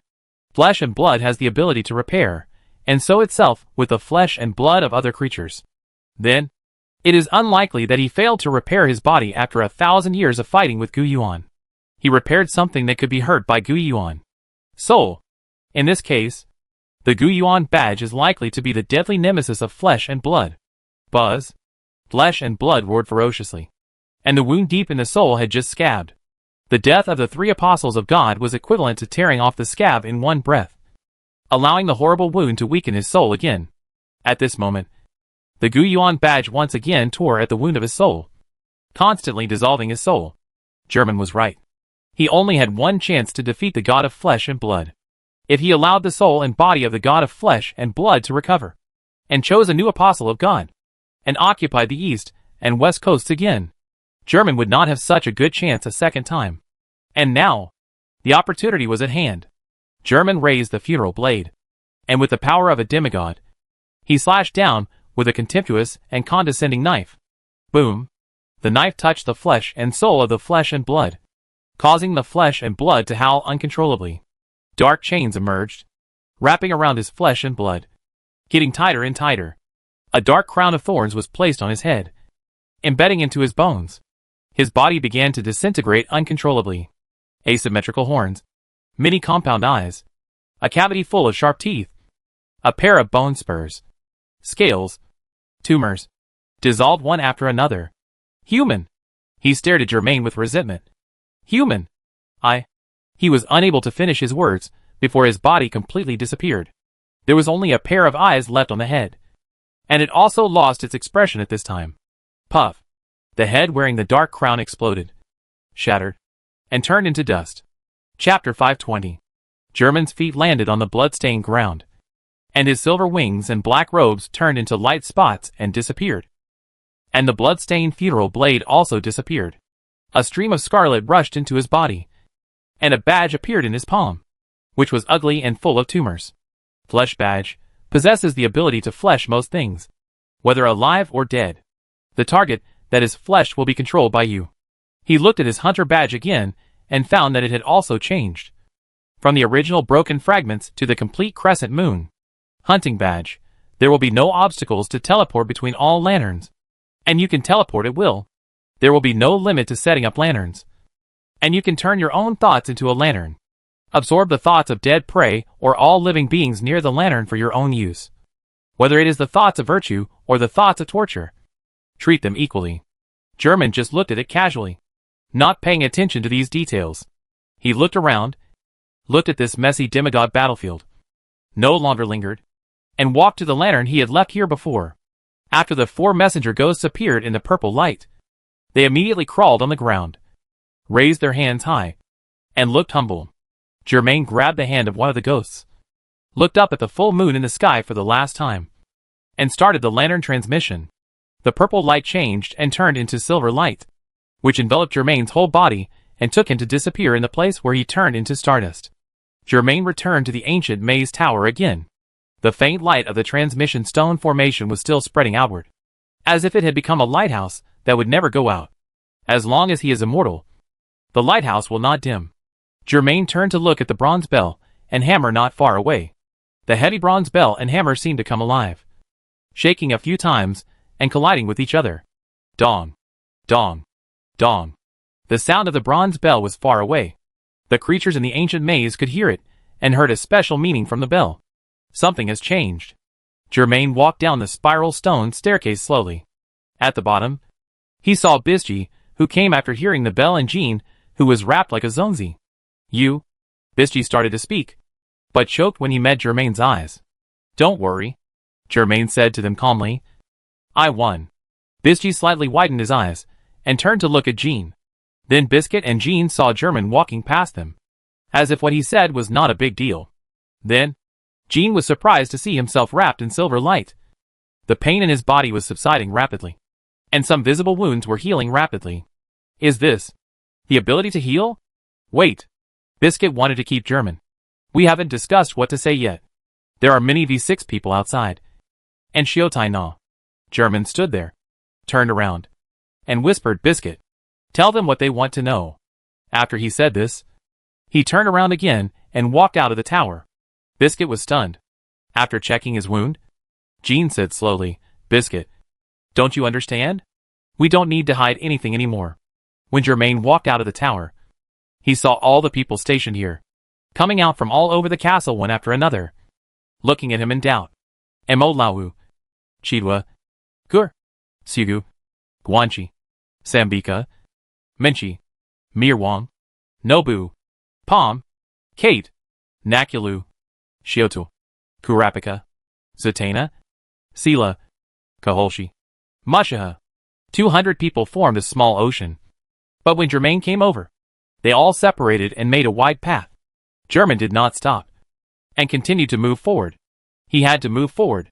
On April 1st, German took only Shurina and several of his guards, and teleported back to the coast fortress from the teleportation stone formation of the high tower. Shurina nervously adjusted his glasses. Do you really want me to tell you everything truthfully? Yes. Just tell the truth. German answered again without getting tired of it. Shurina had no choice but to nod. Okay. Oh. Right. German seemed to suddenly remember something. Do you happen to know where all the heads of state in V6 work or rest? Shurina didn't know how to answer. Don't worry. I don't want to do anything bad. I just want to talk to them, German said. If you can facilitate our meeting, that would be the best. If not, I will go find them. Shurina's breathing became rapid. The man in front of him. He actually told his plan so bluntly. Isn't he worried that he will join forces with V6 to do something? I'm not worried. German patted Zatanna on the shoulder. If you want to complicate things, I can also deal with it in a way that you can understand. Zatanna froze, and he stood there in a daze, staring at German walking away. He gradually realized the seriousness of German's attitude. He had a hot potato in his hand. These six had a hot potato in his hand, which was not good to hold or to throw away, if it is not handled properly. A social incident far more horrible than the 5 disasters may occur. President Netero met Germain in the rest room of Chiati, who was pregnant. When he entered the room, he saw Germain covering Chiati with a quilt, and her pregnant belly was slightly bulging under the quilt. Chiati had closed her eyes and fell asleep, and the pair of glasses were placed in the glasses case by Germain. Germain looked up at President Netero, not surprised at all, and just pointed outside, indicating that the two should go outside to talk. The two of them came to the corridor, walked through the crowd, and found a secluded balcony. I have heard Zatanna say it once, but he was a little panicked and incoherent. I am not sure if I understood him correctly. President Netero stroked his white beard and looked at the dots on the town that had been built outside the coastal fortress. He tried to sense the power of German, but unexpectedly found that he could not sense it. German was just like an ordinary person, without the existence of mind at all. This is impossible. President Netero immediately understood the reason. Because Germain had entered a state that he could not understand. It was hard to imagine that the man who came to participate in the Hunter exam had reached this point after several years. Then let me tell you again. I was going to do this too. Germain slowly told them everything from the time they arrived at the Dark Continent to the end of the God War with the God of Flesh and Blood. The more President Netero listened, the more frightened he became. He didn't expect that they would experience such a thrilling thing. However, what surprised him the most was, he thought of the light that had been spreading outward from the coast fortress teleportation point, and the impact of this light on nearby creatures. This did not seem to be without warning. President Netero didn't know what to say. German said, I said the same thing to Bischi, Jean, and Zatanna. Don't worry. This is what I want to say to you. President, don't worry. I have no intention of completely destroying the order of human society. I just hope that everything can be simpler. I hope that we humans can move in one direction and stop wasting time. That's all. Chapter 521. On the morning of May 4th, 2001, President Netero walked briskly on the quiet corridor with his long sleeves fluttering, just like an old immortal. While he was mumbling about waking him up so early, the old man's sleep was very precious, and he prayed silently, hoping that the situation was not as serious as he imagined. Pushing open the door, President Netero walked into the spacious and bright hall, and saw 6 old men sitting in front of a long table, all of whom looked restless. In terms of age, President Netero could be the grandfather of these old people. But in terms of appearance, President Netero is still vigorous, while they look more like they are at the end of their lives. Berg Rose United Nations, Sahirda United States, Akama Federation, Mingbo Republic, Kukanyu Kingdom, Kaken Empire. The leaders of these 6 countries are all here. The Kaken Empire has changed a king, but his surname is not Guiguoro, but another ancient noble surname, which is the result of multi-party consultation. However, the power has been taken over by the Prime Minister and has not been taken back.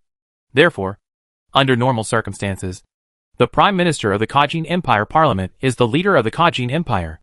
The old people were frightened, tired from the journey, and the fear had not yet subsided from their faces. Only after seeing President Netero did a glimmer of hope ignite.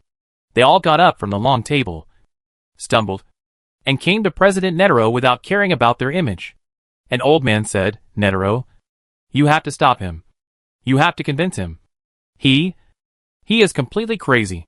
Another old man said, he caught me 3 times and let me go 3 times. I can't stand it. I can't stand it. Why can't anyone stop him? Another old man raised his voice. I'm just interested in the technology of Greed Island. I didn't do anything.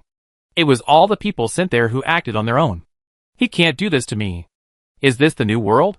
Damn it! How did he do it? How did he bring me here from the 6 continents? President Netero finally raised his hand to stop the 6 old men from talking, and subconsciously scratched his ear with his little finger. He wanted to stay out of it, but it was a pity that these things really had something to do with him. A month ago, we used the technology of Greedy Island to send Zatanna and others back to the 6 continents. You should have seen him and heard his words. right? Half a month ago, he used the technology of Greedy Island to contact you directly. But you never responded actively, right? I know what you are thinking. You regard Shiotai-na as a crazy believer, his words as lies, and turn a blind eye to all kinds of evidence on the table. But after escaping, you have to face reality. If you don't go find him, he will come find you. This is obvious. The light in the eyes of the 6 old men gradually dimmed. Some sat back in their chairs. Some squatted on the ground. And some stood against the wall. Their faces all lost color. Suddenly, someone walked in from outside the hall. A black robe swayed in the morning wind, revealing Germain's face. When the 6 old men saw him, they shrank back as if they had seen a ghost. If they were not all leaders of a country, they would probably scream like a woman at this time. Sorry. Germain said this to President Netero. He walked to the window, raised his hand to close it, and the wind stopped immediately. Wake you up early in the morning. I knew that you disappeared for a week, and it must be bad. President Netero came over and sighed. Why didn't you wait? Germain blinked and looked at the group of old people. I've been waiting for a month. I am a little anxious, but I really don't want to waste time on this kind of thing. I understand. President Netero turned his head to look at the 6 old men, then turned back. Give me some time. I will make them understand the current situation. Well, please. In addition, you'd better hurry up, because the 6 continents should be in chaos at this time. After the negotiation, we will send them back. German said the last sentence to the 6 old men, and then he walked out of the hall. After that, the policy inclinations towards the Hunter Association, the New World, Greed Island, Meteor Street, etc., emerged like mushrooms after rain, shocking many people. However, more people saw that the current wind direction was blowing towards the 7th continent New World outside the 6 continents. More and more investors realized the importance of that place. And the various magical things brought back from the New World did indeed make people see an unprecedented future. They lined up like ants and rushed over. A new era has begun. On May 27th, Shiati gave birth to a baby girl, with German by her side. Shiati's entire process was quite smooth and almost painless. Many acquaintances came to celebrate. Some from the New World, some from Greedy Island, and some from the ancient labyrinth. President Netero, Granny Linya, Bisji, Jean, Mo Lawu, and others were naturally among them. Nowadays, the fully public way to travel between the 3 places is the sea route, and the semi-public way is the technical transmission of Greedy Island. Only the core members are open to German's teleportation. Granny Linya came to the New World after a long absence through German's lantern teleportation. She has not set foot here for decades. She thought her body would never be able to come here again. But now she has the chance.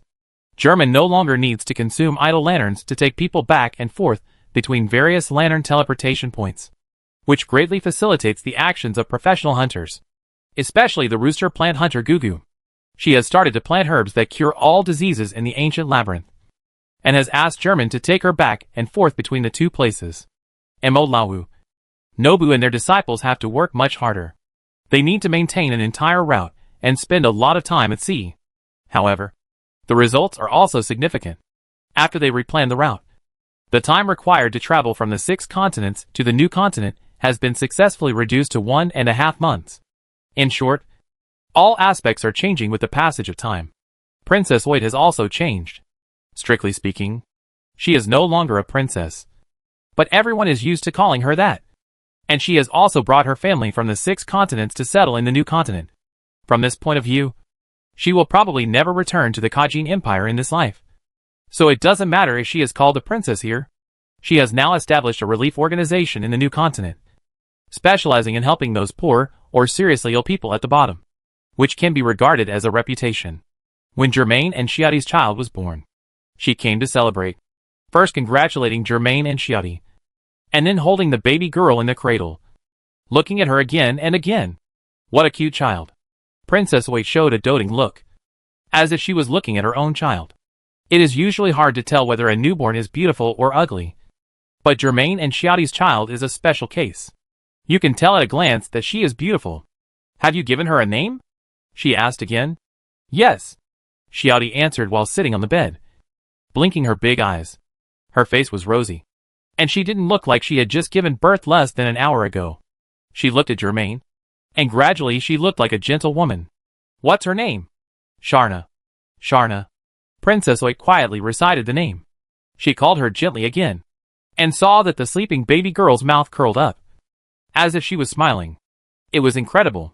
Chapter 522. When Sharna was full moon, the top management of Meteor Street called to celebrate through the technology of Greed Island. The people who appeared on the other end of the video call were Shiaka and Shira. In fact, Maki and Paknota were also there, but they did not appear in the video.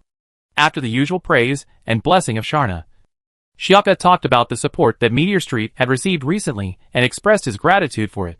Thank you, Germain. He changed his usual smile and said solemnly, we know who brought changes to Meteor Street, and we are very grateful for it. At the same time, even if you didn't mean to, you did directly contribute to the demise of the Greygoro royal family of the Kajin Empire and avenged Sarasa.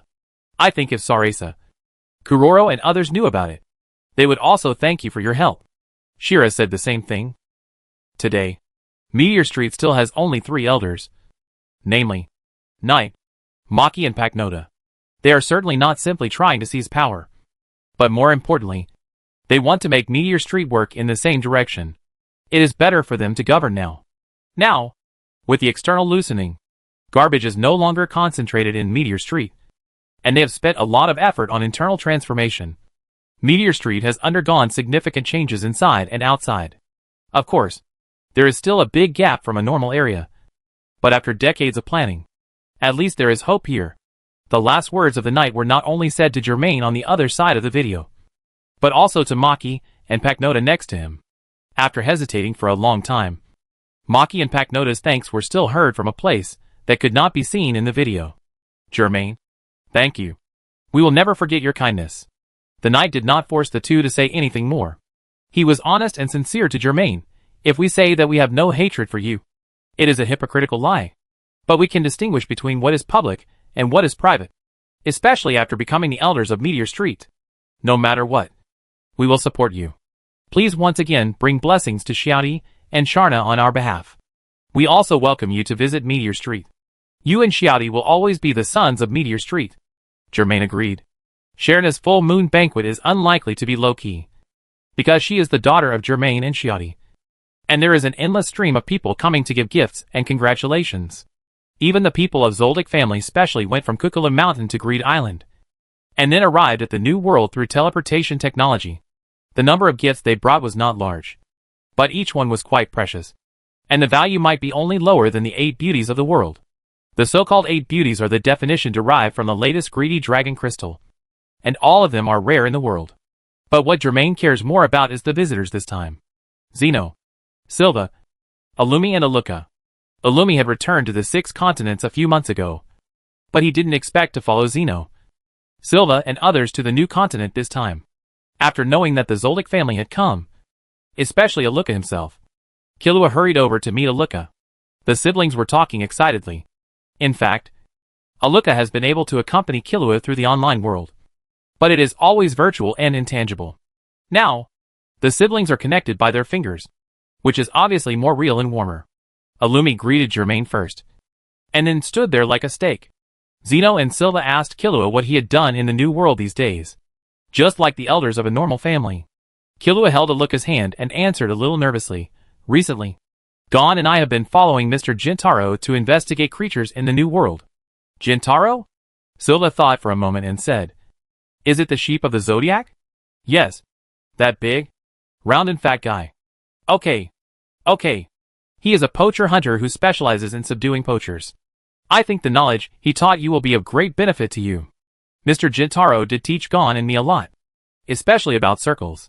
Zeno, Silva and Killua chatted for a while, before turning around and facing Germain. The two heads of the Zoldyck family looked at each other, looked around, and saw that there were no outsiders here except the Zoldyck family members and Germain. So they spoke. We are here to fulfill the promise we made at the beginning. We said that if you can travel back and forth to the Dark Continent steadily, and your target is the mist-like creature, we will help you. Hearing this, Killua couldn't help but tighten Aluka's hand. It seems that he has roughly guessed something. Aluka himself didn't know why Killua was so nervous. Alumi still stood there expressionlessly. It seemed that before coming here, Gino and Silva had already done some ideological work on him. Then, everything would be easy to talk about.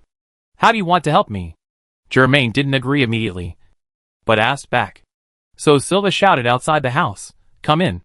2 women came in from outside. When Germain and Kilua saw them, they recognized one of them as the housekeeper Yuin. They spent a long time trying to identify the other person before they were surprised to find that this old woman was Yuin's grandmother, and also Zoldyck family's housekeeper, Ziponian. But how did she become like this? The original Ziponian was stronger and taller than the average man, with thick long hair and a ponytail, and a firm and sharp look in his eyes.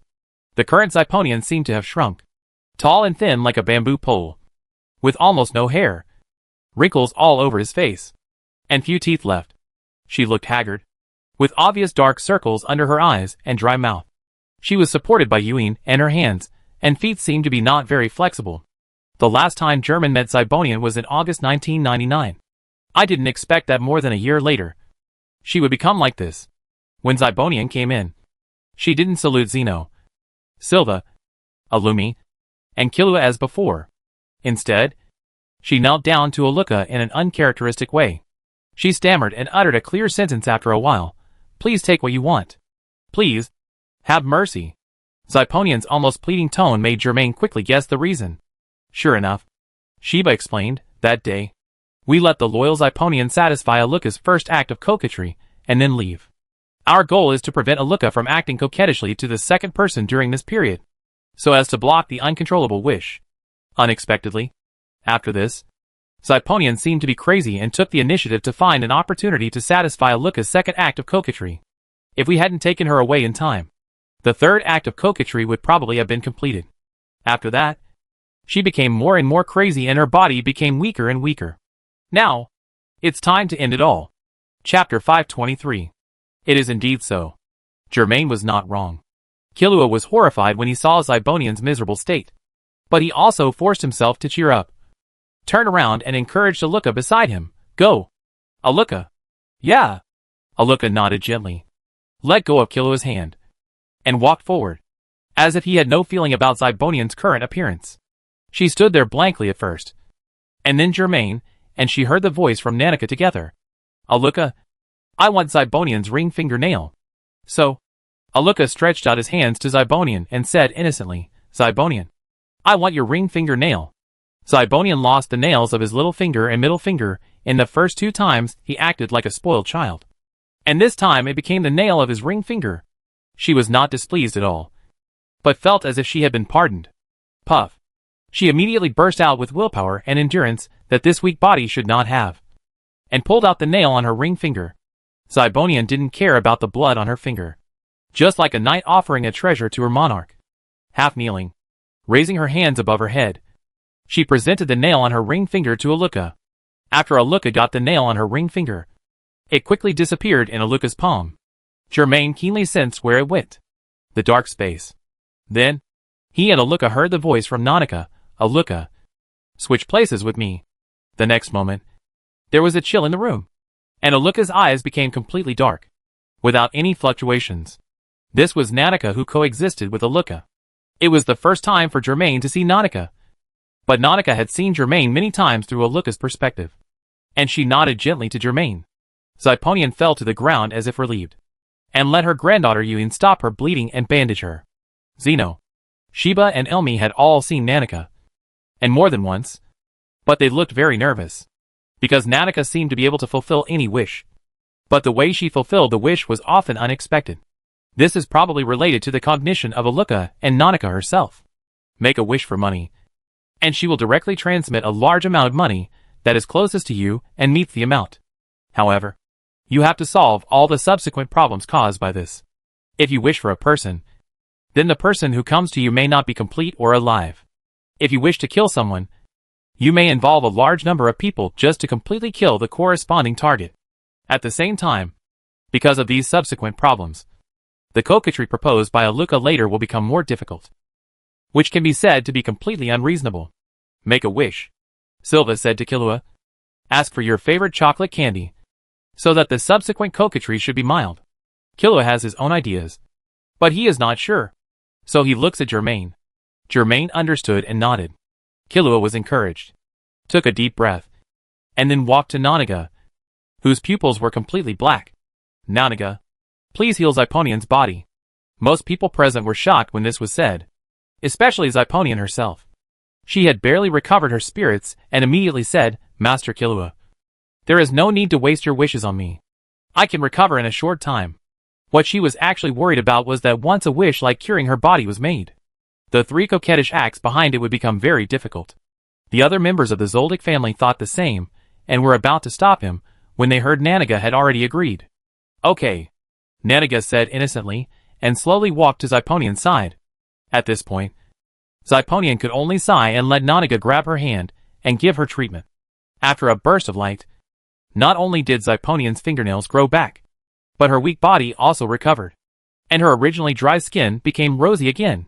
She looked at herself in shock, and then exchanged glances with Yuen next to her. Yuen immediately understood and came to Nanaka's side.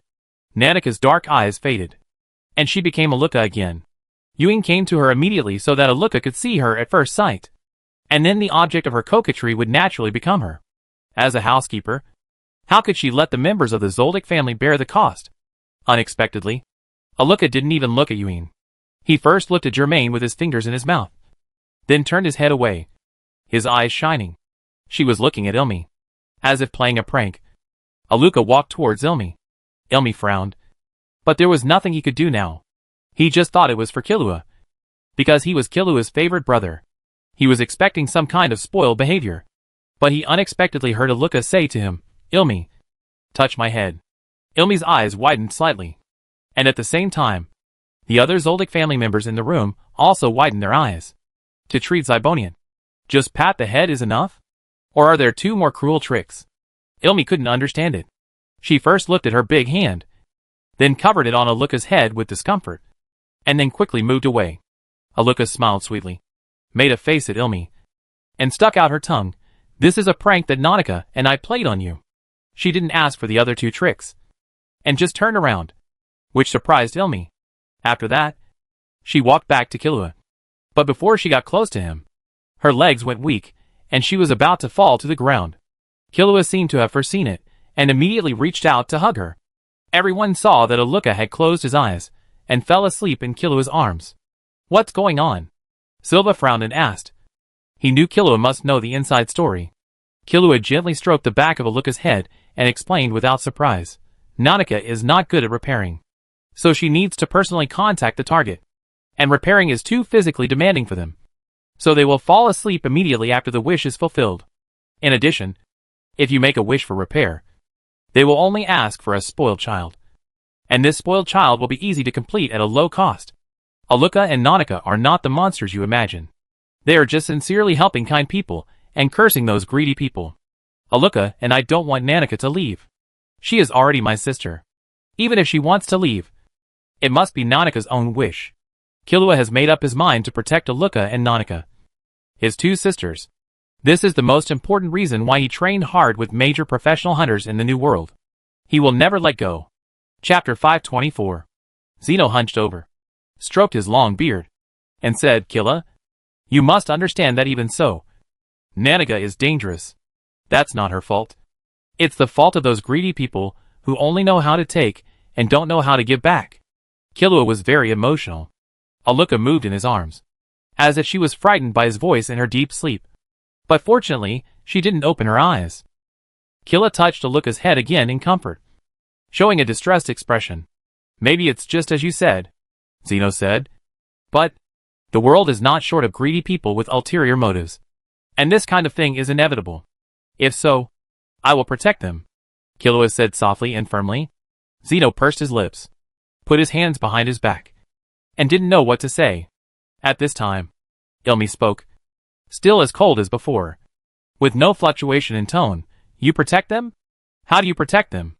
Killua looked at his elder brother coldly. Do you want to try? Okay. Ilmi shook his hands, and several golden needles were clamped between his fingers. He didn't mind really teaching Killua a lesson. He believed that Killua would understand the intention of his elder brother. Killua's whole body was tense. and one hand had already touched the yo-yo made by his second brother Miji at his waist. Enough. Silva interrupted the brothers' fight loudly, and then looked at Germain. I want to know what your attitude is. Killa wants to protect Aluka and Nanika, and this feeling is understandable. However, Alumi's concerns are also very real. Grandpa Jaeger's ability to read minds cannot solve the problems of Aluka and Nanika. If there is one person in the world who can solve it, it should be you. Right? German? Everyone's eyes were on German, especially Killua, who had a hint of expectation in his eyes. German did have a plan in mind. I do have a way now. Although it can't be a cure. It is enough to let them live like normal girls. I think Nanika is an extremely special existence even among the mist-like creatures. I only completely understood her not long ago. Her source is in the dark. And the source of Jaeger's problem is also in the dark. Solve the darkness, and their problems will be solved. Killa was a little confused and asked, what is darkness? Germain did not answer this question. He believed that if necessary, the elders of the Zoldyck family, who had learned the inside story from Germain, would explain it to Killua in detail. I will block their coquetry and wishes, Germain said. As long as I am not dead, they will never be able to use their abilities. You? Alumi saw Germain looking at him before he could finish his question. Then, his hands lost control. Ding ding ding. The golden needle that was supposed to be Ilmi's food fell from his fingers and fell to the ground. As a user of the telepathic ability, he was actually manipulated in reverse. He couldn't help but feel his scalp tingling. And then he closed his lips tightly. German looked at Zeno, Silva and Killua again. Especially Killua. He stared into Killua's eyes. This is the best solution I can provide. There was silence in the room for a while. Zeno sighed and looked at Silva. As always, you are the head of the family. You make the decision. Killua hugged Aluka and couldn't wait to look at his father. Suppose. Silva frowned, thought for a while, and said, suppose you can really do this. Well, let's do it this way. He looked down at his third son, Killa. Can you accept it? Yes. Killua agreed. When Aluka and Nanika wake up, I will tell them the good news. In fact, Killua has another key point about Aluka and Nanika that he didn't tell everyone. That is, his orders to Aluka and Nanika require almost no cost. This is because he usually accepts Aluka and Nanika's coquetry and always has good intentions towards them, which is equivalent to prepayment. Unless the advance payment runs out, Killua's order will not be in danger. Aluka, especially Nanika, are very sensitive. They can easily tell whether the person in front of them is greedy or kind. As for how they will switch personalities after Germain has set strong constraints and vows for Aluka and Nanika, there is no need to worry about it. From the original timeline, after Nanika saved Gon, Killua told him not to show up again. Killua thought this was the best way to protect them. Later, Killua realized how cruel he had said when Aluka angrily reminded him, and then asked Nanika to come out and apologize to her. From this, we can see that Aluka and Nanika's personalities can be switched freely, and it has nothing to do with being coquettish and making wishes. On the contrary, the seemingly convenient and omnipotent abilities of being coquettish and making wishes are obstacles that prevent them from living a normal life. Now, someone can finally help them temporarily remove this obstacle and let them live a normal life. So, when Aluka and Nanika woke up after resting for a while, Killua immediately told them the good news.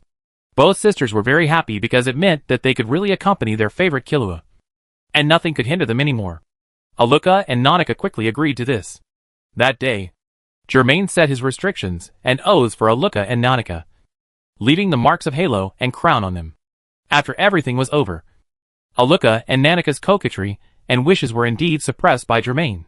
They can still act coquettishly, but no matter what the content of the coquetry is or who the object is, the other party does not need to be forced to complete it. And there will be no consequences if they cannot complete it. They can still obey the wishes, but they can only fulfill things that two little girls can do, such as helping you peel an apple.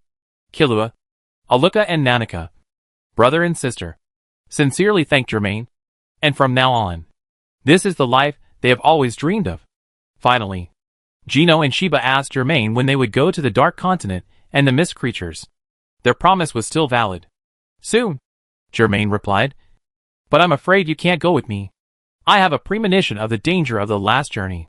This is not something you can participate in. Gino and Sheba understood this and never mentioned it again. Then, they stayed in the new world for nearly 2 months to observe the situation of Aluka and Nanika. The final conclusion is that Aluka and Nanika no longer show their monster-like abilities, and German suppression is quite successful. Zeno, Silva, Alumi, Xiponin, and Yuyin then leave with peace of mind. Killua, Aluka, Nanika, and Gon start a new life in the new world together. Chapter 525 Sharna. German leaned over and kissed his daughter's forehead as she slept in the crib. Have a good dream. Sharna clenched her pink fists and smacked her lips in her sleep. He stood up and saw Xiaodi walking towards him and hugging him. Do we have to go now? Xiaodi squinted her eyes and hugged German tightly. After having a daughter, her concern for German increased instead of decreasing. I should leave. German hugged his wife back and answered calmly. The deep sea has been waiting for me for a long time. Everything should come to an end. Xiaodi loosened his arms and kissed Germain on the lips lovingly.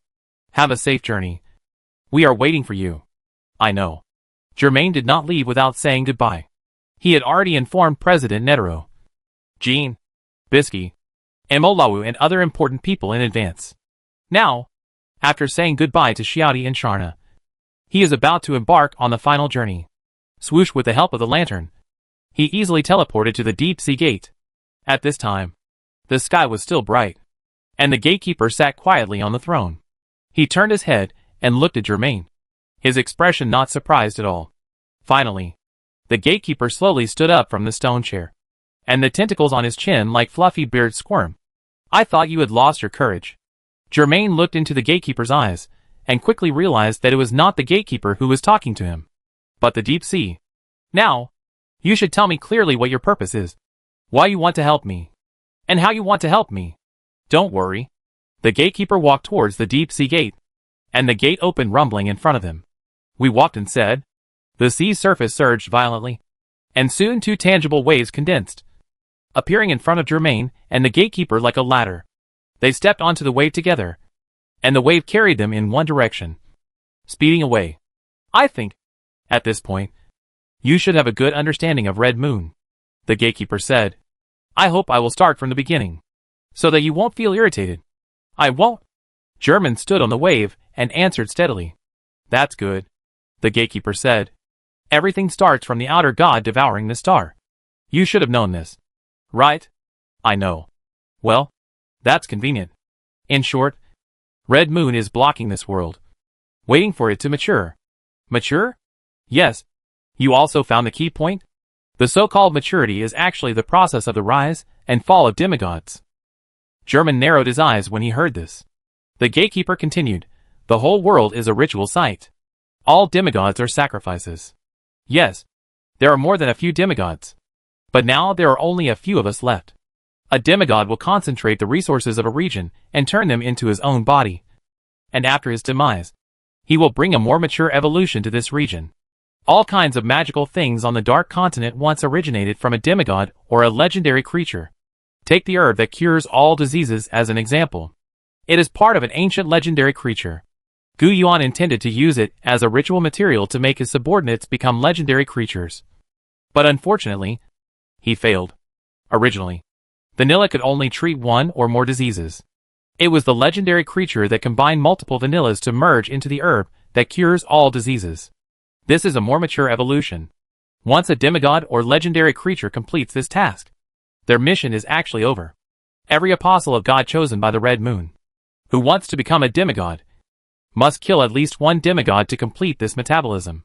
The winners, of course, are beings like us. The losers, you should have seen them. German thought of the poor ghosts hovering under the lanterns, unable to live or die. They had lost the ability to speak, and were permanently bound to the lanterns. Only then did he understand that when he got the lantern, he was forced to embark on the cruel fate of either dying as a demigod or living forever as an imp. Of course, there is still a third way with little hope. The gatekeeper continued, the demigods are not fools. There are always some who can see the essence and are unwilling to become sacrifices. They will resist, but they have not succeeded so far. But darkness is not. He is Red Moon's first apostle of God, and the only special existence who has directly become a demigod. He represents Red Moon's will on earth. He will never betray Red Moon and will be our biggest obstacle in facing Red Moon. In this way, the only threats to Red Moon are other demigods. And Red Moon is also very clear that the combined efforts of the two demigods are enough to threaten his position. Therefore, in addition to killing demigods to become a demigod, he is still not at ease. And he will try to cause a fight between demigods. Thousands of years ago, the battle between the gods of flesh and blood and Gu Yuan began. They were originally allies. But they killed each other, and finally died, and one was injured. And 1,000 years later, he planned to repeat the same trick and deliberately guide Gu Yuan to revive and rebirth in the place closest to me, intending to let me and Gu Yuan fight each other. So, I chose to take action, intending to kill Gu Yuan's rebirth in advance, but was stopped by Hongwei. I could only wait for the right opportunity, and wait until you face Gu Yuan directly. Then I took action for the second time, and this time it was successful. It can be said that I am one of the few who can see through all the truth, and at the same time, I am one of the only two demigods who have survived to this day. I rely on carefully seizing every opportunity and doing what I should do. Now, you are the third demigod who has survived to this day, and at the same time you are not as greedy as the flesh and blood, and as stupid as the Gu Yuan. You can cooperate. So I chose you. And the result proves that my choice is correct. German and the gatekeeper rode the waves and rushed across the vast ocean at an amazing speed. It seems that they will reach their destination soon. Sure enough, they came to the sea area near the deep sea city. The gatekeeper said to Germain again, he deliberately guided and helped you to kill the demigods. And the purpose was also to complete the ceremony of the world's maturity. You should be the last demigod. After you and we die, the darkness will end itself. And then the world will mature. This is what he wants you to do. Go to the mist-like creature. There is the last star. You need to light it up. When the stars gather, the dark gate will appear, and you will get the key to open the gate from the mist-like creature, and go straight to the darkness. The red moon will come, and then my deep-sea city will rise to fight against it. Most of his power is used to block this world, and he cannot directly interfere with you and me, so I can hold him back for a while. You need to defeat the darkness, and then return to my side, and pull the red moon off the altar with me. German understood. In other words, even if we don't succeed, it will be enough to severely damage the red moon and break the blockade? I don't want to have such a bad expectation, the gatekeeper said. But, yes, the blockade of the red moon will be broken in part, and it will take him a lot of power to repair it. You really can't let go of those humans. The gatekeeper slowly sank into the sea. Go. Hunt. I'm waiting for the light of your morning star. Let's embark on our last journey. Chapter 526. German teleported directly to the last of the 11 special teleportation points. The Fong Bay. The Fong Bay, as the name suggests, is shaped like a fong, with sharp sides and a narrow middle. Just like a fong. In this way, the 11 stars that served as guides have been lit up, and the 12th star that had never appeared before has finally emerged. Teleportation point, the gate of the dark wall. German was not in a hurry to go over. He still needed to get the key from the mist-like creature, which was a necessary condition for entering the dark space. At this time, something strange had happened between heaven and earth. The originally clear sky was suddenly covered by layers of dark clouds. The sun quietly disappeared, and night fell without any warning. Not long after, a red waning moon, surrounded by many stars, rose into the night sky, bringing blood to the whole world. Buzz. German instinctively felt a swelling in his head, but he quickly suppressed it and continued to walk forward. At this time, the tide began to rise in Fong Bay, and the sound of water was splashing. He looked back and saw the sea in the distance was surging, one wave higher than the other, and the sea breeze made the trees on the shore tremble. It seemed that the deep sea had also begun to move. German directly sensed through the lantern, and indeed sensed that the underwater city was slowly climbing up, and it would soon reach the surface of the sea. Everything was going according to plan. But if one of us, the deep sea, made a mistake, the other would fall into hell.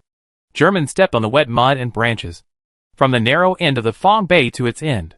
The creatures of the bay that were supposed to be active nearby, fat lizards, jagged crocodiles, ugly birds like vultures, one after another, they retreated to their nests when the world changed, and the surroundings became strangely silent.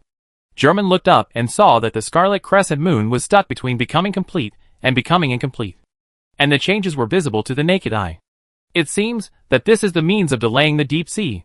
He continued to move forward, and soon he felt the presence of many small guys nearby, some approaching him, some moving away from him, and some motionless. These are the mist creatures. The mist creatures move through the soil, rocks, and bushes almost unhindered, like a bunch of drifting black smoke. Their bodies are like a black potato, with hands and feet, both very short, and when they walk on the ground, they seem to be walking on the moon. Hee. This is the sound made by the mist creatures, like a frog croaking ensemble. And this body shape and sound are exactly the origin of their name. German ignored them and just walked forward. Several mist-like creatures bravely stepped forward with their short legs, making AA's sounds like children learning to speak. They grabbed German's trouser legs and hugged his thighs, and the AA's sound slowly turned into human language. Play with me. Play with me. Play with me. German lifted his legs and shook them off. They floated in the air for a few times, like dandelions, before landing lightly, and then chased after him relentlessly. Finally, a majestic voice stopped their actions. Children, retreat. Don't bother our guests. Those mist creatures that were chasing after German, imitating human language, all stopped, and then turned around and ran away. Soon, there was no mist creature to be seen around. If it was an ordinary adventurer, he would have been entangled by them all the way, and the adventurer would be influenced by the bewitchment and make a wish with a price. The three costs of the wisher have to be borne by his companions, which will of course cause resentment and dissatisfaction among his companions, and thus they will also make wishes. At the same time, the wishes of the wisher often have unexpected results and effects, which are far from his previous psychological expectations. With greed and revenge, they will make wishes to different mist creatures one after another, and constantly drag the entire team into the abyss.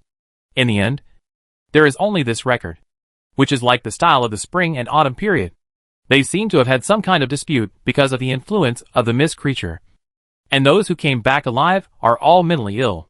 This kind of thing will naturally not happen to Germain now, but he can't help but think of the famous thriller suspense novel The Monkey's Paw. In simple terms, a couple got a monkey's paw and could make 3 wishes for it. Their first wish was to get 200 pounds, but it didn't come true after waiting for a long time. They thought the legend of this strange monkey's paw was just a joke. But the couple soon learned that their son died at work, and the compensation was exactly 200 pounds. The wife, who was heartbroken after losing her son, asked her husband to make a wish to the monkey's paw to revive their son. The husband was forced to make a second wish. And then, there was a violent knock on the door, outside the house. The wife was going to open the door like crazy, but the husband was keenly aware that the sound outside was too terrifying, and it didn't sound like a normal human could make it. Was their son really resurrected? Even if he was resurrected, was he still a human? The husband was terrified when he thought about it. So, in fear, before his wife opened the door desperately and hysterically, the husband made a third wish to the monkey's paw. In the end, there was nothing left outside the house. Germain didn't believe in perfect wishes. Even if he made a wish to the dragon, he needed to collect 7 dragon balls, and there were restrictions on resurrection. All the gifts given by fate have already been secretly marked with a price, which can almost be applied to the monkey's paw, the mist-like creature and Germain himself. The sound came from the front, and 2 huge figures suddenly appeared in front. They were 2 giants sitting at the mouth of Fong Bay. The 2 giants, one male and one female, both had silver hair and wrinkled skin, and looked old and weak. The old man's chin was covered by a thick beard, which made him look like a fisherman or hunter. The old woman had a haggard face and lifeless look, and her eyes did not move at all, as if she had been dead for a long time. They were the greedy and crazy old giants, the source of the disaster here. German showed no fear at all, and walked towards them directly. We should have started a war. The old man shook his head. But we can never be your opponent. Besides, we already know why you are here. He stretched out a hand, and an old, silver-gray lantern slowly emerged. Please take it. I think the Lord is already waiting for your arrival. Chapter 527. German did not ask for the 3 original waters, and was teleported to the gate of the dark wall. Then, he saw the wall between the 2 towering world trees, and the gate on the wall. The pattern of the wall was still familiar, rolling like waves, but it was different from the deep-sea gate. Now it seems that it actually symbolizes the black fog, but it looks like waves. This time, There was no wall facer to stop him and throw him into the distance. There was only a gate and an empty environment. Germain looked back and could see the flaming volcanoes under the roots of the world tree. They were all like dead volcanoes without any activity at this time. And there was not even a trace of fire or smoke. He could only see that above these dead volcanoes, in the night sky, a scarlet waning moon was hanging high, and it seemed to be more complete than before. There was about 2/3 left before the full moon. Germain turned around and walked towards the door, holding the lantern given to him by the greedy and crazy old giant, which was also the key. He lifted the iron ring of the lantern. Unlike most lanterns in the past, his lantern emitted a silvery light. When Germain raised the lantern, the door rumbled inward, revealing a dark world. Germain walked in, and after a few steps, the door rumbled shut behind him and disappeared without a trace. Thus, Germain was in a completely dark, empty world, with only the lantern in his hand to provide light. He held the lantern and walked forward alertly, his footsteps echoing. Suddenly, a gentle sound, as if coming from the depths of a cave, reached Germain's ears. Germain carefully identified it, and after listening for a while, he recognized that it was the sound of a piano. The sound of the piano did not stop Germain's steps, but instead became his guide. He walked slowly towards the source of the sound. Then, the sound of the violin sounded, and the sound of the piano was still there, but it was as shy as a woman who retreated behind the violin. Another period of time passed. The sound of the violin disappeared, and the flute appeared, and the piano assumed the same role as before. Finally, the flute and piano disappeared into the darkness, and this time the harp solo emerged. The 4 instruments, either in coordination or solo, played the entire moonlight, and Germain happened to walk in front of the performers. Germain couldn't see the true faces of the 4 performers, but from the limited light of the lantern, he could see that their toes were bigger than their entire bodies. He felt a familiar voice from these 4 performers. They were all wall-facing people. The 4 wall-facers had no intention of stopping or attacking Germain. After they finished playing, they all slowly retreated to the back for a distance. A wide road appeared in front of Germain. The light from the lantern could not illuminate the entire road, but Germain could sense it. He was getting closer and closer to the other party. Darkness sat on his throne, wearing a crown, and his whole body was hidden in the darkness. Or rather, his body was originally darkness. He lazily supported his chin with one hand, and only when Germain approached did he put down his hand and slowly sat up straight. "I believe the deep sea has said everything, right?" His tone was very vicissitudes, like a man in his 40s or 50s. "Whether it is the grudge or the flesh and blood, you have done a good job. Now, you have one last mission left. Are you going to calmly accept your destined death?" "I will not die." Germain put the lantern at his feet. Darkness chuckled a few times and said, "I think so. But what you are going to do, and what the deep sea is doing now are all in vain. God has set the cause and effect of your fate. So no matter how you struggle, you will eventually go to your destined death.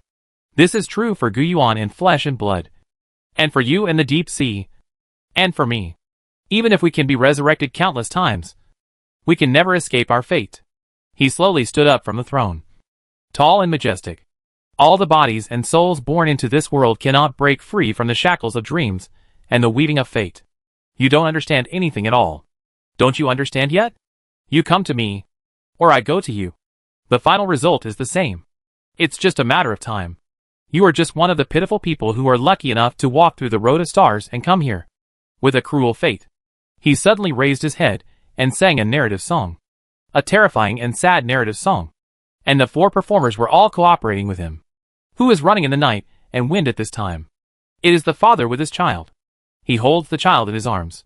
He holds him tightly to keep him warm. Germain only listened to this little bit and judged that this is Schubert's famous narrative song. "The devil. My son, why do you hide your face? Dad, didn't you see the devil?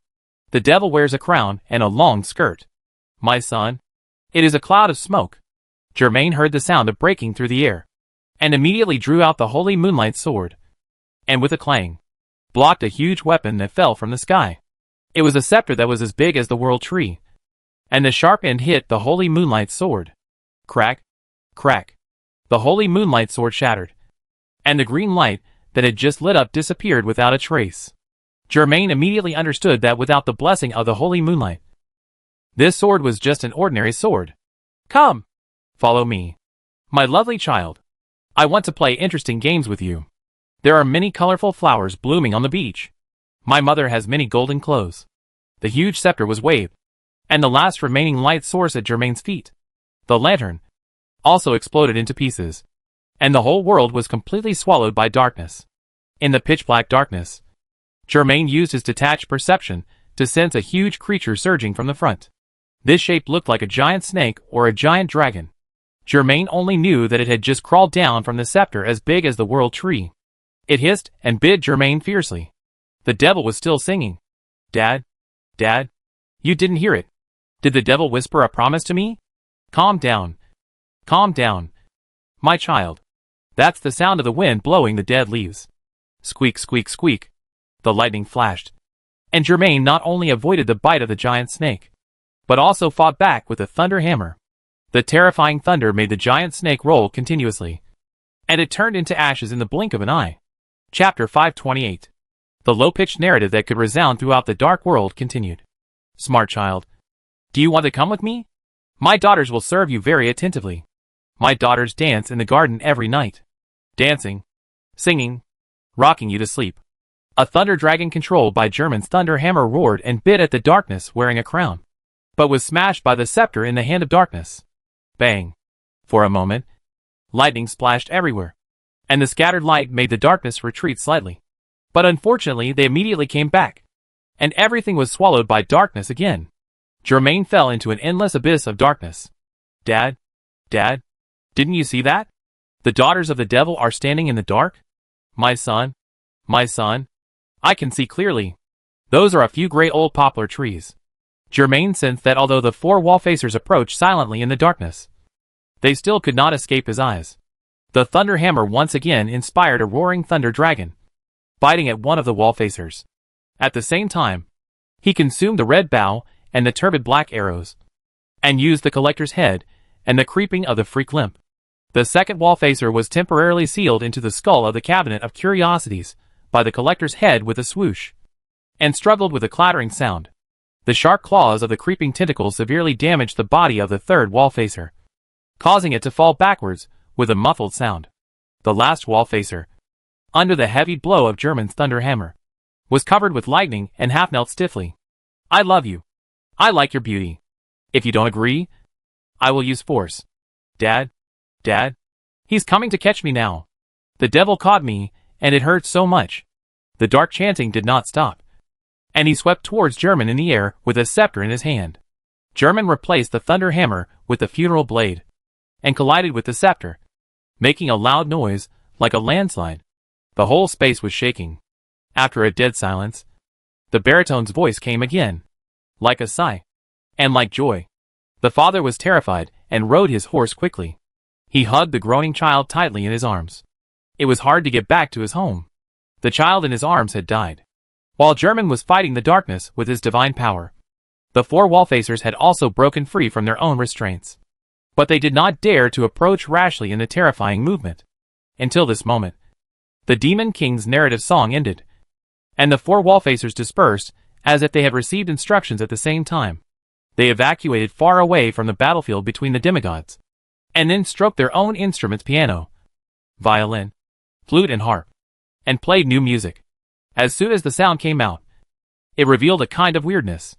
It was not harsh, but very attractive, making people follow this music like a demon and continue to explore. They were like mouths whispering in Germain's ears, like hands touching Germain's body in a creepy way. These were supposed to be 4 solo pieces, but at this moment, they cleverly matched each other to form a terrible cage and devilish sound, constantly weakening Germain's divine power. Germain had already lost his light source in the dark world, and at this moment even his perception and reaction were constantly withering and dying. This was the dark sonata that was enough to make people blind and stupid. Melody had that nightmare again. She dreamed of her good friend picking up the flute and playing the terrifying music that was said to be composed by the devil. Melody could foresee the terrible future. Her friend would die after playing the first movement, and she, the listener, would become ugly and short. She screamed in fear and tried to dissuade him, but her friend was unwilling to listen to her and continued to play the lute. It was too late. Not only that, her friend also smiled at her with an extremely evil smile. This evil smile immediately woke Melody from her nightmare. She found herself lying on the bed, hot and wet, and the whole room was dark.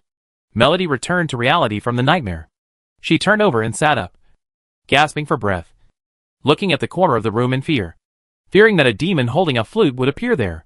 Fortunately, there was no such thing. Melody stood up and wanted to drink a glass of water, but she found that something seemed wrong outside the room, and there were too many commotions.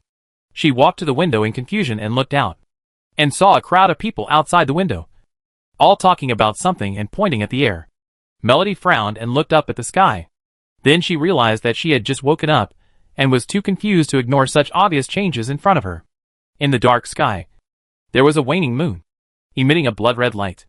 The coastal fortresses, small town houses, roads, mountains, rivers, and lakes of the New World were all bathed in this strange blood color. What's going on? What happened?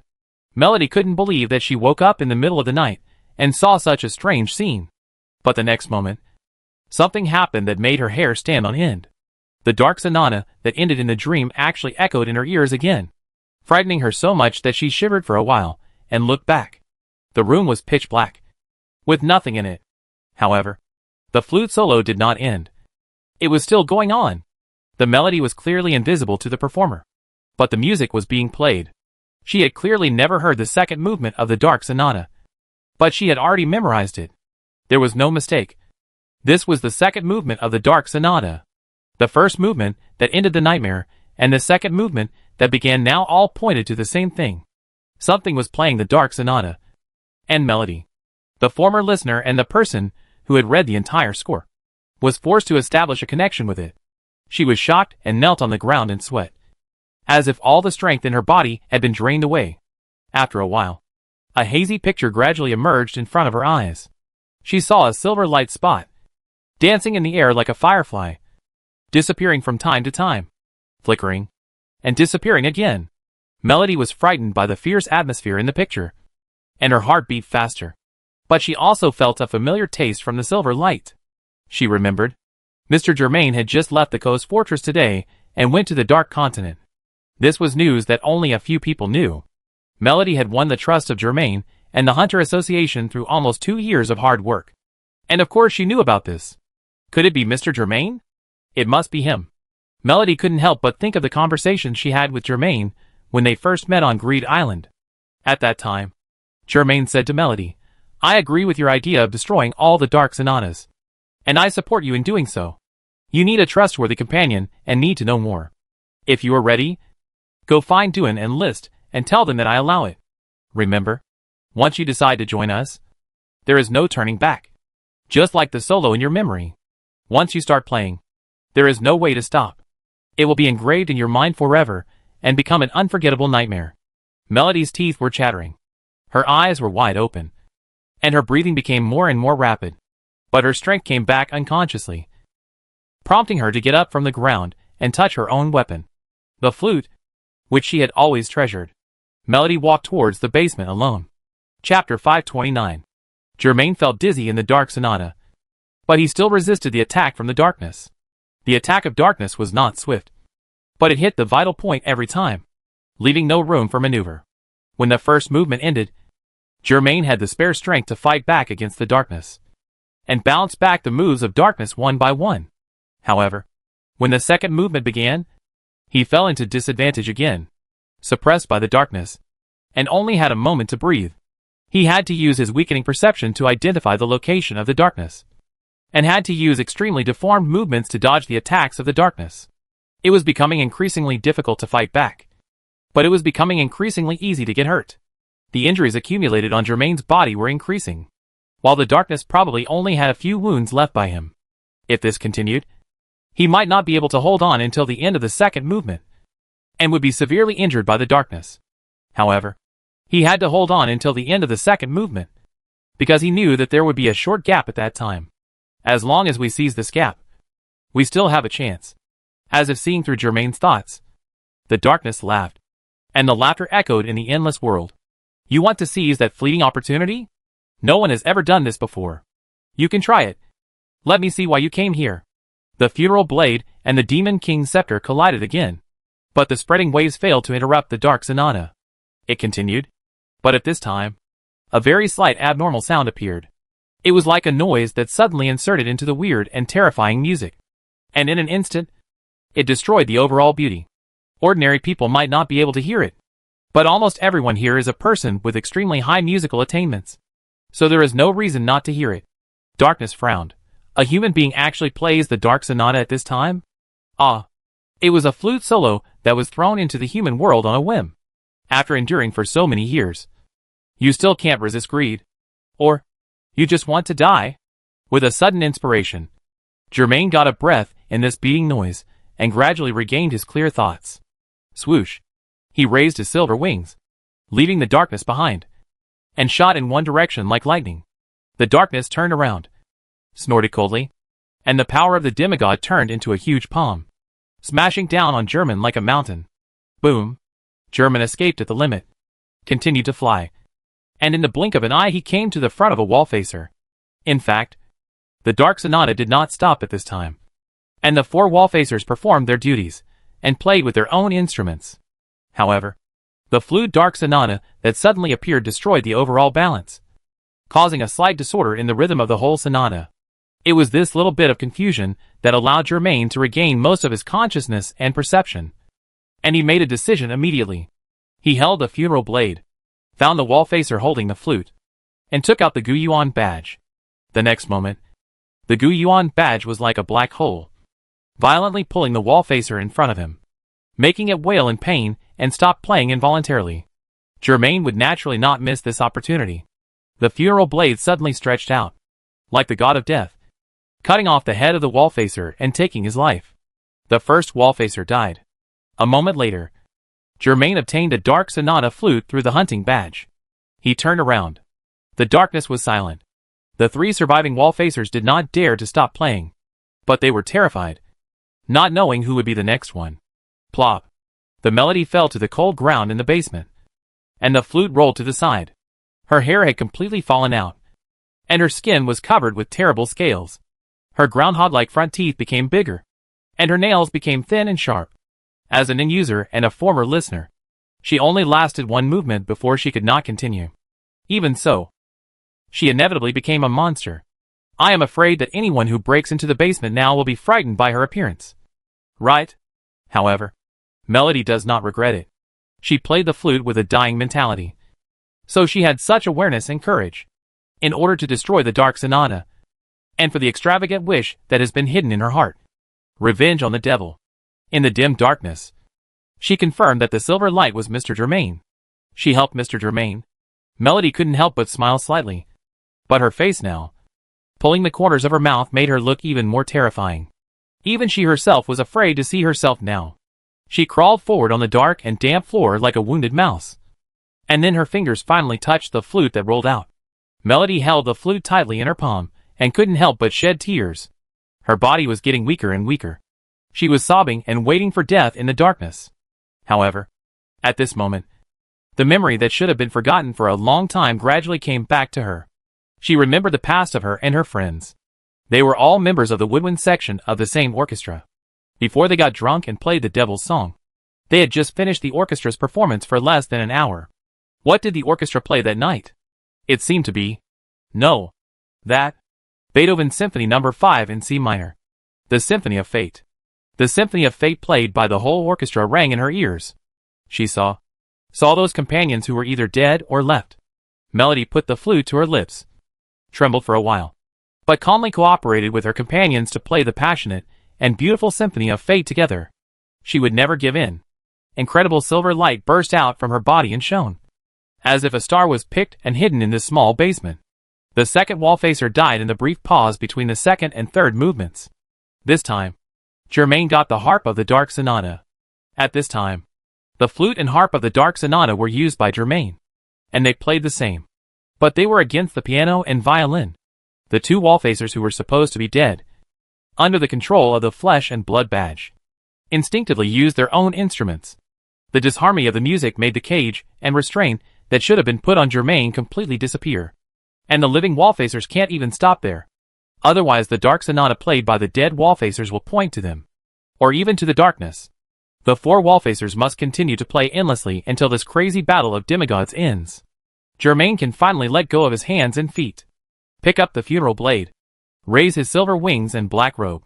Roll up his whole body. And fly towards the darkness, holding the devil's scepter. Come on! Chapter 530. Crack. The huge wall between the world trees broke. And countless dark mists gushed out of the gap. Spreading slowly like waves. A wall-facing man, with a black body stumbled out of it, and fell to the ground powerlessly. With the violin in his hand thrown aside.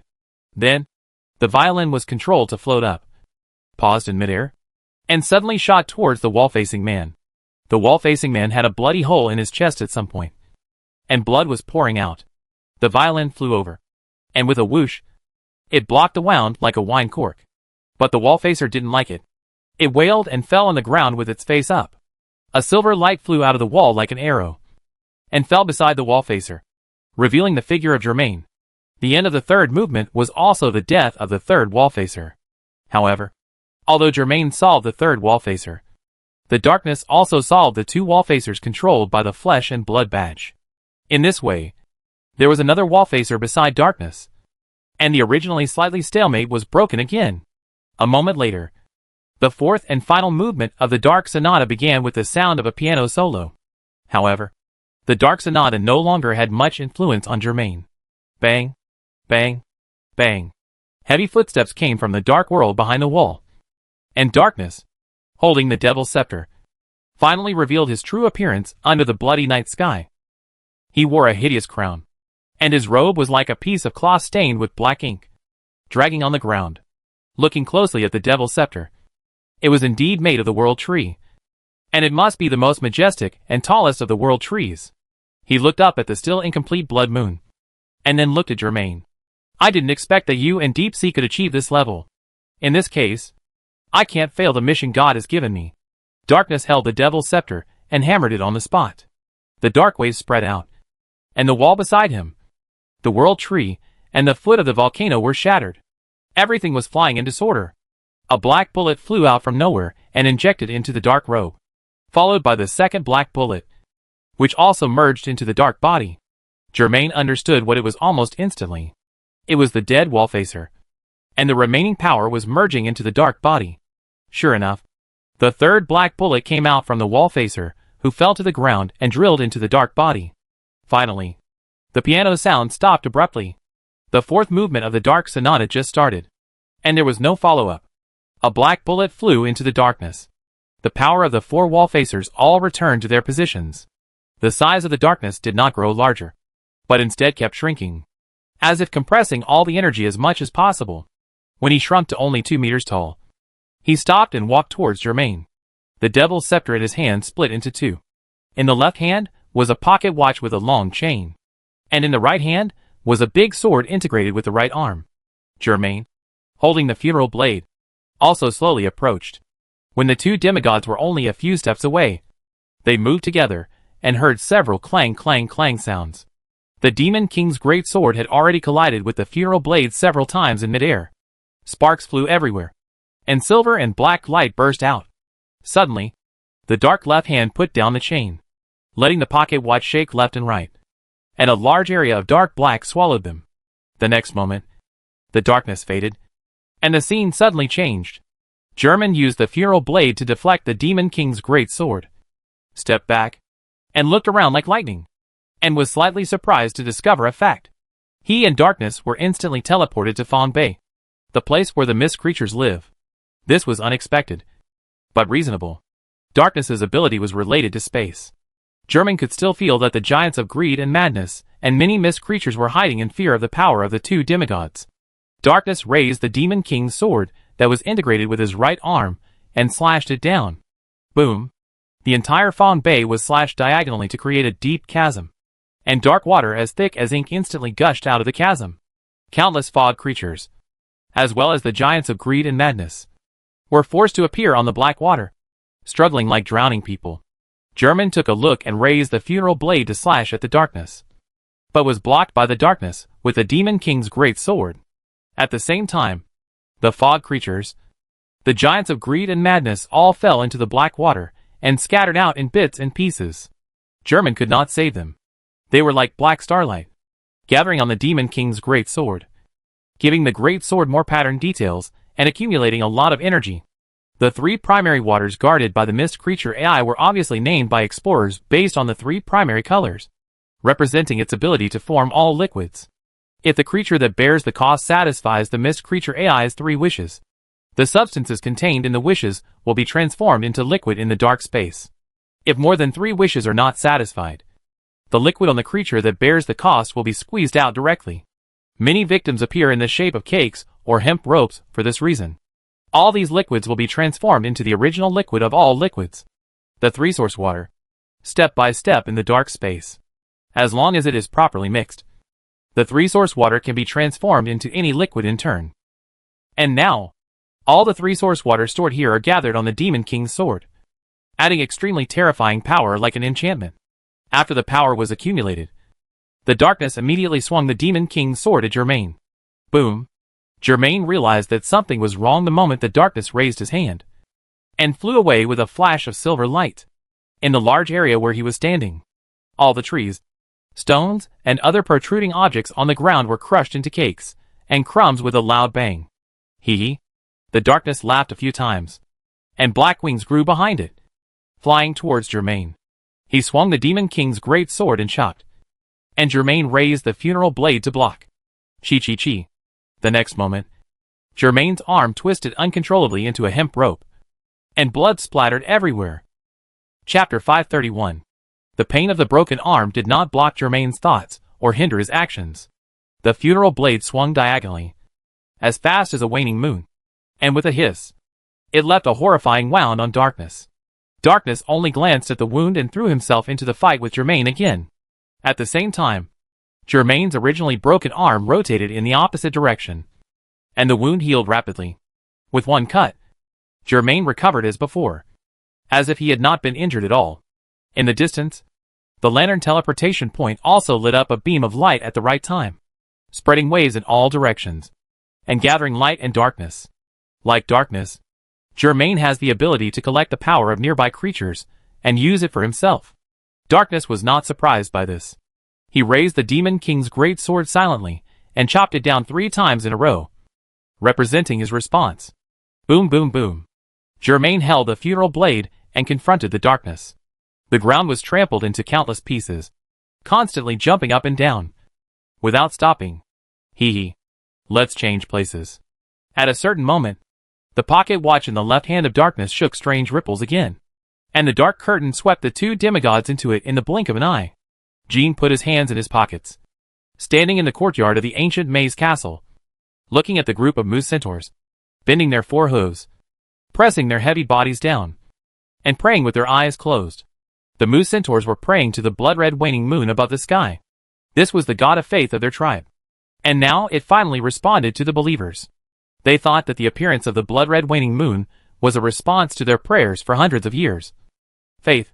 Jean did not intend to go and persuade them. The reason was not reasonable. Only when something happened could they be taught what awake meant. He only hoped that the price he paid would not be too high. In the ancient maze castle, they were not the only ones who looked up at the sky and observed the blood-red waning moon.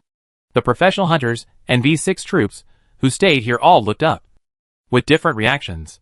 Biscuit had said many words to calm people, but the effect was average.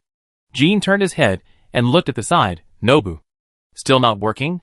No. Nobu half knelt on the ground, stroking the ground with his palm. But there was no movement. My 4-dimensional apartment with telepathy has been completely blocked. It should be the telepathy related to space, which has been blocked. The tall Mo Lawu was also here, and he pointed to Shiotua not far away. Shiotua is also trying to use the Darkin, targeting a plant weapon gold and silver ingot that they captured for research. However, no matter how much damage he inflicted on the plant weapon gold and silver ingot, he could not take away a part of it. It seems to have begun. Biscuit put his hands on his hips. German has already fought the darkness, and we can't do anything about it. Mo Lawu added. It doesn't necessarily mean we are powerless. Jean pointed to the towering tower in the distance. The beam of light never stopped, still emitting a magical influence, encompassing the creatures in the ancient labyrinth. as long as its light has not extinguished. It means that the energy collected from us is continuing to help German. The other three nodded after listening to Jin's words. Now, after some members such as Chidwa return to the New World, Jin, Bisji, Mo Lau, and Nob are the big four here. Of course, this team is led by Jin, and the others are supplemented. They decide on the big and small affairs of the ancient labyrinth together, including contact with subhumans. After the battle with the flesh and blood demigods, more than half of the subhumans chose to leave, and the rest started a new life here. The Mu Centaurs were of course one of them, and Jin and others would not force them to change their beliefs unless their lives were endangered. Suddenly, really suddenly, they all sensed a wave of something wrong. But it came so fast that no one had time to warn. Two figures suddenly flashed in the direction of the blood-red ancient maze stone pillars. Before everyone could see clearly, they heard the explosion when the two figures collided. Boom! It was a terrible shock wave that shook the earth. It not only destroyed all the stone pillars in that area, but also the aftermath came all the way, raising a sea of blood and shaking the entire ancient maze castle. Jin, Bisji, Mo Lau, and Nubu all felt a tightness in their chests. They were so dry that they couldn't even utter a syllable, and they just stared blankly in that direction. It was them. It must be them. They had actually moved the battlefield here. Of course, the ancient labyrinth could not withstand the destruction of the bloody battle between the two demigods, and was being destroyed in large areas. Before this, German and the darkness had done this over and over again in the Grey Desert, steep mountains, rainforest swamps, and all over the west coast. German was obviously not so calm. He had consumed the flute, harp, and violin of the Dark Sonata, and used the collector's head and the creep of the abnormal limp 3 times. However, none of them could seriously damage the darkness. Darkness also felt that he had met his match, and sometimes he could not avoid it. When Germain struck a heavy blow, he would immediately use the space pocket watch. Although the space pocket watch consumed a lot of energy, it could have a compulsory effect on the demigod and interrupt Germain's offensive. Darkness used it, combined with the Demon King's great sword, and fought back and forth with Germain. It shouldn't have been like this. Darkness gradually understood the idea of flesh and blood when they fought Germain before. Germain used the funeral blade to launch this crazy offensive, which was equivalent to fighting to support the war, and many times he jumped back and forth on the verge of death. Darkness has not been able to completely kill Germain, but he has a plan. These humans, Darkness said, there are also the New World, the 6 continents. They are both creatures that give you more power, and they are also your weaknesses. Germain did not respond, and kept swinging the funeral blade in his hand. At this point, he has seen the purpose of Darkness taking him through several places and constantly changing the battlefield. The common point of these battlefields is that there is at least one teleportation lantern nearby. Darkness hopes that the aftermath of their War of Gods will destroy the creatures in the area of the teleportation lantern, which is equivalent to constantly weakening the supply given to German. There will always be a moment when German will run out of ammunition and food. Darkness did not finish this sentence, and saw German put the funeral blade on his left hand, and the thunder hammer in his right hand. Squeak, squeak, squeak. Lightning flashed, and with a roar, a thunder dragon flew out in a dance. Chapter 532. The thunder dragon shook its long whiskers, stretched its python body, shook it in midair, and it was like a noose. And it was tied to Darkness. Darkness struggled, but failed to break free. Instead, the lightning and thunder disturbed his whole body. The arcs wanted to drill into his body like schistosomes. He immediately twisted his 2-meter-tall body and got out of the thunder dragon's noose like a fish. The black shadow flashed, and he instantly moved to a distance. However, German did not take action when the thunder dragon tied up Darkness. He chose this time. He accurately predicted the flash and landing point of the Darkness. Almost as soon as the Darkness made a move, he picked up the funeral blade and the thunder hammer and flew forward. Seeing that German was already in front of him, the Darkness frowned and could only use the space pocket watch again to interrupt German's attack again. However, the space pocket watch did not shake left and right as the Darkness expected, but stopped in midair. He looked down in surprise and saw that the space pocket watch was twisted into a strange, soft hook shape. It had been contaminated by the flesh badge at some point, and was covered with wriggling flesh, and even its properties had changed. It turned out that after the first forced teleportation, German had noticed the strangeness of the space pocket watch. So, every time, he deliberately fought head-on, with the Demon King's sword in the hands of the darkness. He diverted the attention of the darkness little by little, and contaminated the space pocket watch with the flesh badge little by little, until this moment, when the contamination reached a certain level. It exploded in the space pocket watch like a bomb. Poof! The space pocket watch exploded, and a faceless, alien-like snake stretched out from it, biting Darkness's finger. Darkness felt the same contaminating power from the monster snake, which was also the blood and flesh badge. He immediately threw his hand, and threw the broken space pocket watch and the monster snake out together. In a flash, German was already in front of him, and Darkness had no way to avoid it. Schwa! The funeral blade slashed diagonally. This is a weapon that can severely injure the demigod. Darkness cannot ignore it, and can only use the Demon King's great sword to resist it. With a clang, the Demon King's great sword caught the sickle blade of the funeral blade and fixed it in midair. However, in this way, the thunder hammer hit Darkness's face. Bang! Darkness's entire demigod body was hit hard and flew away. The crown rolled to the ground, and the Demon King's great sword in his hand was left in place by German.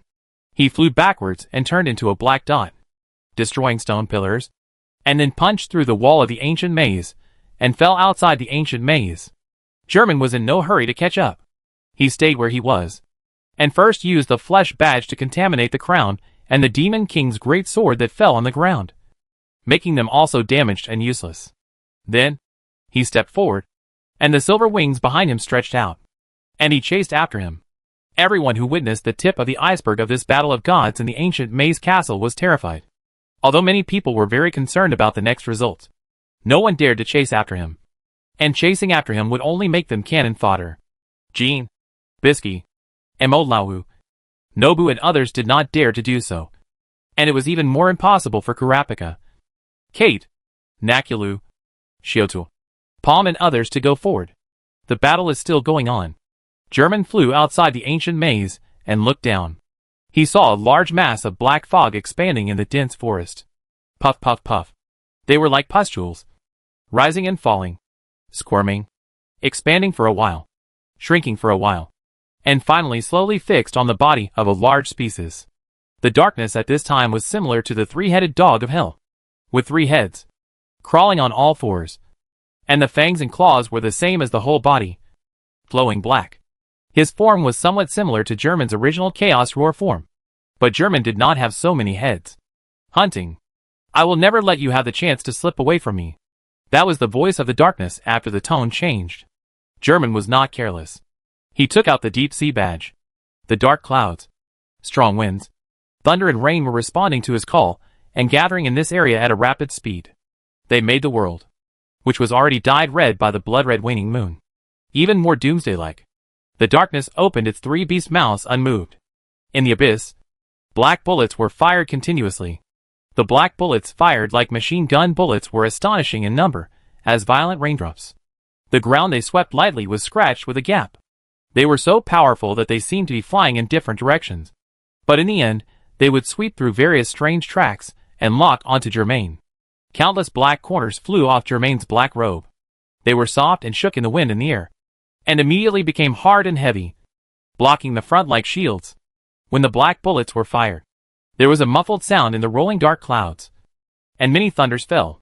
They were like silver light forks, forking the black bullets that looked like fish, forking them on the ground, and detonating them together. Bang, bang, bang. In the dust raised by the chain explosions halfway up the mountain, countless black bullets passed through the net of thunder.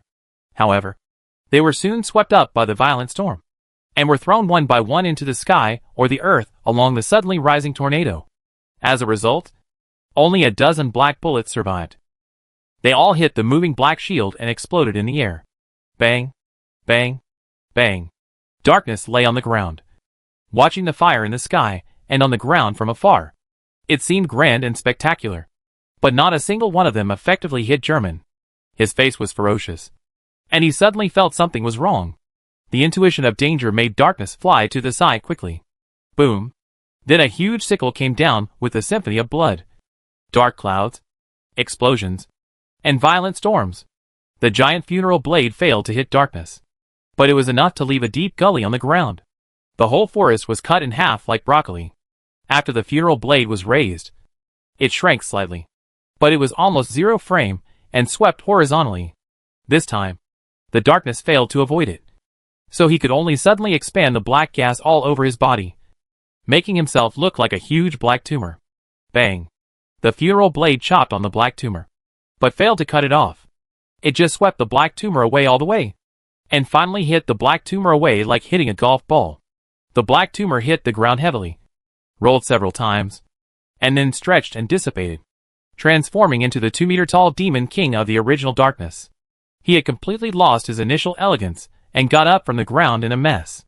Just as he was about to move, he found that his hands and feet were entangled. He looked down and saw 4 blood-colored tentacles spreading out from the ground. The darkness easily tore the tentacles apart. However, he did not feel relieved because when he looked around, he found that he had fallen into a trap. Everything on the mountain and the plain turned into a hateful flesh monster, crawling towards him as a terrifying army. It turned out that this area had been affected by the power of flesh. At that time, the flesh monsters were almost about to capture the ancient maze castle, but the arrival of German in the end made the plan completely fail. After the fall of the flesh, they did not completely disappear, and still retained most of the flesh flavor. This is actually a good thing for the nearby plant weapons, gold and silver ingots, which like to parasitize flesh. And at this moment, the masterpieces left by the flesh were all used as wedding dresses, and they happened to be used by German, who had the flesh badge. These flesh monsters certainly cannot cause fatal injuries to the darkness, but they are enough to cause trouble to the darkness. He seemed to be trapped in a swamp that he couldn't see the end of, unable to move forward. I shouldn't have brought hunting with me to the territory that now basically belonged to hunting. The darkness needs to pay the price for its arrogance.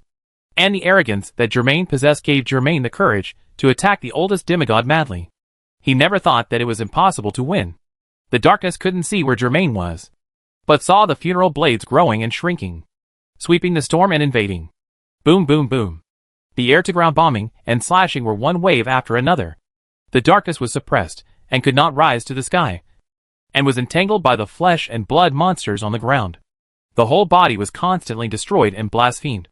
And finally the darkness could not bear it. He would never die in such a cowardly manner. Then, being forced into a desperate situation, he suddenly shrank, shrinking to the size of a fingernail, and then expanded rapidly before the next wave of attacks from German arrived. Buzz! The silent black light expanded rapidly, and like the mouth of an abyss, it swallowed everything it touched. Flesh monsters, lightning and thunder, violent storms, rolling dark clouds. Everything was completely swallowed up by the darkness and lost its sound. All attacks from German were eliminated, and German had fallen into the abyss of darkness, slowly losing his vision, hearing, touch, smell, and taste. The funeral blade and many badges in his hand slipped away unconsciously, and no one knew where they were drifting. German could not touch anything, or he touched something but felt nothing. He only knew that he was floating, and this feeling of weightlessness would soon disappear. Germain's hands and feet were all out of control, and soon, he thought it was only a matter of time before he lost his ability to think. Countless negative emotions penetrated his paper-thin defense, deep into his bones and his mind. Pressure was accumulating, and in just one breath, a dark crown appeared on Germain's head. He hadn't worn such a dark crown of thorns for a long time, as if he had suddenly returned to the weak him in the past. However, the pressure did not completely let him go. They were still accumulating, like drowning, pouring into his nasal cavity and throat, trying to fill him up, penetrating every hole. If this continued, he would definitely die of exhaustion, both physically and mentally. Buzz, buzz, buzz. For a moment, he was not sure whether his hearing had recovered or it was an illusion in his brain. He heard too many people's voices, complicated and confusing, one after another. He could not distinguish them at all. He could only hear a few short words, such as light column, miracle, prayer, money, power, woman. Germain still retained some ability to think. He quickly understood that someone was praying to the light column rising from the lantern teleportation point. These people were not only people with the ability to read. After all, they were only a minority, and the vast majority were nearby creatures, and their number was too numerous to count. The light column significantly affected the surrounding creatures, making them either possess holy virtues or possess evil tortures, which could not fail to attract the attention of ordinary people. They regarded this as some kind of miracle. And in fact, it was indeed a miracle. So they began to pray, praying that they could get everything they wanted from it. If you make a wish to me, it will be granted. If you think that the more you offer, the more sincere your heart is, the more your wish will be granted. If you think that any wish can be granted, how can such a good thing be possible? German does not have the perfect ability to satisfy everyone's different, even contradictory wishes. If someone wants to destroy the world, or seize other people's settlements, or massacre other people's families, can German satisfy him? Just because the other party is his most devout believer? How could this be possible? Some people hope for world peace, equality and prosperity for all. How could this dream, which has not been realized so far, be different for him? However, their prayers did stretch out from the darkness like chains, locking Germain's whole body and pulling him towards reality little by little. They were giving him the power of God and hoping that he would at least bring some changes to the world. The darkness was breathing heavily. He used up almost all of his energy to trigger this silent swallowing, completely trapping Germain in the dark world. There, Germain would continue to drift deeper and deeper, and even darkness didn't know where he would drift to. Perhaps it would be in the depths of the universe, or even directly to the mouth of the outer god. In this way, everything would be over. Darkness panted for a while, then raised his head and looked at the half-full blood moon in the night sky, and couldn't help laughing. After today, this world will usher in hundreds of years of blood moon without light, and all living beings will transform into forms that are more suitable for this world. Then, they will usher in the end of the world together. This is his mission. This is the end of his destiny. He almost thought that he could not do it, but, as expected, the fate given to him by the blood moon and the red moon is unchangeable. And he finally won. No matter how tortuous the process is, the end of destiny is the most important. Suddenly, he shuddered, turned around in astonishment, and looked into the distance. No. Impossible. Impossible. A dark curtain was spread out, and a figure walked out of it. The darkness was so familiar that it was unbelievable. He couldn't understand why Germain, whom he had sent into the depths of the dark world, would come back again? And what form was this? What had he become? Above Germain's head, the thorn-shaped shape of the dark crown was suspended, but it was emitting the light of a silver-white halo. The dark crown and the silver halo were completely integrated at this moment. Darkness was shocked, and immediately mobilized the little energy left, ready to pile it all up and bombard Germain. He believed that fate was on his side and had never changed. However, he was stunned for a moment, and found that his power did not respond to his expectations. He froze on the spot, and an emotion that had been lost for a long time arose spontaneously. German walked over, and a new badge appeared in his hand, engraved with the shape of a crown and a scepter. It was the badge of darkness. Darkness' pupils shrank, and he saw the figure that was originally several meters away, and it had instantly appeared in front of him. He didn't even see the start of the move, and the funeral blade slashed his body from the left shoulder to the right waist, revealing a horrifying crack wound. Yes, he uttered the second syllable, and the funeral blade slashed his right shoulder to the left waist for the second time. The two wounds were in a cross shape. How? Everything happened too fast, and Darkness felt the pain at this time and realized what was happening to him. However, the hair-raising fear only increased, because the funeral blade was already hanging on his neck. Germain stood in front of him, staring at him calmly, but he had no power to fight back against Germain, who was so close to him. Swish! The oldest demigod was like a death row prisoner, with his head chopped off by the executioner with a huge sickle. All the power was leaving him quickly. The dark head rolled to Germain's feet like Louis XVI, eyes wide open, power lost, and began to dissipate into black spots. German lowered his head and watched the darkness die completely, then raised his head and looked at the bloody crescent moon in the sky. He remembered what the darkness had said before. All the bodies and souls born in this world cannot break free from the shackles of dreams and the weaving of fate. You don't understand anything at all. Don't you understand yet? Whether you take the initiative to come to me or I go to you, the final result will be the same. It's just a matter of time. You are just one of the pitiful people who are lucky enough to walk through the road of stars and come here. With a cruel fate. Is my fate really controlled by others, and I have no ability to change it? Is it fate that I killed darkness? Have I successfully changed my fate? Then, who controls the fate of others? There is only one left. Without much time to think, German must rush to the last battlefield. Chapter 533. Hualala. The heavy rain washed the huge city. Many dragons on the sea surface sucked water through the sea of clouds. And smoke rose and filled the air. The hurricane caused a turbulent tsunami. And the lightning and thunder suddenly illuminated the dark sky as bright as day. In the blink of an eye, German was standing on the teleportation stone formation of the deep sea city. He looked around the city that had been hidden in the sea for who knows how many years. Seaweed, coral, barnacles, sand and gravel were everywhere. But the most talked about were the palaces, towers, courtyards, and stairs of wonderful size. They were not symmetrical, but were arranged in a staggered manner. They were piled up bit by bit, piece by piece, twisted and built into an ancient city that towered into the sky. Like a tornado, a long staircase started from Germain's feet, winding and spiraling up all the way to the top of the city.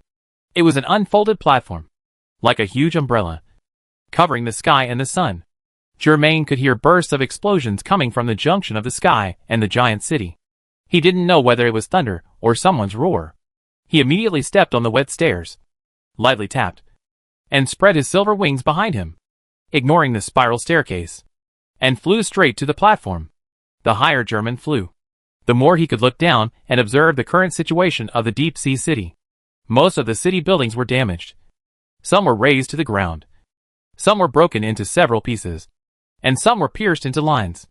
The highest platform of the deep sea city was not flat, and it could be seen that there were traces of fractures everywhere. When German flew to the top of the platform, he saw that there was almost nothing left here. Only an empty space, and two huge creatures that had fallen. They looked very similar, all with octopus heads, tentacles, bat wings on their backs, and scales on their bodies. German quickly recognized one of the creatures, the gatekeeper who had set out with him not long ago. The other one that looked similar to it was obviously also a gatekeeper, but it was guarding the deep sea gate in the western sea area. They were all lying in a huge crater on the ground. German walked to the gatekeeper, who had been separated from him for only a few hours, and felt that he was dying. Sure enough, his body was covered with wounds. Blue blood oozed out and flowed all over the ground, and his breathing was as rapid as the sound of a bellows. After feeling German approaching, it opened its eyes weakly, carefully identified it up and down, and then breathed a sigh of relief and smiled. It seems that you have won the battlefield over there. That's great. The deep sea god believes in you, which is indeed the right choice. It looked at its compatriot and another gatekeeper in the distance and sighed. It's a pity that we are too weak to help the deep sea god. One died in the battle, and the other didn't have much breath left. German wanted to pass some of his power to the gatekeeper to heal his injuries, but was rejected by the latter. Don't waste your power. You are a being who can fight side by side with our god. Please take our will and go to the sky on our behalf. Our god is struggling hard and is in urgent need of your help. I am satisfied to see you arrive before I die. As long as this is the case, we are satisfied. The more the gatekeeper spoke, the slower he became. Then, in front of German, he slowly took his last breath. The last glimmer of light in his eyes looked at the dark sky that was out of reach for them. Germain also looked at the strange and changing sky, and at the blood moon that was already 3/4 full. I wonder what is in the sky now. Germain gently patted the gatekeeper's body, made a brief condolence, and then spread his wings from the highest platform of the deep sea city and flew into the sky. Whoosh! He was like a silver meteor, crossing the sky. But he did not fall to the ground or the sea, but returned to where he should be. The wind gently blew up the curtains, casting bright light. Germain woke up to the sound of faint laughter. He opened his eyes and found himself sitting on a chair, basking in the warm sunlight. Germain stood up, took 2 steps, turned the corner, and saw where the laughter came from. There was a long table with several plates on it. The plates were filled with flour, rolling pins, water, egg whites. There were 2 people sitting at the long table. One was Shiuti, who now had long straight black hair and was getting more and more plump. And the other was Shiuti, who was a few sizes smaller. It was his and Shooty's daughter, Sharna. After the War of Gods, several years had passed in a blink of an eye, and Sharna had grown up. Ah! Sharna was smiling and stirring something with a wooden spoon. But she was startled when she saw Germain. Dad! She seemed to be startled, and quickly dropped the spoon and stretched out her hands to block the plate on the table. However, how could she do it with her little hands? Dad? You don't keep your word. Sharna wrinkled her nose angrily. We agreed that you can't come over to peek unless we wake you up. Germain was stunned. And then he remembered that he did promise his daughter this before he fell asleep on the chair. He actually forgot about it. Maybe he had been at ease for too long and had become confused? Xiaodi smiled gently and stretched out her hand to pinch Sharna's cheek in a maternal way, and told her a cruel fact. Sharna, actually, I told Dad last night that you were going to make a cake for him. Hearing this, their daughter turned her head to look at her mother, and couldn't help showing an expression of disbelief. And then her mouth flattened, and she started crying. Mom, you lied to me again. You clearly agreed not to tell Dad. Xiaodi tilted her head and thought for a while. Did Mom promise you? Yes. Mom always forgets what she promised me. If I had known, I shouldn't have told Mom. I should have gone to find Grandma Biscuit. Sister Biscuit? Sharna cried with red eyes, which was very cute. She argued with Xiaodi. I'm sorry. Mom really forgot. Xiaodi smiled and rubbed her daughter's short black hair, hugged her daughter again, and looked in the direction of German. Mom is a little stupid. So, Sharna, you just look like Mom, which makes Mom very happy. Xiaodi showed German a gentle smile, as if she wanted to merge into German's body. Then, she turned to Sharna in her arms and reached out to rub Sharna's face. Be more like your father. Don't keep rubbing my face. Biscuit. Sister Biscuit said it would make my face bigger. Sharna protested and pushed her mother's hand away. But she stopped crying. Xiaodi took out a handkerchief and gently wiped Sharna's tears. Sharna thought about it, then reached out and grabbed her mother's fingers, whispering, I don't think it's bad to be like Mom. I don't mean to hate Mom. Is that so? That's great, Xiaodi replied with a smile. Sharna turned to German again, looked at him for a few times, sighed, and crossed her arms like a little adult. Since Dad has found out, there's nothing we can do. That's right. This is our birthday present for Dad. German had been listening quietly to the conversation between mother and daughter. And then he came over, pulled out a chair, and sat down. Thank you for your gift. Do you need me to pretend I don't know? German asked. No need. It's all been discovered.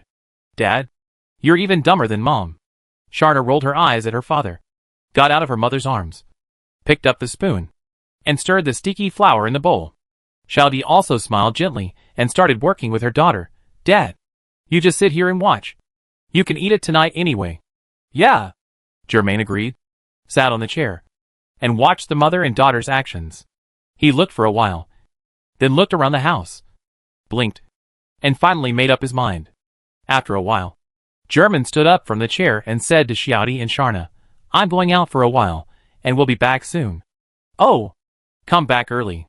Xiaodi nodded at him and said, Dad, come back early. Sharna raised the spoon excitedly and waved to German. German had touched the door handle, but stopped. Instead of opening the door, he turned around and looked at Xiaodi and Sharna. Aren't you going to keep me? Xiaodi and Sharna looked at each other and tilted their heads towards German. The mother and daughter made exactly the same movements. Why should I keep you? Didn't you say you'd be back soon? Yes. Didn't you say so? Dad? Germain thought for a moment and laughed softly again. So that's it. Dad? What are you laughing at? Sharna curiously held a finger in her mouth and blinked her big eyes. Xiaodi was also looking at him in surprise. Germain paused and said, Every living being has wishes and dreams they want to realize, and they often appear in imaginary dreams. However, if you want to make such a dream come true, the first thing is to wake up. Thank you for not letting me indulge in a gentle dream. Xiaodi and Sharna looked at each other strangely again, not quite understanding what Germain meant by these words. In order to really see you like this, I must wake up. Germain did not pause, turned the door handle, and walked out. The white light flickered, swallowing up everything that Germain could see. In the hut behind him, the mother and daughter disappeared in the light, leaving nothing behind. When Germain opened his eyes again, He found himself half kneeling on the ground with his head lowered. He didn't know how long he had been in this position. Germain heard countless whispers, and immediately stood up, looked up, and then saw a shocking scene. It turned out that he had been half kneeling on a huge arm, and this huge hand had 5 fingers stretched out, 5 fingers spread out, like a tray, holding a scarlet full moon suspended in the sky. Around this full moon, there are countless surging, distorted faces, with joy, anger, sorrow, and happiness, all kinds of emotions appearing on their faces. They swam like paramecium, looking at German with pairs of eyes, whispering to each other, and the whole scene was very depressing. Puff. After a dull sound, a black dot flew out of the scarlet full moon, fell on the middle finger of the giant hand, and then rolled down all the way. The black dot rolled from the palm to the wrist, and then rolled in front of German, who caught it with his demigod power. After a while, the black dot twisted its body and became swollen. The tentacles on its body intertwined slickly, making it look like an inverted tornado, small on top and large on the bottom. Many mouths opened in the tentacles-filled body and made sounds together, with a mixed feeling. You finally woke up, Deep Sea said to German. I thought you came here from the dark world and died in your dream without doing anything. But I'm not much better. I almost died in the blood moon illusion. German had also recognized the other party's identity. This was the only demigod left in the world who could fight alongside him. It seems that your situation is not very good. German glanced at the blood moon in the sky. Deep Sea's tentacles began to shake, and its big mouths opened wide to laugh. I can hold on until you come over, but it's already the limit. However, our actions have completely angered him. He has now shown a full moon posture, which seems to be different from before. German, tell me, you must have defeated the darkness, so you can come here, right? Deep Sea asked. German nodded, of course. Deep Sea laughed, looking like a coconut tree shaking wildly. That's good. Now there is only one last thing left in front of us. A simple and clear thing. They want to kill the gods. Buzz.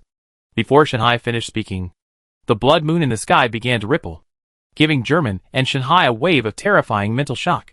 The two demigods both survived, but after a muffled groan, they remained silent. Under the scarlet full moon, a creature of only medium size jumped down, but German and Shanghai knew the horror contained in it. It had a long tentacle-like head, under which was a big mouth full of sharp teeth, and its limbs were stretched out, all of which presented a strange and simple beauty. The blood moon looked like an inverted pitcher plant, with subhuman limbs and many slender tentacles. He stepped on the giant hand, looked down at the two demigods, and then slowly walked down. It has forced out the second form of him. Deep Sea reminded. You should still be able to fight. Right? No problem. German replied calmly. That's good. Remember, do your best and don't take chances. Any moment of carelessness will end everything. I understand. The floating faces around the blood moon were shouting like boiling water. Countless chaotic voices penetrated into the minds of the two demigods. Lingering, they were all shocked, then jumped away, leaving each other space, and faced the fierce god in a triangle. The long whip-like tentacles attacked. Boom! The entire giant hand was split in two. At the same time, ancient May's castle. Everyone was either terrified, nervous, or afraid looking at the scene in the sky. The originally dark sky was like a curtain, which was completely removed, revealing those twisted and swollen faces. There were countless twisted and huge shapes, occupying the entire sky, filling it up, and each one looked extremely terrifying.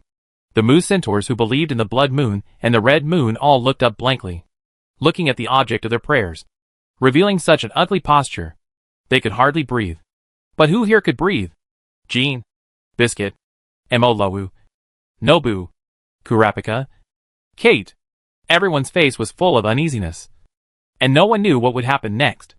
Not only they saw this scene in the sky, but the whole world, no matter where they were, could see this terrifying sky. President Netero had already put on his combat uniform, squinted his eyes, and stood at the highest point of the coastal fortress, facing the strong wind and watching the changes in the world. Misai Ishtam, Podobai, Princess Hoyt, and others were carefully commanding all the armed personnel and civilian vendors in the human settlement. Xiaodi held Sharna in her arms and coaxed her gently. She looked out from the window of the room with a solemn expression. Quito and Leorio are in the operating room, trying their best to save Melody, who has crawled out of the basement and is struggling to survive. They know nothing about the outside world, and only focus on saving Melody's life. Quito is the surgeon, and Leorio is the hook. Melody is living tenaciously. Killua, gone.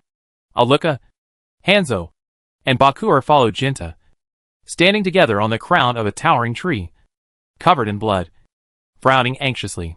Ikshank and Duan have already opened the protective barrier of Greed Island, but Liza still feels inadequate. He asked Ikshanpe to send a warning to all administrators and players. Jaeger pushed his wheelchair and came to the outside of Kukula Mountain Castle. Silent, Shiba rode a strange bird from the sky and shook his head at the members of Zoldyck family. Shiaka, Maki, Paknota and Shira were urgently evacuating the people of Meteor Street and asked them to hide in the underground bunker. Yun Gu, Jishi, Dumanren, whether human or chimera ant, all living beings saw what happened next. Those huge monsters that occupied the sky slowly broke away and fell one after another like meteorites.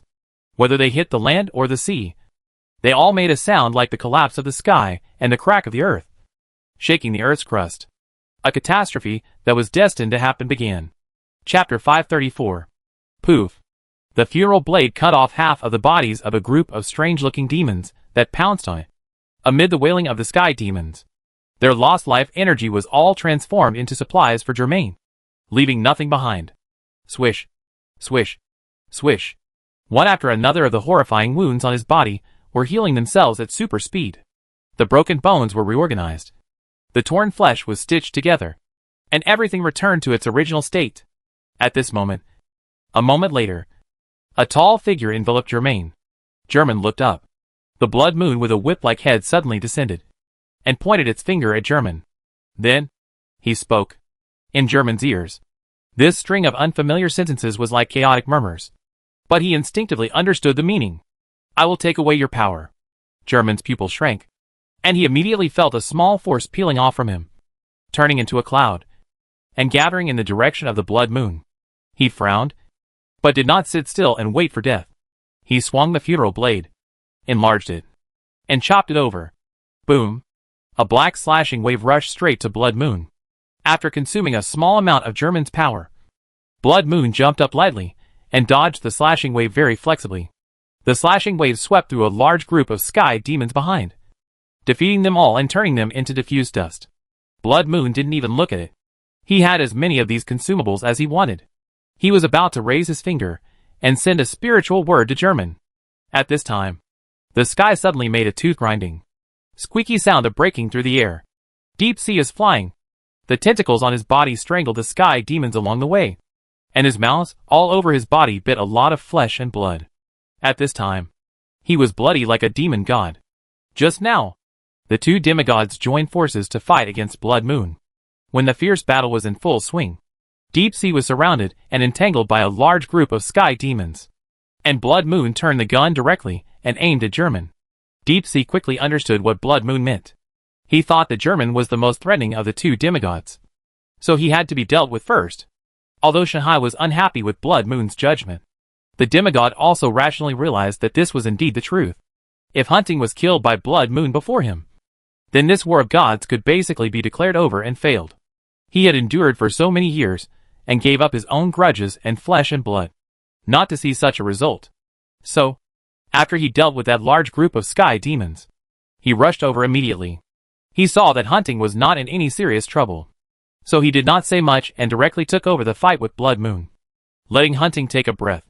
Hunter Germain also took this opportunity to sense his whole body and confirm how much power the Blood Moon had taken away from him. Soon, he found that the part of the Holy Moonlight Great Sword and the Thunder Ring had disappeared.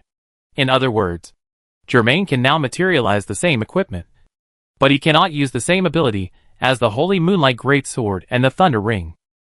After understanding this, Germain calmly adjusted his breathing and once again joined the battlefield. He fought against the Blood Moon together with the Deep Sea, and in the interval between the fierce battles, he told his current ally about this discovery. After the Blood Moon deliberately retreated and jumped into the distance like an antelope, the two demigods temporarily stopped their attack. At this time, the Deep Sea told Germain his understanding. The source of our power is the blood moon's choice. And this power will be presented in the most suitable way for us. Therefore, I am the deep sea. You are the hunting. And there are so many differences between the demigods. But, in the final analysis, our power has increased too fast and too much, beyond the normal cycle. So these powers will be very unstable. We demigods are lucky. We have so many years to consolidate our power. Just like a blood transfusion. This power is basically our own. But, you don't have so much time. So he can easily take away some of your power. Be careful, and try not to get into trouble. Germain nodded and replied, I understand. At this moment, the blood moon that flew away suddenly moved again. His long whip head and limbs were twisting. And then his whole body expanded rapidly. And in that instant, it exploded. However, after the explosion, he did not fall apart, but instead took on a completely new form. The blood moon became the size of a large species and flew up, like a huge, completely black bat, with its wings spread out, almost covering the sky.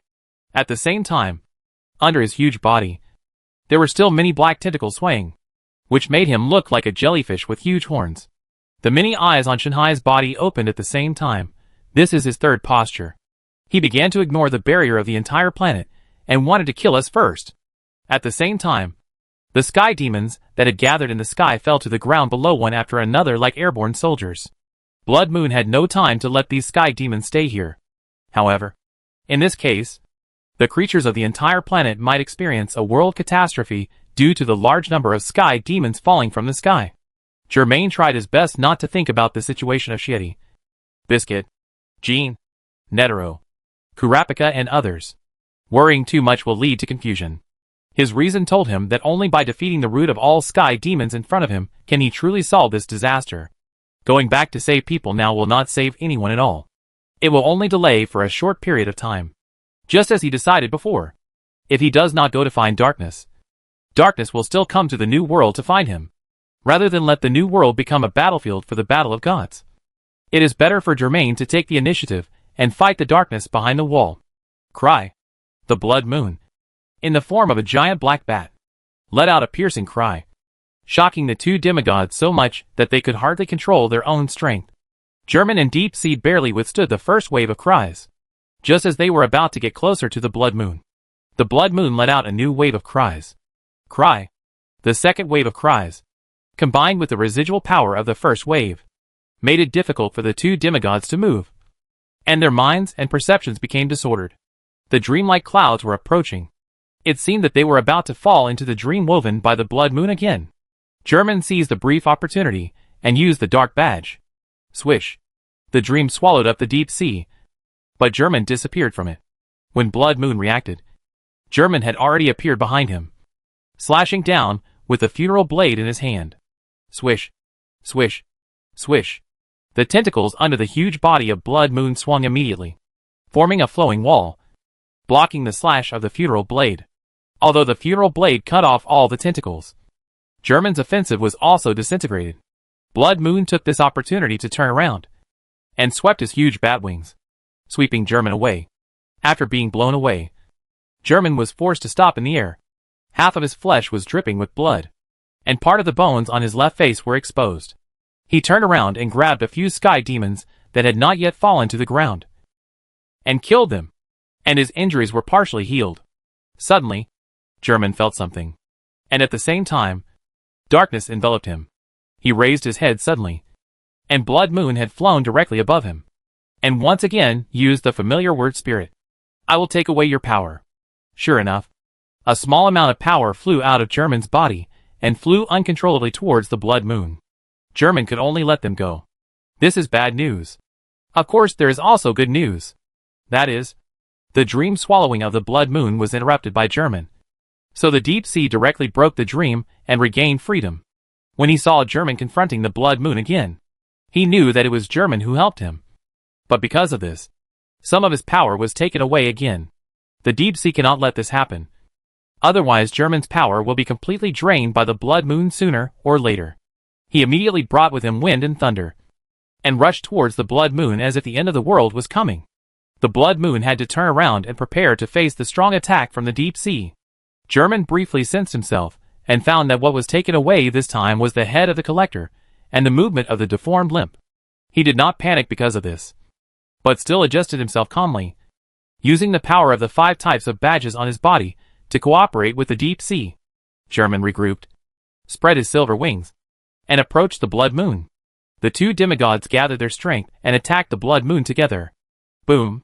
The 3 shocking waves collided with each other, causing a terrifying explosion in the sky. That was pure energy release. Rumble. The residual power of the explosion completely dispersed the surrounding clouds and mist, revealing the blood-red full moon in the sky. And the vision was bathed in scarlet. Swoosh. German, who was not intact from head to toe, fell all the way down from the sky. Fortunately, he was still conscious and quickly grasped his balance.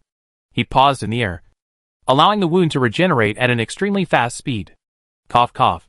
German coughed violently for a while, gasping for breath. And then he felt much better.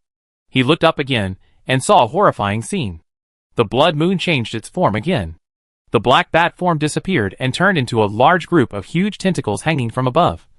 And there were many red eyeballs on the tentacles. The red eyeballs opened one by one and looked down in horror. At the same time, the wounds given to him by German and the deep sea were now covered with small black dots. German looked carefully and saw clearly that they were all the messenger ghosts he was quite familiar with. Those skinny, helpless messenger ghosts climbed on the body of Blood Moon, using their own disappearance as the price to heal Blood Moon. The next moment, German turned his head to look at the other side. There, Deep Sea, who was as wounded as German, appeared and waved his tentacles at German, indicating that he was fine. German stopped looking at Deep Sea, because in fact, he could not save himself. After devouring countless messenger ghosts, Blood Moon suddenly spread all its tentacles, swung downward, and floated higher. Deep Sea's voice came. He will temporarily lift the blockade of the planet and use all his remaining strength. Don't let him succeed. After Deep Sea finished speaking, he was the first to fly into the air, regardless of his injuries. German followed without saying a word. 2 beams of light rose straight into the sky, whistling through the air. However, they were still a step too late. The Blood Moon completely bloomed its tentacles in the air, and suddenly grabbed the scarlet full moon. The moon was actually moved, and slowly moved its position, becoming more and more red. The next moment, Germain was enveloped by red light, and stopped in the sky, unable to move. And the power in his body was stripped away one by one. Funeral Blade, Thunder Hammer, Threaded Cane, Dark Badge, Resentment Badge, Deep Sea Badge. Germain was actually drained of 6 types of power in one breath. Deep Sea also felt his own power being stripped away, but not as obviously as Germain. He did not care about Germain's condition and headed for the Blood Moon. He must be stopped at all costs. Soon, the mighty hurricane and thunder collided head-on with the scarlet full moon that kept moving in the sky. Boom! This was more terrifying than the previous explosion, and it shook Germain and sent him flying backwards. Although he had broken free from the situation where he could not move just now, he did not have much strength left. Germain looked up and saw that the aftermath of the explosion had quietly dissipated. But what he saw next was something he didn't want to see. The scarlet full moon was almost intact, with only a little black defect, like a sunspot. But the deep sea was already in pieces, and its power was gone. The demigod continued to disintegrate in the air. Most of his body had turned into dust, and the remaining part was like white paper being burned by flames. He also understood his current situation, and with his remaining consciousness, he glanced at Germain below and sighed. I still underestimated the full power of the Blood Moon. It was my desperate attempt to get you involved, but I still failed. This is my last strength. Accept it. Please, keep our dignity. After saying that, the remains of the deep sea completely dissipated. However, German received his last bit of strength. However, in front of the scarlet full moon in the sky, this was completely a drop in the bucket. The death of demigods is not eternal. In fact, as long as there are loyal apostles of God willing to continue to use rituals to nourish them, their resurrection is only a matter of time. However, not long ago, all the demigods in the world and their apostles of God had died. This means that there are no apostles of God to organize rituals for them. Not to mention the outer god devouring the planet, which is likely to happen in hundreds of years. almost eliminates the possibility of the demigod's resurrection. Deep Sea is already considered completely dead, and the same principle applies to Germain. As long as he dies here, no one can revive him. Everything ends here. Deep Sea's last words, "Please keep our dignity," are because he knows that Germain cannot defeat Scarlet Full Moon. He only hopes that Germain can keep the dignity of these rebellious demigods. Germain looked at the remaining strength in his body. Flesh badge, hunting badge, teleportation lantern, meat saw, shotgun. He knew that he really couldn't win. No matter how much he talked about spirituality, he couldn't hide this fact. He could still fight before this, but his current strength was reduced again and again, and he couldn't defeat Scarlet Full Moon. In such a moment, many scenes passed by his eyes like a revolving lantern, and finally stopped on that night. The moment when he first met Dong Fulishi and learned the truth about the world from Dong. Dong said a lot, asking Germain what he thought. He clearly remembered what he said to Dong. "That's good. To be honest, I don't understand scientific creation. I only know how to be a hunter and hunt my prey." The demigods occupied the Dark Continent and controlled most of the resources. And these resources are all the dream of human society. The Red Moon occupied the sky, blocking the speed and height. If they are all dead, then all obstacles in front of humans will disappear. Humans can use the resources of the Dark Continent to develop all science and technology, and at the same time break through the atmosphere and go to outer space. Within 50 years, we will definitely be able to carry people into space. Within 500 years, we will definitely be able to leave this planet and migrate to the universe like humans did more than 2,000 years ago. Maybe there is really no way to defeat enemies like the outer gods, but at least we can avoid them. He wants ripe fruits? Then give them to him, and we will go find unripe fruits. That's my answer. He made up his mind. Germain materialized a meat saw and a shotgun, held them in his hands, and looked proudly at the scarlet full moon in the sky. This is my answer. Chapter 535. The fate set by the scarlet full moon is only cause and effect, without the process. That is to say, two endpoints are set, and the twists and turns of the line are not precisely controlled. Any body and soul born on this planet may become his chess piece. However, not all chess pieces can go from cause to effect. They are like clockwork dolls, constantly moving in one direction, shaking, but there are always various factors that make them stop before reaching their destination. Only a very small number of people can truly reach the fruit, complete their destined death, and finally serve as fertilizer to nourish this planet and accelerate its maturity. Scarlet Full Moon just randomly picked a child in Meteor Street. This choice has nothing to do with his background, his qualifications, or his personality. It is just a random selection that can meet the cause of fate. Scarlet Full Moon did not even care whether he could reach the fruit of fate. It was just a mere chess piece among countless chess pieces. After that, the child named Germain grew up, gradually emerged, and frequently used the gift of fate. The gift of fate would allow Germain to obtain the most suitable ability for him and continue to evolve. And he did evolve at the end of 1997. However, this was still not enough for Scarlet Full Moon to pay attention to him, because in the long river of time, there were too many individuals who had achieved a similar level as him. It was no big deal. After that, Germain rashly tried to break into the wall in advance, but failed, and was sent to the ancient maze by the wallfacer. This is also a small matter. No one really cares, because too many chosen people have had such experiences. Most of them will fail in the ancient maze, which is not worth mentioning. If you can't even get through the ancient maze, then the plan for Scarlet Full Moon is meaningless. The turning point of everything happened at the end of 1998. By defeating Maruam, the king of the Chimera Ants, Germain achieved explosive growth and already had the possibility of becoming an apostle of God. He emitted his own light in the darkness, and Scarlet Moon finally began to notice this man. When Germain really became the apostle of God, Scarlet Moon was convinced that this was the last demigod who would complete his destined death. So, when Germain fought against the apostle of God under Gu Yuan, Scarlet Moon promoted his evolution. Germain obtained the funeral blade, killed the goblin, and assisted the Deep Sea to defeat Gu Yuan. After that, Scarlet Moon and Darkness loosened the restrictions on the flesh hiding deep in the west coast. The flesh and blood became active and stretched out its claws towards the east coast.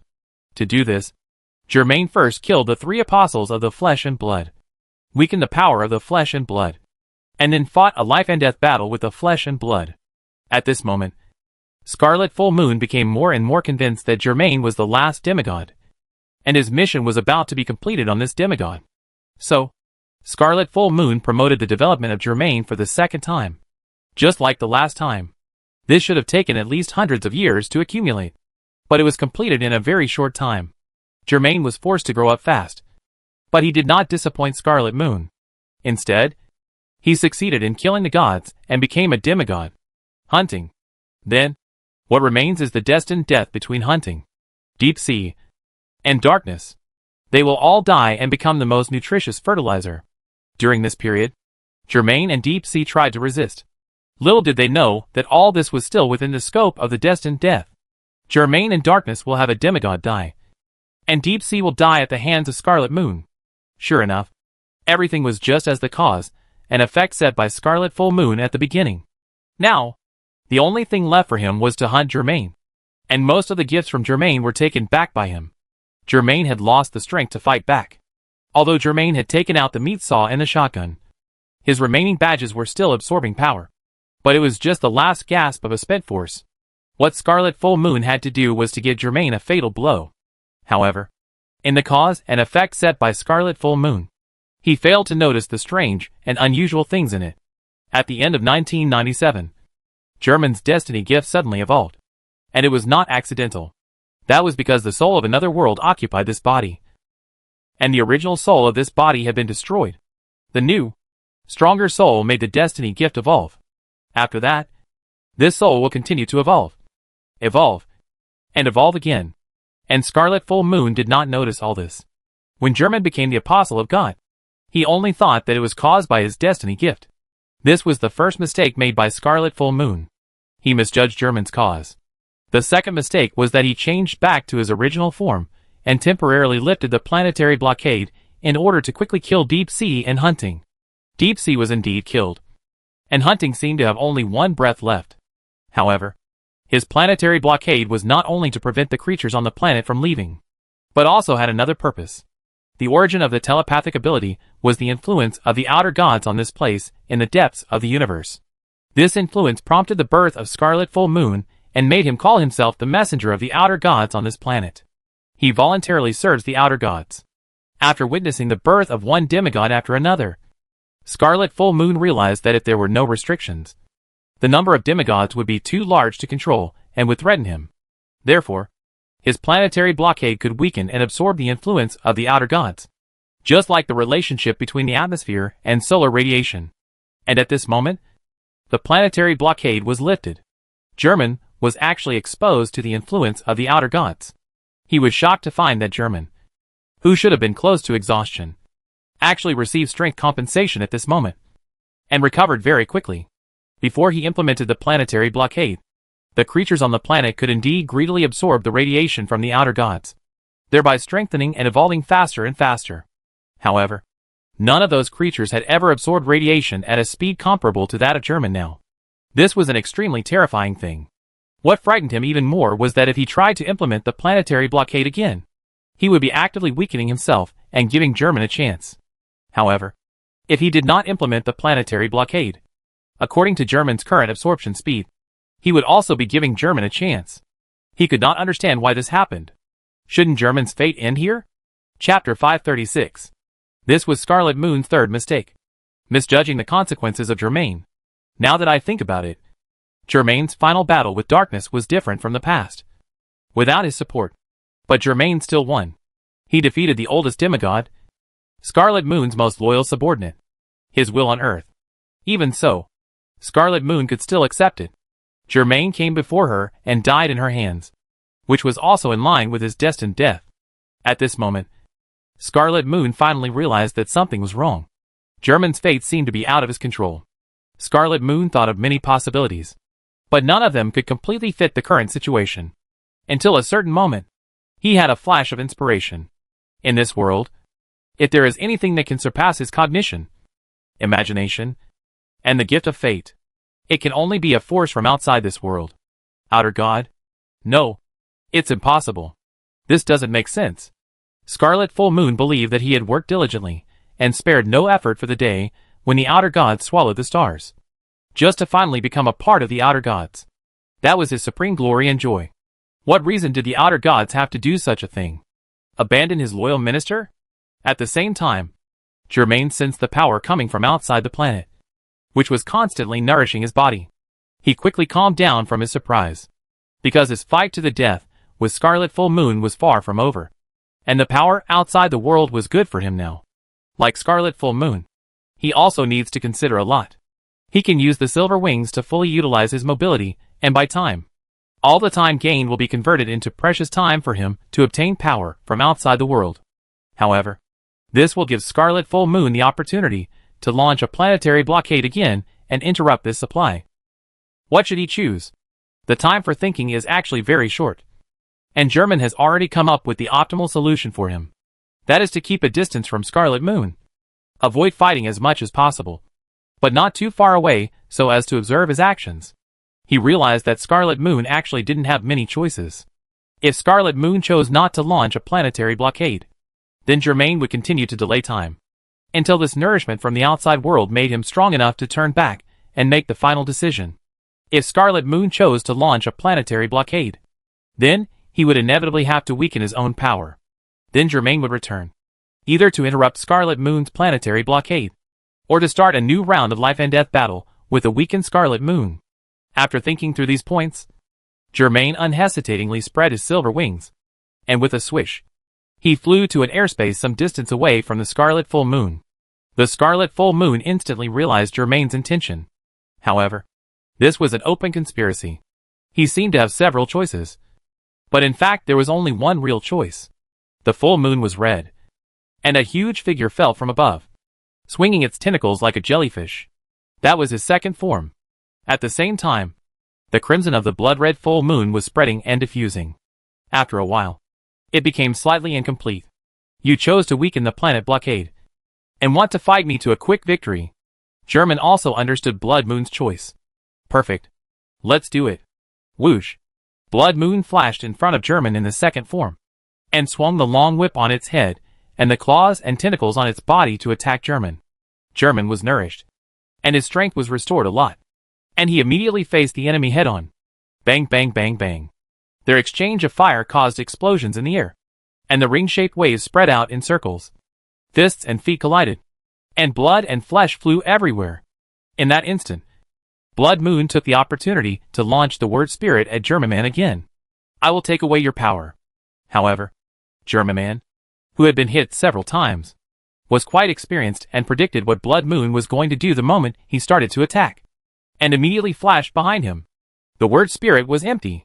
German's shotgun fired a shot at Blood Moon's back. The bullet, which was a mixture of the power of a demigod and an outer god, made Blood Moon stiffen for a moment. He seized this moment. Puff. The meat saw stabbed into Blood Moon's body fiercely, making a bang. Blood Moon paused, but suddenly twisted his upper body, and the long whip and tentacles popped out like springs, and stabbed at German like a spear. He also seized this moment. The moment when a hunter kills his prey is the most defenseless moment. In this moment, the status of hunter and prey is likely to be transformed. Chi. The long whip and tentacles pierced into German's body, handcuffing him tightly like shackles. Now, Blood Moon made a sound with its empty head. You can't run away. I will take away your power. The word spirit is about to be activated. However, with the help of the meat saw going deep into Blood Moon's body, German's flesh and blood badge also activated its power at this moment. The organ of Blood Moon that should have emitted the word spirit was contaminated by the flesh and blood badge, so it could not make any sound at all. Not only that, this pollution is also spreading in Blood Moon's body. German ignored the severe pain in his body, kept the meat saw stabbing into Blood Moon's body, raised the shotgun, and fired continuously at close range. Bang bang bang bang. The mixed power bullets instantly broke Blood Moon's long whip and tentacles, and smashed Blood Moon's head. Ah! Blood Moon roared. He would never allow this to happen to him. It was only a few hundred years away from merging with the outer god. He had waited so long. He must not fail. With a roar, he burst out with amazing power, and blasted Germain away in an instant. Germain held the bloody meat saw and shotgun in his hands, barely stopped in the air, and looked up again, and saw that the blood moon had changed. His limbs and torso were divided into pieces, with only blood threads connecting them in the middle, looking like a dozen kites connected together. All the organs contaminated by the flesh and blood badges were removed by him, destroyed, and turned into dust. The organ that could utter words grew out again while squirming. Did you see that? Blood Moon looked down at me. Even if I weaken myself, I still have countless ways to deal with your methods, because I belong to this world. Before he finished speaking, he suddenly felt something was wrong and raised his head. The incomplete red moon in the sky shattered with a crackling sound. At the same time, the entire planetary blockade barrier was also collapsing. All the debris fell like raindrops. The scarlet faded, and the real night sky was revealed, with the real moon and stars shining. The influence of the outer gods once again enveloped this place. The blood moon lost the power of the barrier that he had accumulated. And at this time, there was only astonishment. Why? Why? As one grew, the other grew, and German's power continued to grow because of the existence of the outer gods. As his strength grew, German could sense everything on this planet, especially the people or things that were quite close to the lantern. Shooty, Sharna, Biscuit, Jean, President Netero, Emolawu, Kurapika, Kilua, Duin, Yongu. It felt like they were within his reach. He could hear their voices and see their actions. They were fighting against the demons that descended from the sky and their own fate. The moment of finality had come. Germain abandoned the shotgun and held the transformed meat saw in his hand. His whole body turned into a silver meteor and rushed towards the blood moon at an incredible speed. Blood Moon also suddenly noticed the changes in Germain's body. At this moment, he finally had to admit a fact. His loyalty over countless years was not worth mentioning to the outer gods. The fourth mistake he made was to misjudge the outer gods' attitude towards him. Blood Moon was replaced by Germain. The meat saw in Germain's hand burned with black flames, and cut Blood Moon's body from top to bottom, cutting it in half. Hiss. Boom. The destructive blow shook the entire airspace, like a heavy bell that could be heard by the whole world. After the knife cut, the body of the Blood Moon was broken into pieces and fell bit by bit. Ha ha, ha ha ha. He let out a shrill and crazy laugh. And it was difficult to tell what kind of madness it was. The Blood Moon will become the nutrients of the planet like those demigods designed by him. This planet has met all the prerequisites for maturity. Now it only needs hundreds of years to digest, and will soon complete the final process. After German calmed down his breathing, he put away the meat saw and looked at his hands. He knew that he had become the new god of this planet. Now, it was his turn to face the influence of the outer gods on him and the world. Of course, what he needed to do most now was to help the creatures on the planet and eradicate the group of sky demons. However, this was only a matter of time, because they had lost their master. Everything would be fine. Everything would be fine. Buzz. For the first time, German exerted influence on the entire planet as a god. Buzz. The demons cursed by him wailed and retreated like vampires encountering sunlight. The creatures blessed by him seemed to be covered in silver armor. After the initial confusion, they realized that they had gained power and chased the demons relentlessly. This catastrophe will end with a great counterattack victory of the creatures. Chapter 537. 12 years later. This is also the 12th year that Germain has held the divine power. He is not standing high in the sky like the Blood Moon, nor is he hidden deep behind the wall like the darkness. He is in the heart of the Dark Continent, in an ancient Gothic city that was built by his divine power, silently paying attention to everything in the world. Perhaps someone with the ability of mind will stumble into this illusion. Although Germain is not omniscient and omnipotent, as long as he wants, he can focus on and understand what is happening in any corner of the world. Every day, the sun rises in the east and sets in the west, which is the norm of this world. And Germain uses his spiritual sense to patrol the entire planet, which has also become the same routine. But his landing point and route are different every day. Today, he started from Whale Island, the hometown of Jean Fulishi. Sigia of the Fulishi family, who started from Whale Island, has now become a world-renowned 2-star professional hunter. He and Kilua of the Zoldyck family are known as the two prides of the young generation of hunters. The two young men are very likely to become one of the top hunters in the next few years, or even a dozen years, surpassing many predecessors, especially the 12 branches. Such a Sigia must be very busy, and he can only come back to Whale Island a few times a year. And this time, he not only returned to Whale Island, but also stayed for a month. In addition to visiting Aunt Mit, who is already in her 40s or 50s, he came back for another important life event. Seojia is getting married, and his partner is a young woman from Whale Island. His fiancée and Seojia were childhood sweethearts. They grew up together on Whale Island. After Seojia left Whale Island, the two rarely met again.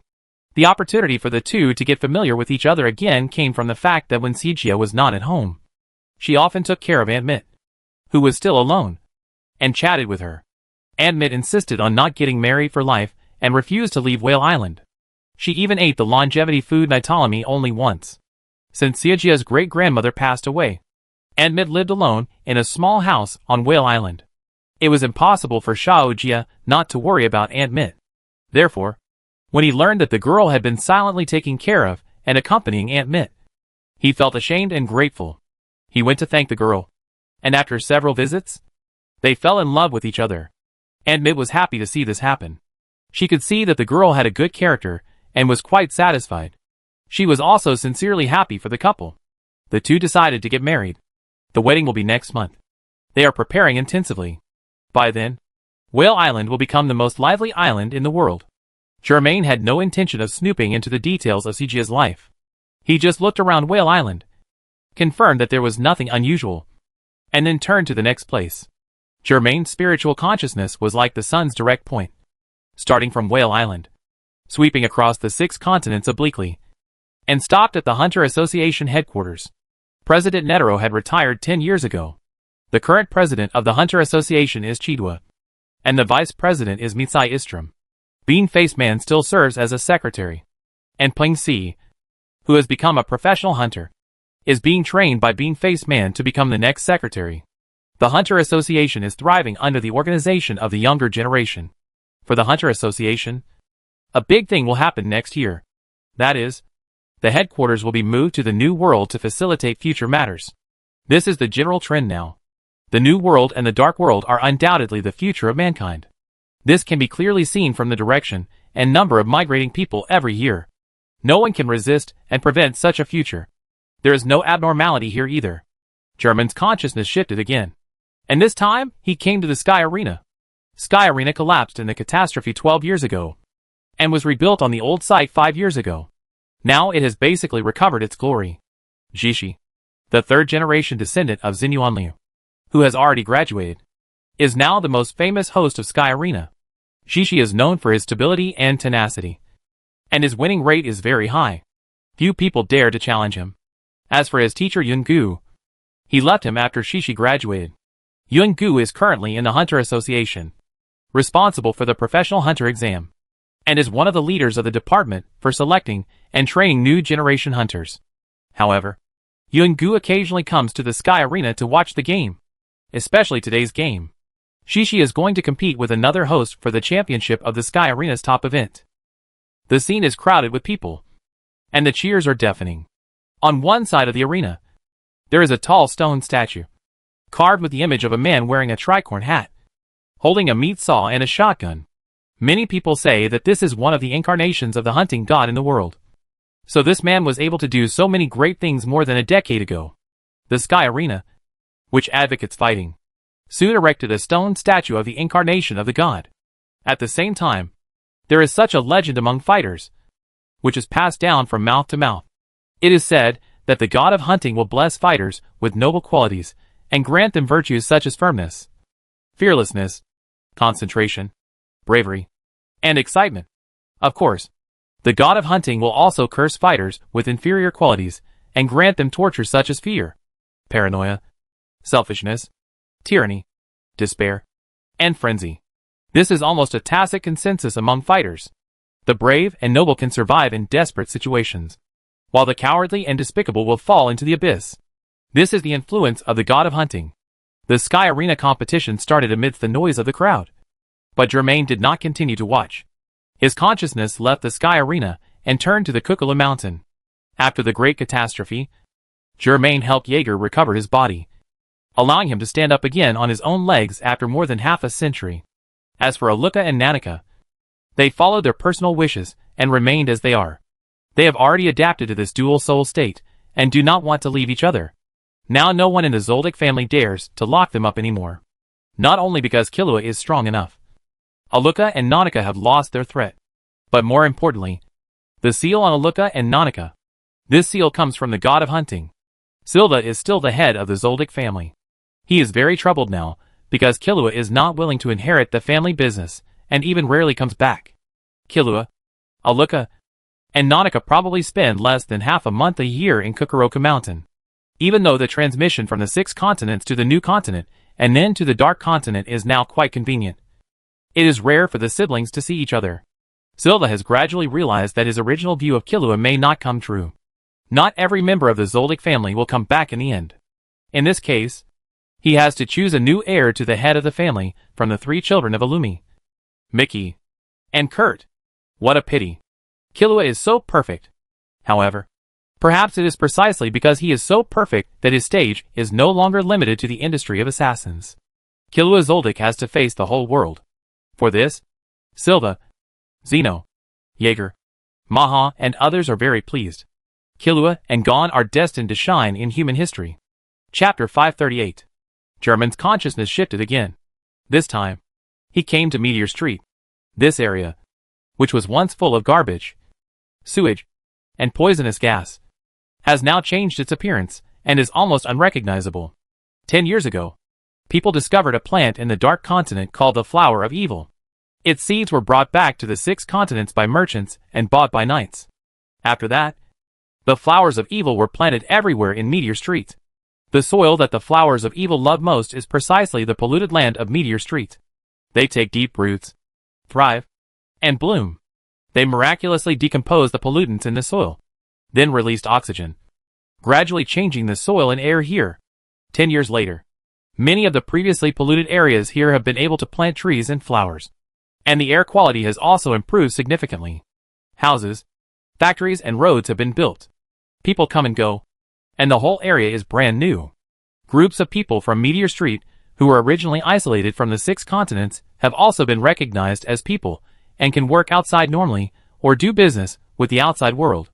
Of course, this place is not as good as those big cities. But at least it is much better than 12 years ago.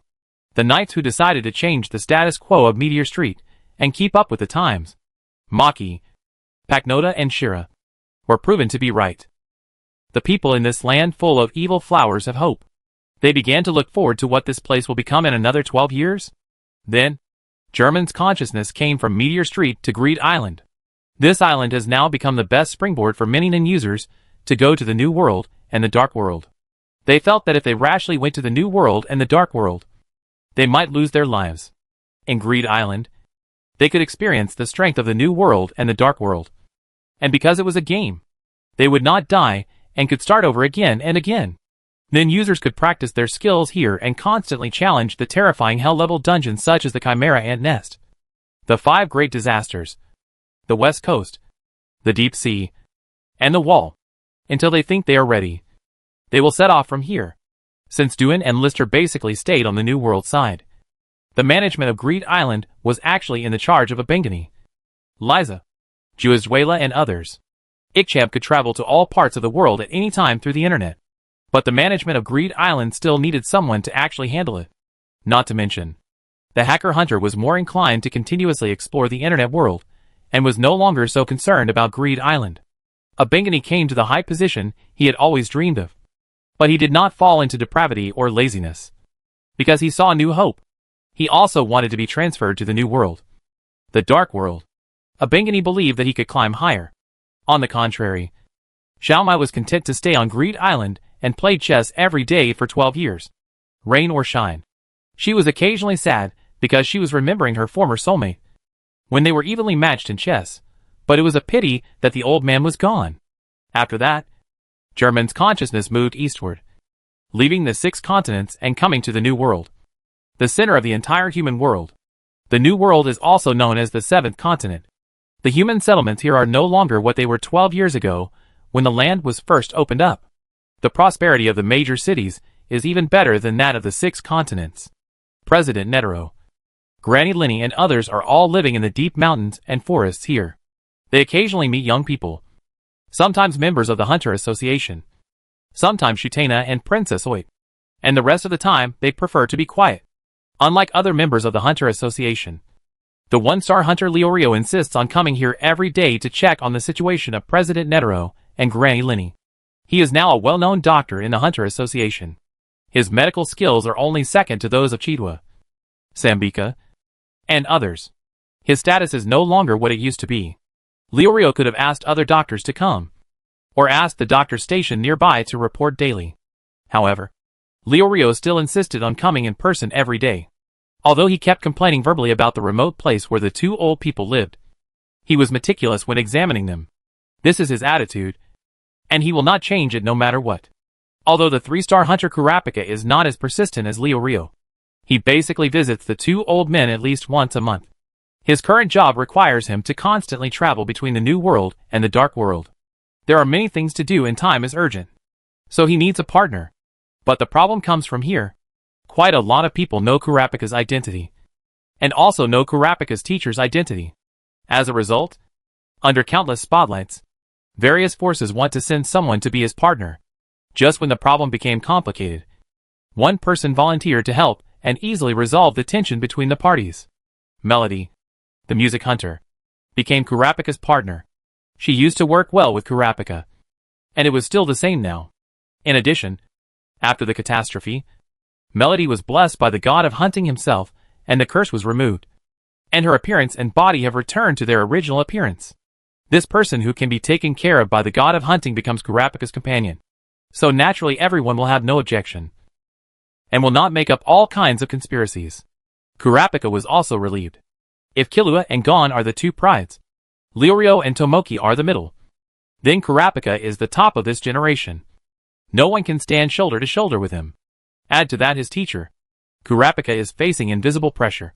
And it is great that his partner can be the familiar Melody. He doesn't want to be involved in various exhausting events while working in the Dark Continent. Although no one dares to touch him. Those almost flattering kindnesses are enough to make him annoyed. Melody always smiled gently, played a flute for him, and followed Kurapika silently, accompanying him to the end of the world. It didn't matter where she went. Melody never complained or regretted. Yes, Kurapika was artificially exploring the end of the world. Others who were doing the same work as him included Jean, Biscuit, Kate, Nakuru, Shioto, and others. The New World Chronicle and the Dark Continent Chronicle will become precious treasures for those who come after them under their writings. Chapter 539. German's consciousness left the New World, passed the transit base island, and came to the vicinity of the boundary island. There are countless small islands here, which have now become human settlements. They are like stars scattered on the sea, surrounding the supermoon of the boundary gate. What many people don't know is that the people who are responsible for the reclamation here are Paristan, Shio, Mola and others who need to make meritorious contributions. In 12 years, they have redeemed their sins. Shio, Mola and others were relieved. From now on, they could be free and even gain power and status from scratch. Paristan was completely different. He was so thin and haggard that he could not be seen as a blonde handsome man. Without the stage to manipulate human nature, he felt bored with everything. Just like the Joker who knew that Batman had retired and lived numbly every day. His spirit was close to death. Until one day, he received a letter from King. After reading the letter, his eyes miraculously regained their spirit. After regaining his freedom, he left without looking back to find his vibrating toys without saying hello to old acquaintances such as Shio and Mahilu. Shio and Mahila could not do anything to him, but it was not bad to just say goodbye. As for the boundary island, only Mo Lawu and Sphinx were left here.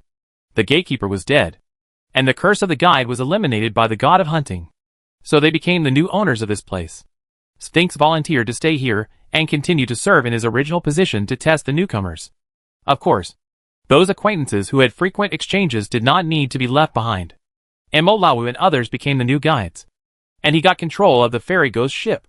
When he was not leading the way, he could drive the Fairy Ghost ship, often soaking in the seawater, exploring an underwater world that most people could not go deep into.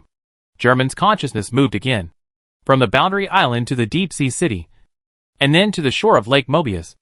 Along the coastline, his consciousness swept across the hopeful land on the east coast that he had visited many times, and also swept across the devastated land on the west coast.